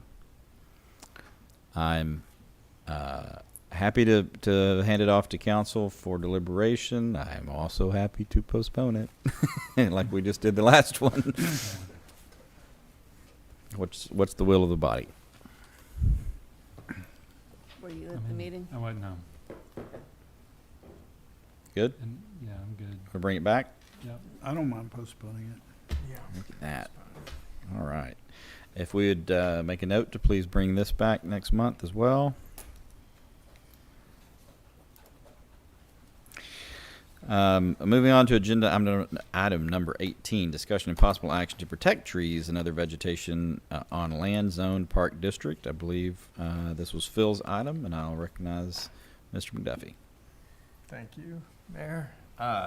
This is my item. This was partly in reaction to what was the previous item, where they're discussing clearing out the land north of the thing. I think there's a lot of reasons to maintain that dense vegetation, albeit a lot of not necessarily heritage trees. I think that area provides a lot of sound buffering, a lot of privacy buffering, provides a safe place for children to explore natural habitat and wilderness in a safe environment, which the city of Rollingwood has full control over.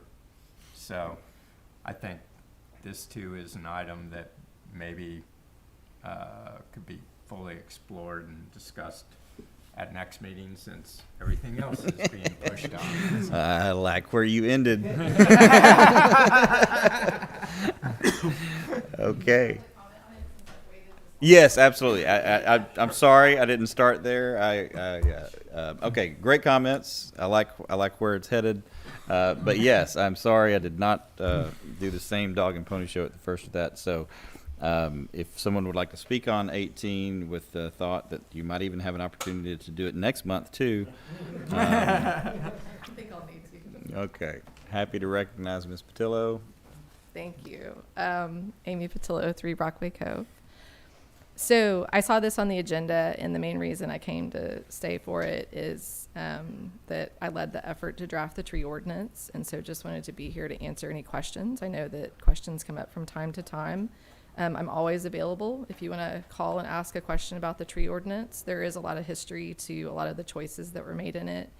And I'm not sure that this actually addresses exactly what you're addressing. I wasn't sure what the park-related provision was. But I was going to point out that when we drafted the tree ordinance, the residential tree ordinance, that there is a carve-out specifically that says anything that this residential tree ordinance doesn't apply to, the landscaping ordinance that is right above it, that applies to our commercial properties, also applies to our park zone, also applies to our government zone. That's what applies there. And so that ordinance doesn't necessarily protect the removal of trees, but it does dictate how many trees you need to plant and the types of trees that you have to keep growing. So I'm not sure that it necessarily helps in the issue that you're trying to address, but I just wanted to make that clarification that there was a choice made then. And I think that with the tree ordinance, that it was a first attempt, the residential tree ordinance, it was a first attempt at putting something in place. And we actually went through and did a pretty major amendment intake at one point in time. And one thing I would just suggest is that if you want to amend the tree ordinance again, to look back at what we did last time. And one of the processes that we went through is that the city council had their own meeting and gave input from council members on things they wanted to see updated in the ordinance. And then it went to planning and planning and zoning gave you their input. And then I took every single piece of input, everything that everybody wanted from, and then public comment as well. And I put it in a document, and I put a letter at the front of it. And I took a note from Gavin's page on how he does budgeting, where we have the exceptional items. And that way, every single thing that a council member or a planning and zoning commission member or a member of the public requested be looked at with the tree ordinance when we went through the amendment process, because you have to go through that whole zoning process, right? So you want to make it worth it. Every single thing was given a letter and was given a moment to get a vote. And so then planning and zoning took an up or down vote on every single item that people had proposed. And I took the time on the items that either I had proposed or that I quite frankly planned on probably supporting to draft proposed language for the amendment. And on the things that other people proposed that maybe I wasn't sure exactly where they wanted to go with it, I asked them to draft their language. Some things people never put language to. And so we didn't have proposed language. We just had the proposed idea of what they wanted amended. But that was a way for us to document all the different things that people wanted discussed and to give everybody the opportunity to see what the vote was on it. And so then when it came back to council from planning and zoning, we did kind of some blanket motions where I said like A, C, D, E, F, like let's move to approve those. And then on the ones where maybe they needed more discussion, we left those for discussion. So that's just a way to think about if you're gonna take up the tree ordinance.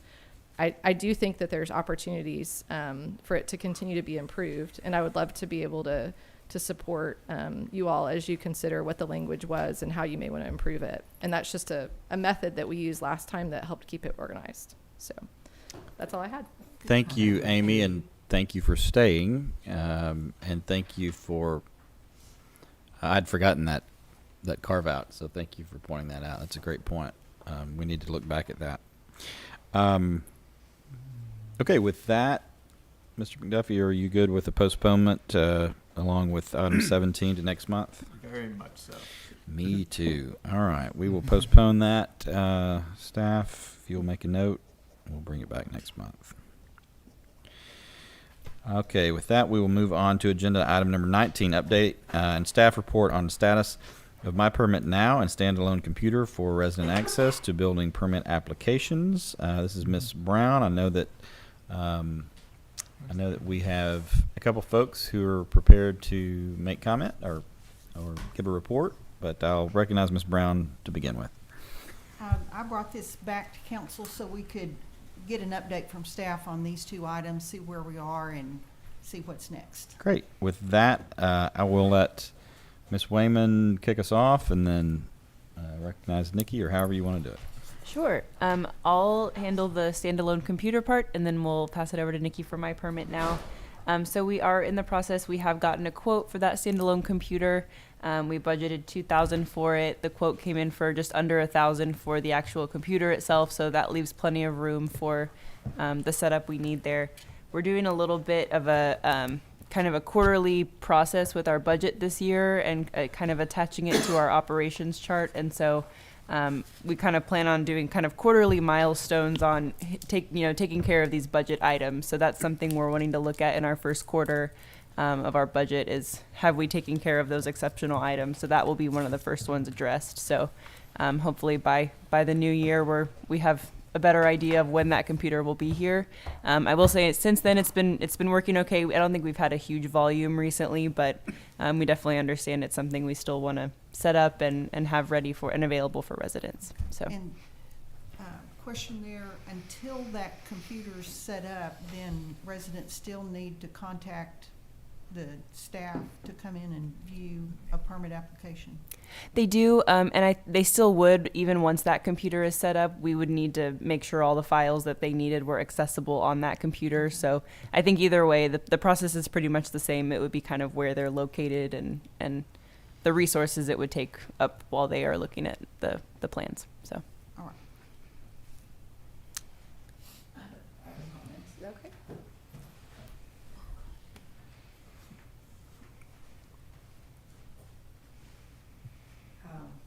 This is a long drawn-out process. When I was on the council between 2008 and 12, we brought this up as a way for people to have access instead of going to Mr.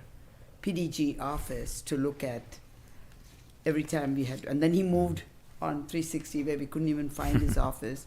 And then there were all this talk about bringing all our documents in-house. Didn't have space in the garage, didn't have space anywhere. But it looks like you've got a good corner there to bring things in. But this computer was an idea that I myself had floated at the time. It was promised by the then mayor, oh, it's going to happen soon. And this is what, 12 years now? Sarah, you were on the council with me at the time. We talked about it. But I'm glad this new day is coming. And you guys are, I'm so grateful to the council and you guys too. I don't know where you're going to put it, but we don't I know either. you're figuring it out. One problem at a time. We're gonna yeah. So make it easy for people to come in and look at it. Sure. And many of our residents do not have computers, so it would be another nice service. Maybe we'll put it in your library that we build you. And my library? No, I was serious about it. I know you were. I really want it to be housed where everybody can look at it. Okay, thank you. Thank you. Okay, Nikki, back to you. All right. For a quick My Permit Now update. I know you've been working hard and You want to also recognize Michaela. My permit now is working great. I really, really enjoy it. It makes my stuff a lot easier. And of course, it's easier to find a lot of stuff when people do have questions. I do want to let you know that I make myself fully available when people come in rather than setting an appointment or anything like that. I try to accommodate them right then and there. Good. Just usually we're pulling it up on there or even on my computer screen. So I am available for that. So my permit now is working the public facing report. We actually had Michaela.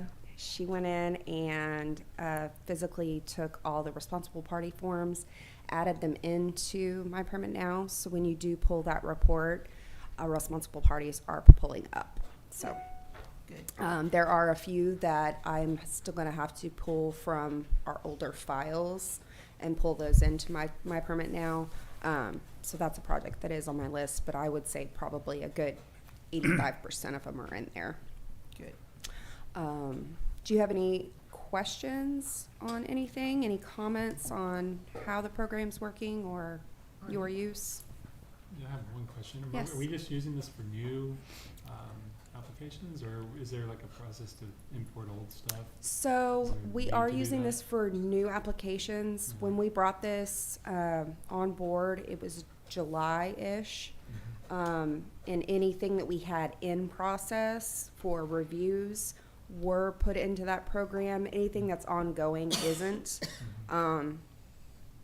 I mean, that's something we can definitely try to do. No, I'm not suggesting that. I was just wondering. I just wanted to get on. But yes, from July on, we've got it all in that system, so it's really nice.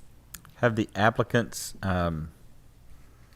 adjusted to it? Has it been? I mean, have you had any? A lot of the applicants have used this program with other jurisdictions, so they're familiar with it. It's just the additional application that we have to get in there. I would like to work on some of those just to try to reduce the paperwork that they're having to upload to those, and just manually they can enter it through the actual computer.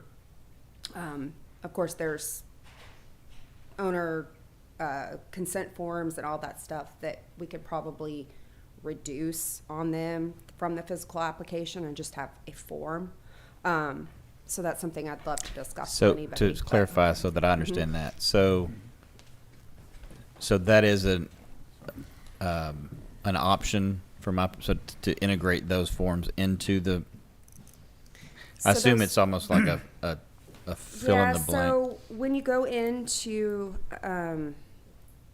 apply for a project, one of the first items, there's actually documents that are there for your available for you to download, that you need to download so that you can upload them back.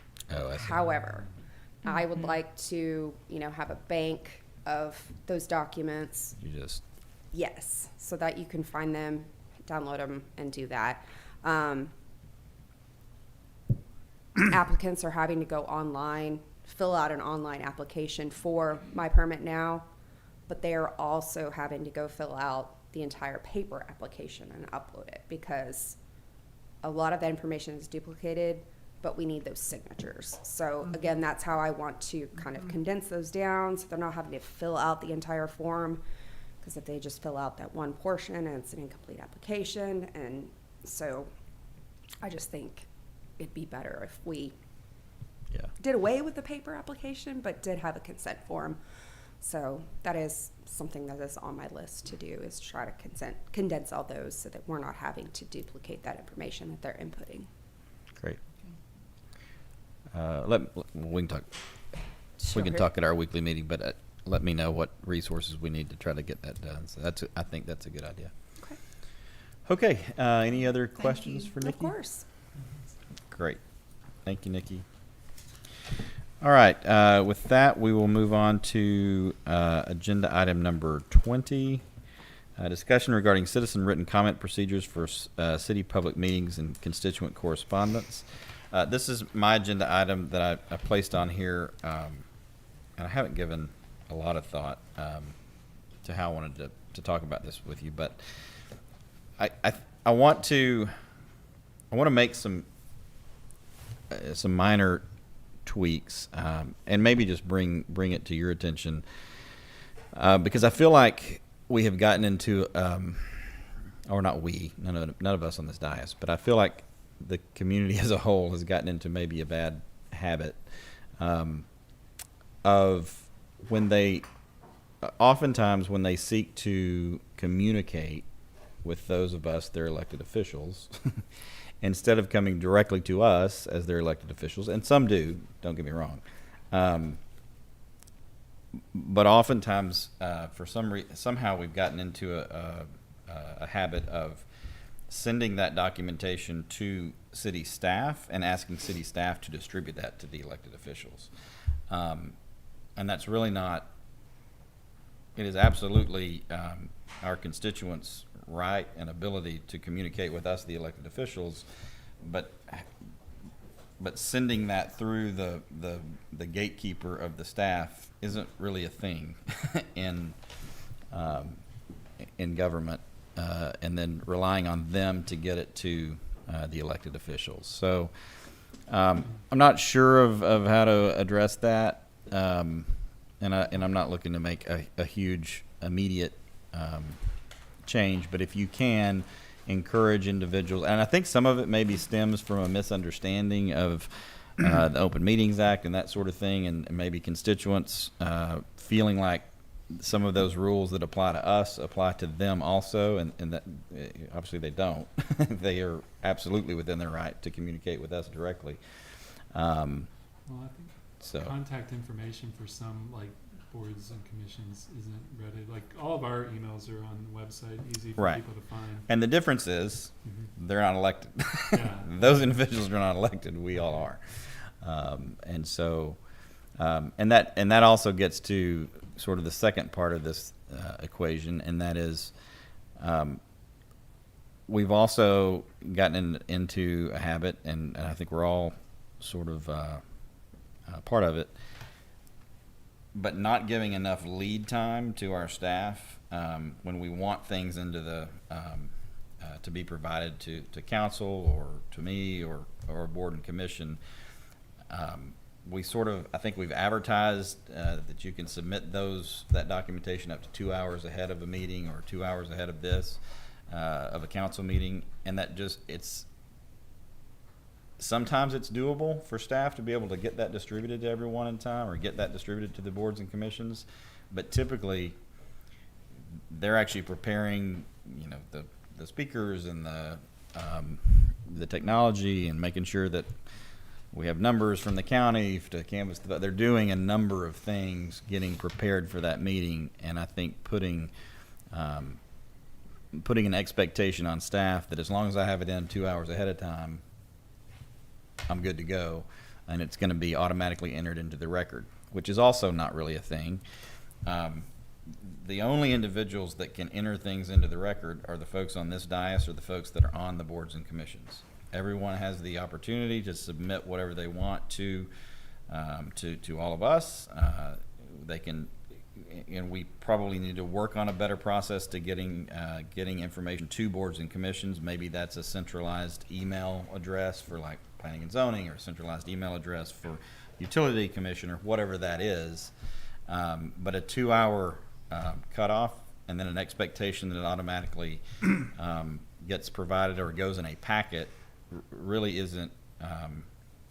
The things that go into the packet are at your request, or at my request, or at a board or commissioner's request, as opposed to just an open forum for anyone to put anything into the record. It also causes us problems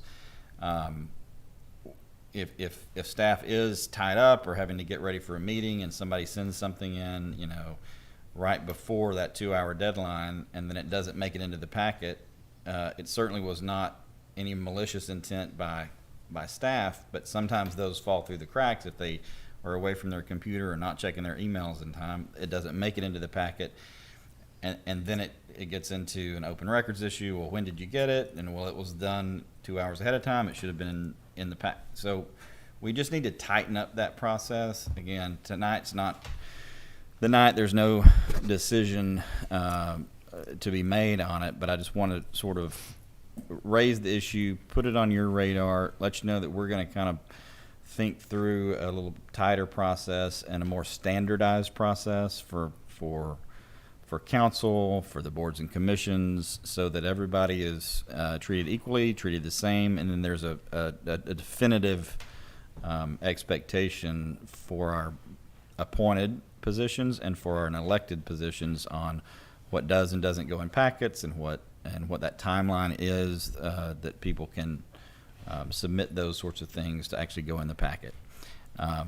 And then obviously we want to encourage anyone in the community to come and testify, to avail themselves of public testimony, to all of the ways in which they can engage. We want that all to happen. We just want it to be standardized so that everybody is treated fairly, everybody knows the rules, and they're implemented equally across the board for everyone. Yes, ma'am. When I think about when people come here and want to make a presentation, let's take Duncan's presentation.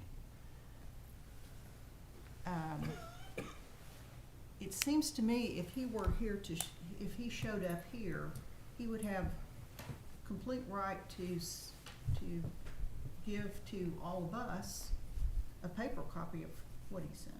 Right. But we have people who are watching from a distance. If they were here, they could get a paper copy. So how do we accommodate the people who participate electronically? And in thinking about how people give us information, don't we want it to be available electronically? I mean, don't we want to receive it electronically? Because it's just so much easier, and it's in one place, and it's with the topic that's being discussed. I mean, that's the way I look at it. You know, we want the input, we encourage the input. I think we want to encourage the input electronically. I want to make it easy for city staff to be able to manage that. But I think from a public standpoint, we shouldn't limit the packet. We shouldn't limit the, you know, maybe we have a packet and another set of documents that are information the public wants to give us in some other electronic envelope. But we don't want to discourage that or discourage it from being I don't want to available for the meeting for everyone to see. I don't want to discourage that either. Okay. But you are the gatekeeper of what that is that's in the packet. All of you are the gatekeepers. I mean, because you're the elected official. No, I'm asking this from a public standpoint. Why, if a member of the public signs up to give oral comment, they can distribute a paper copy. Right. If they know they're going to give oral comment, I'm not the gatekeeper for that comment. Oh, I see what you're saying. Yes, You're not related to the necessarily the packet. None of us. You're not. Yes, are the gatekeeper. So we're talking about two different things. I'm talking about the actual, your actual posted packet that is your packet for this meeting. And my point is, those items are at your discretion as to what you would like to have in that packet, and it's open to you to be whatever. In terms of the, where does that come from? I mean, I'm not trying to argue with you. Where does that notion come from that the packet is only what the council members approve of? Anyone has the right to submit anything that they want to in comment or on any agenda item. And then we have that here at the dais. I'm talking about in terms of building out the information that you need to make your decisions at this dais.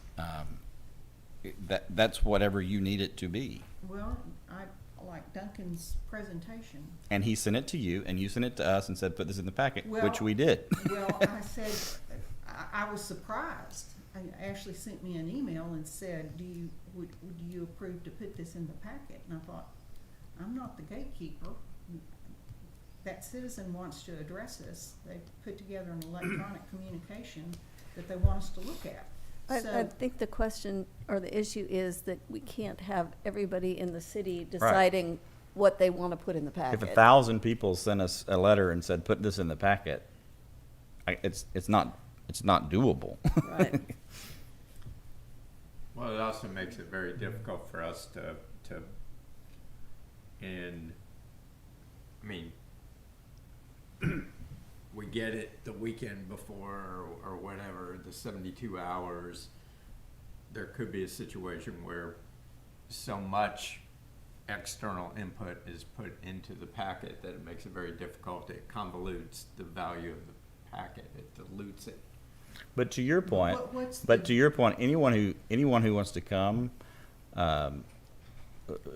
participate, read a letter, or send you a letter that you read into the record, all of that's totally fine, 100% fine, and encouraged. I don't want it to come across that I'm suggesting that that's not. And to your other point about how to accommodate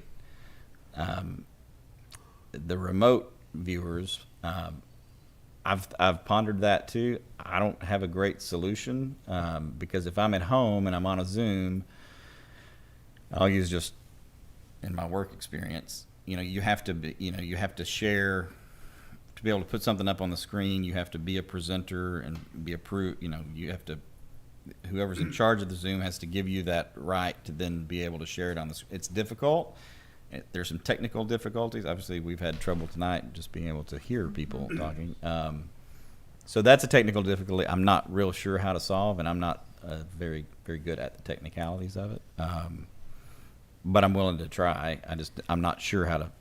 It's much easier if someone shows up and hands us the piece. Like that's pretty straightforward on how to handle that. So is the problem we're trying to solve that people are sending stuff to Ashley and asking her to send it to us? They send it to Ashley and say, hey, send this to all the council members and send this to every, send this to the planning zoning, send this to whoever, or sending it to Desiree and saying, hey, please distribute this to everyone.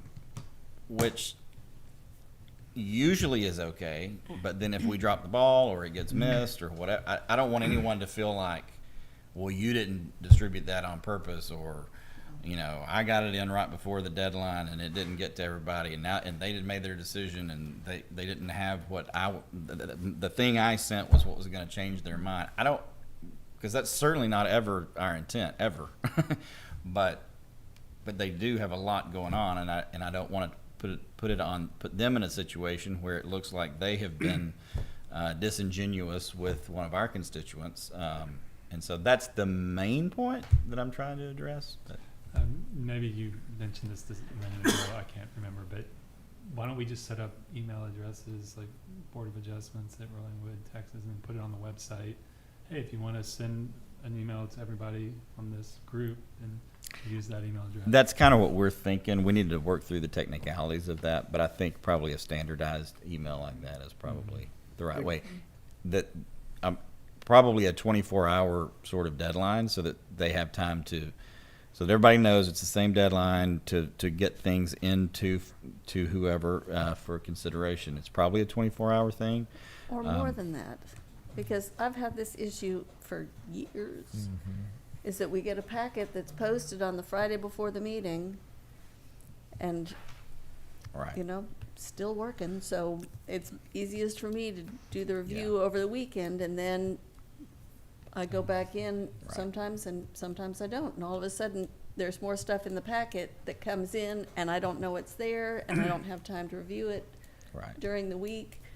So the 2 hours is absolutely not enough time ahead of the meeting to give people the time to review information. And I think part of the discussion too needs to be, it's a 24-hour deadline for this to sort of make the cutoff to get to you all ahead of time, or whatever that is. But also, if you're past that, and if you're 2 hour, like everyone needs to know, if I miss that deadline, it doesn't mean that you don't get heard. It just means that you either have to speak, or you have to show up and come, Or and you have to pass it off to somebody and else testify. that's going to read it at the meeting. Right. Well, I guess I don't understand why communications have to go through anybody and why they don't go directly to council, and why they would even have to be in the packet, or why there'd even have to be a deadline. I was getting emails about this baseball field even after the discussion. Right. And I think if you could you know, I don't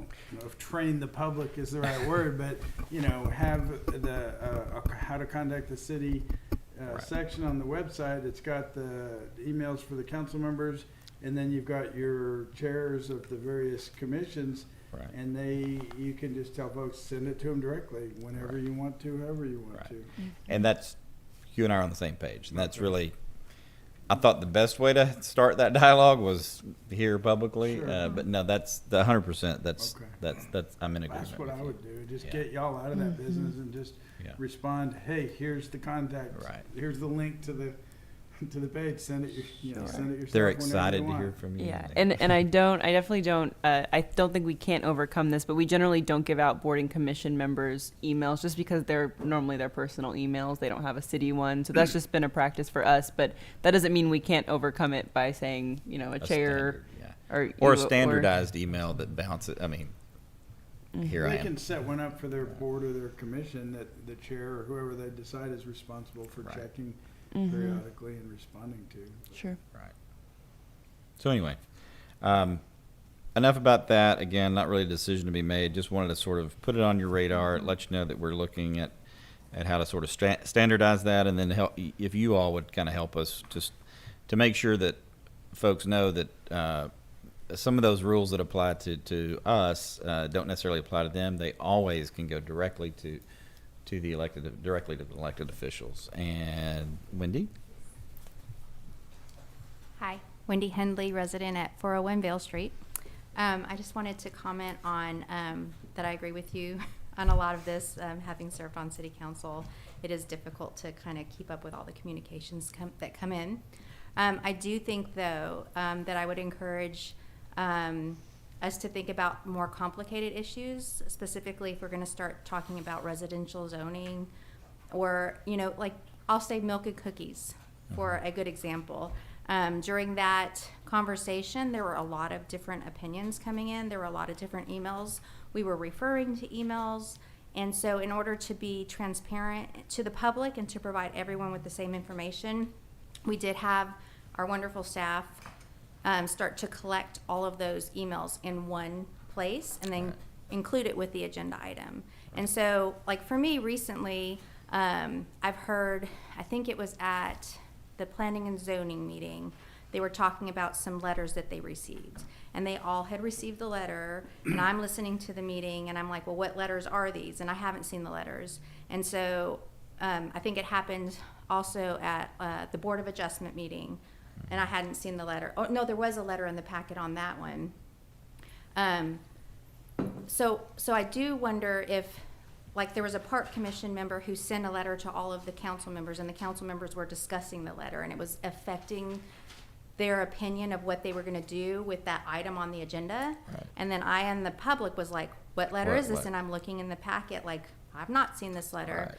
And so I do think that it may end up with a lot more public information requests Yeah. that you might have to And I'm handle. trying to avoid that. Right, because that is a lot more. But to your point, Right. like that's exactly what I'm trying to So avoid. for me, when I was wanting to get the letters, I did have to email the staff and say, hey, they were talking about these letters at this meeting, and I would like to read them. Right. And they were, you know, wonderful, and they respond and they send it to you, and our staff is always willing to do that, but it does put a lot more on our staff Right. to have to do that. So I think thinking through possibly giving, on our website, we do have a section where we talk about, if you want to give public comment, there's a online form that people can fill out to sign up in advance for Right. that. You can also maybe have some rules of posted for people to understand. Right. If you want some comments included, then you have to submit them 48 hours in advance or something Right, to something that like that. effect. And then you put all of the letters in, so everybody's included. I mean, it's one way to think about it.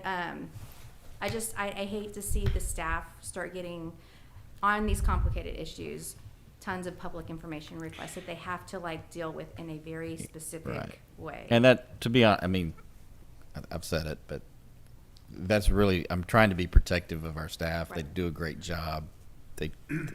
They are always trying to do their dead level best. And Yes.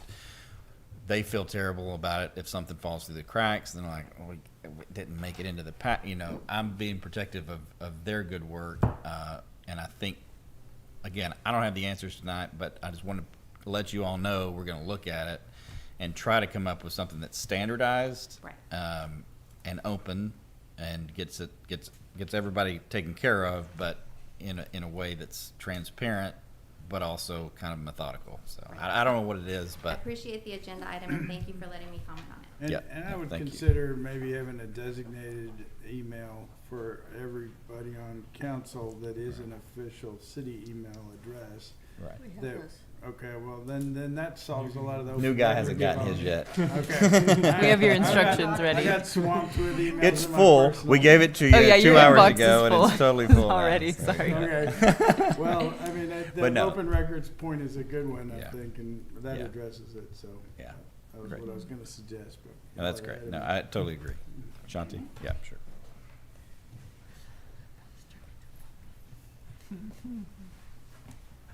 Shanti Jaykumar, 3309 Park Hills Drive. I think it's a great step in the right direction, so everybody knows what kind of communication the people on city council are having. But I think I know where this started was because of Open Records, Open Meetings Act. Right. When we were on the council, we were told that if somebody wants to write to you, ask the city secretary. You write to the city secretary, ask them to distribute. Right. And so we followed that procedure to a fault. I sense that there is history in this confusion, Well- which is why I kind of wanted to bring it up, because Yeah. I do agree with you. I think that there's That probably was a the reason. misconception of some of that. Yeah, yeah. So But having said that, I'm also wondering that the council gets all these letters from, say, for this turf issue or something like that. Right.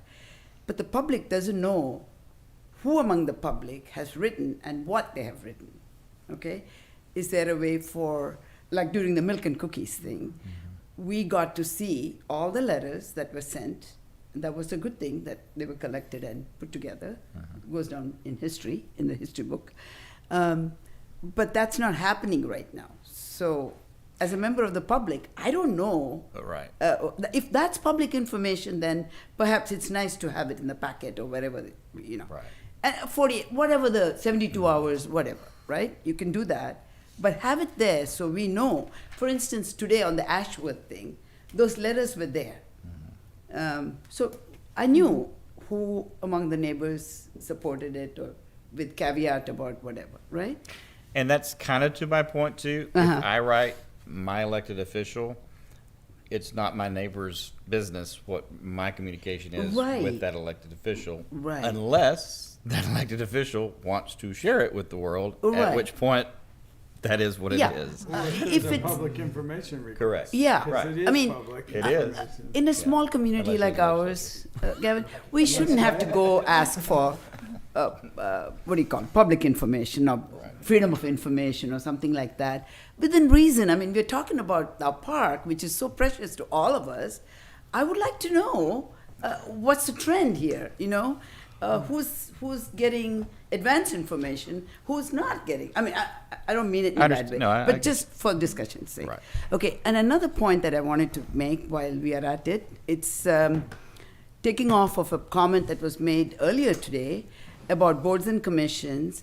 When we were on the council, there was a little caveat that was put at the end of the agenda saying that at such and such a meeting, and it was put across the board, every board and commission meeting said a possibility exists that more than 3 council members, 3 constitutes quorum, may be present. And I don't know why we dropped that. I really Because we think. decided it was illegal. What now? I'm sorry. On advice of legal counsel. I mean, Charles may be able to, Mr. Zek might be able to tell us this, but I have all my old records which have that little Oh yeah. thing at the He bottom. freaked out about it. Right? I mean, that would help a lot. On advice of counsel, it was removed. Again, I was just bringing up something that we were used to having, okay? And I have not listened to Mr. Robert Turner's comments, but since we are talking about comments and public comments, I really believe, having sat on that side of the bench, I've had my chance to hear some people throw rocks or whatever they wanted to do. But we are a small enough community. We shouldn't be throwing rocks at our elected officials.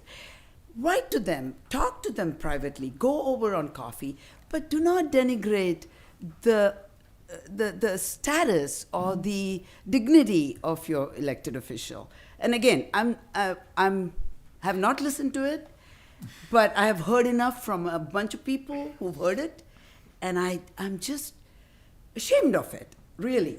There's nothing to be proud of, somebody coming and throwing rocks at one of our elected officials. Go be in that shoe and then talk, okay? Thank you. Thank you, Shanti. Appreciate it. Okay. Thank you for hearing me out, Council. We'll kind of continue to try to fine-tune some of this, but I just wanted to put it on everyone's radar. Try to come up with a good system. It'll be somewhat fluid, but I didn't want anybody to be surprised about it as we try to tighten that up a little bit. Okay, moving on to agenda item number 21, update on the City Council message board implementation. Ms. Wayman, I think this is yours. Yes, happy to report that our message board is up, with the exception of linking it to our website and getting all of our council members to register. I think there's a little bit of training need there for myself also, as well as council members, once we have everybody signed up for it. Councilmember McDuffie and I tested it out.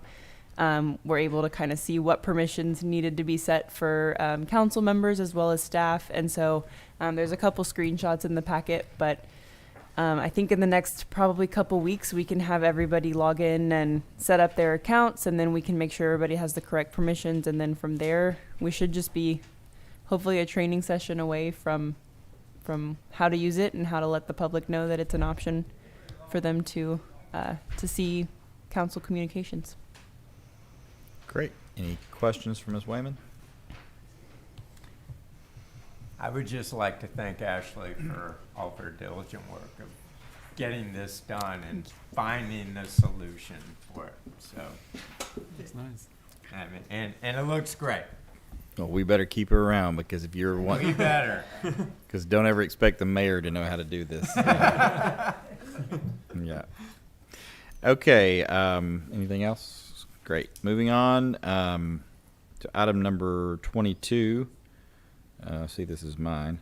Discussion and possible action to cast a ballot for the Western Travis County representative member of the Board of Directors of the Travis County Central Appraisal District. I believe the ballot is in your packet. We are fine with the nominees and suggest that we... You ready for a motion? Yes, ma'am. I move that we vote for Tom Buckle for the position on the Travis County Appraisal District Board of Directors. Second. You've heard the motion by Ms. Hudson and the second by Ms. Brown. Is there further discussion? Hearing none, all those in favor say aye. Aye. Opposed say no. Being 5 ayes, no nays, motion carries. Moving on to, was that it? Just one. Okay. Moving on to agenda item number 23, discussion and possible action in regard to the process for hiring legal and planning services, scheduling dates for draft ordinance changes and public hearings in connection with implementation of the commercial zoning changes under the comprehensive plan. Ms. Brown. I just lost all my juice. I filed this agenda item so that we can talk about how we go about hiring someone to help draft the changes that are recommended in the comprehensive plan, and who that might be. If they're present here with us, that would be a great time to have a discussion about this. I've listed, as you'll see, I listed all of the recommendations for the commercial zoning changes. It's a pretty comprehensive list. I thought it worthy to bring it to the council for discussion about how this actually gets done. In my view, in thinking about it, we would be helped by having an initial draft so that there's something on paper that the planning and zoning could then begin to work on, fine tune, address, do their thought review process on it, and then bring it back to council. I think it would be difficult to start it, try to start it organically without a draft in front of them, because it's, the concepts are here. We just need someone who is skilled at doing the drafting and to get something on paper so we can get started on it. And I don't know whether you, Mr. Mayor, have a process in mind for that, or do we need to do this by contract? So I have. Do we need to make a recommendation, take a bid? I How have. do we do this? I have thoughts. I have talked to our city attorney about this agenda item, and I think he's prepared to make a few comments to you. No, not to. Or with you, for you, whatever. On behalf of the council. On behalf of the council. So I turn it over to Charlie with some hesitation that he will explain. But yes, I think we've got an idea. All right. So, our office, legally, I can handle any of the legal work. It's what I do and what I've been doing for 21 years. So that's not a big deal. We also have a planning component of our law firm, and I am happy to, and I'll be completely honest, it'll be cheaper than any other planner that you go out and hire. We try to keep our rates, our planning, all of our rates very reasonable. And I'm happy to offer up those services to assist with this. Bryce and Jonathan on our staff are very good planners. They have great experience. So long as, with a caveat, the caveat being that we have an open and honest and transparent discussion, and nobody gets mad at my planners if they come forward with something that you're not that is not completely in alignment with what you're thinking, and that we work through those issues, in an open, transparent, and positive manner. With that caveat, I'm we have the capacity, or we have planners who can do the work, and obviously I would assume I would do the legal work for the city. And Charlie's comments are kind of based on some of my concerns that I expressed to Charlie, which was, hey, listen, we've got a good relationship with your firm. I think you're doing a great job for us. I don't want, I'd like to have the lower rates that you have already negotiated with us. I think it would be the right approach for the city to utilize the resource that we have at our disposal for a number of reasons. But I don't want to jeopardize that relationship with the overall firm. And so part of our discussion was, if for whatever reason we feel like it's not going well, we just all need to know that, we can always go a different direction, but let's don't jeopardize the forest for the trees. So. Yeah, but it's just the only issue is that, and it's not even an issue. It's just, I think everybody, maybe not you because you're new, although you're a developer, so maybe you do. Planning and policy development is different than giving legal advice, right? I give my legal advice regardless of politics. It's what I think the law is, and I tell you what the law is, and everything else sort of bar the doors. It doesn't matter to me. I'm going to do my best job. But there are political and other aspects with respect to designing a policy document. Our folks are really good at it. Bryce is really good at it. So is Jonathan. I don't want to jeopardize our attorney-client relationship through the use of our planners. I'm just being open and honest about it. And I think quite a bit of the policy position is that's what the comprehensive plan bullet points outline. Yes, ma'am. So, the way I look at it, you're taking that policy position, putting it in legal language, figuring out what in our current code stays and goes based on that, which I think is more legal than planning. It's a drafting. Right. Yeah, there's some task. definitely legal drafting tasks, but there's also and a lot there of. may be gaps that a planner needs to fill in. Yes, So ma'am. Yeah. So that's the way I look we're at happy it. to take it on. To me, it's part like of the team. ledge counsel, you know, drafting a bill. You're not Right. gonna get mad at them for Right. writing it the way you asked them to write it. And if you don't like the way they Yeah. wrote it, you just I like tell to hear them that. wrong, do it I like again. to hear that. Yeah. Very good. Then I'm very comfortable with that. Yeah. My I think, only yeah. issue would be, I'd like to, you know, whenever I hire a lawyer to do something, I always ask them to give me an estimate of what it's gonna cost and then give them a not to exceed without further authority number. And a timeline. Yeah. And a timeline for a first draft. Sure, we can absolutely bring, Okay. you know, that, something like that forward, 100%. Under your current rates. Yes, under my current, not my special counsel rates, No. which are near $400 an hour. The rates we talked about. Okay. So the rates I charge you for city attorney work. All right. Exactly. 'Cause you like us. Absolutely. We entertain you. That's why we. Excellent. That's why we do it that way. So, Okay. do we need to take any action on this? No, ma'am. So will this come back then? I'll come back with something. Yes, With ma'am. okay, With a budget for your approval. okay, great. Okay. Anything else? If not, we will keep moving. We're getting close. I see the end. Discussion possible action on setting dates for public hearings before the Planning and Zoning Commission and the City Council in connection with changes to the residential zoning ordinance. I think this is Brooks also. Is this yours? Yes, and it may be best to bring this back next month. This is, you know, there's been some discussion about how we move forward with the list of ideas for changes to the residential code, but at this point, we need to kind of flush out what that process is and how we're gonna go about it. And it's too late to do that. You now. had me at postponed to next month. So I think that needs I'll undertake to get with Councilmember Hudson and come up with a plan. Okay. All right. If staff would just make a note to postpone that to next month.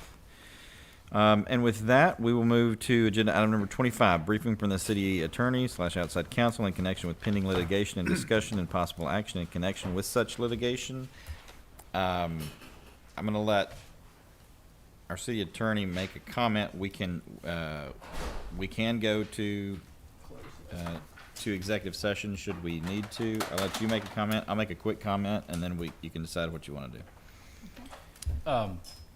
I'm happy to comment in open session. There's been no change in anything that we're handling. Yeah. Zero change.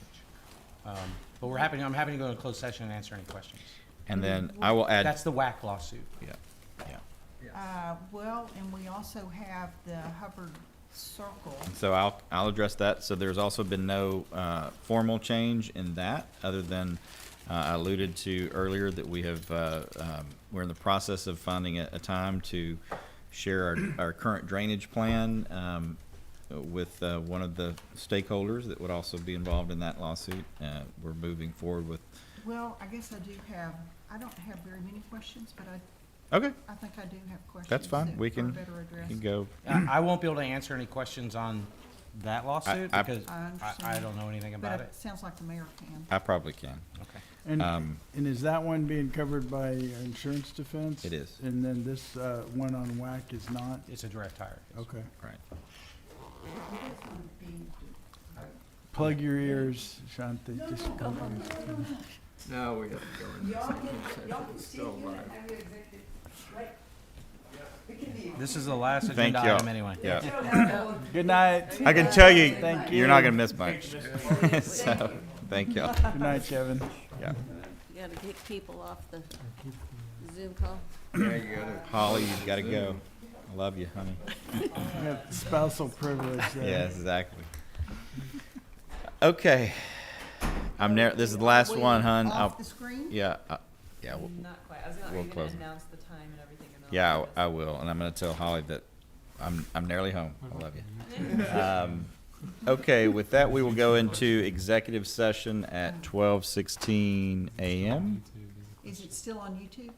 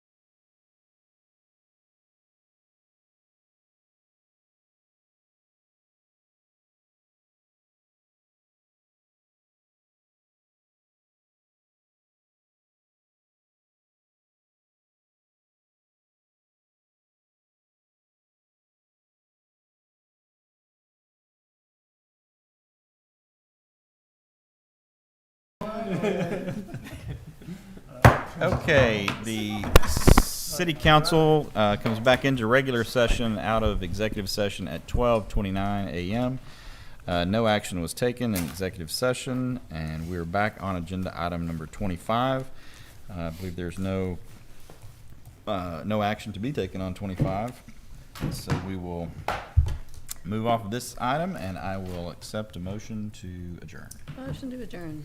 We have a motion to adjourn. All in favor say aye. Aye. Opposed say no. 5 ayes, no nays. We are adjourned.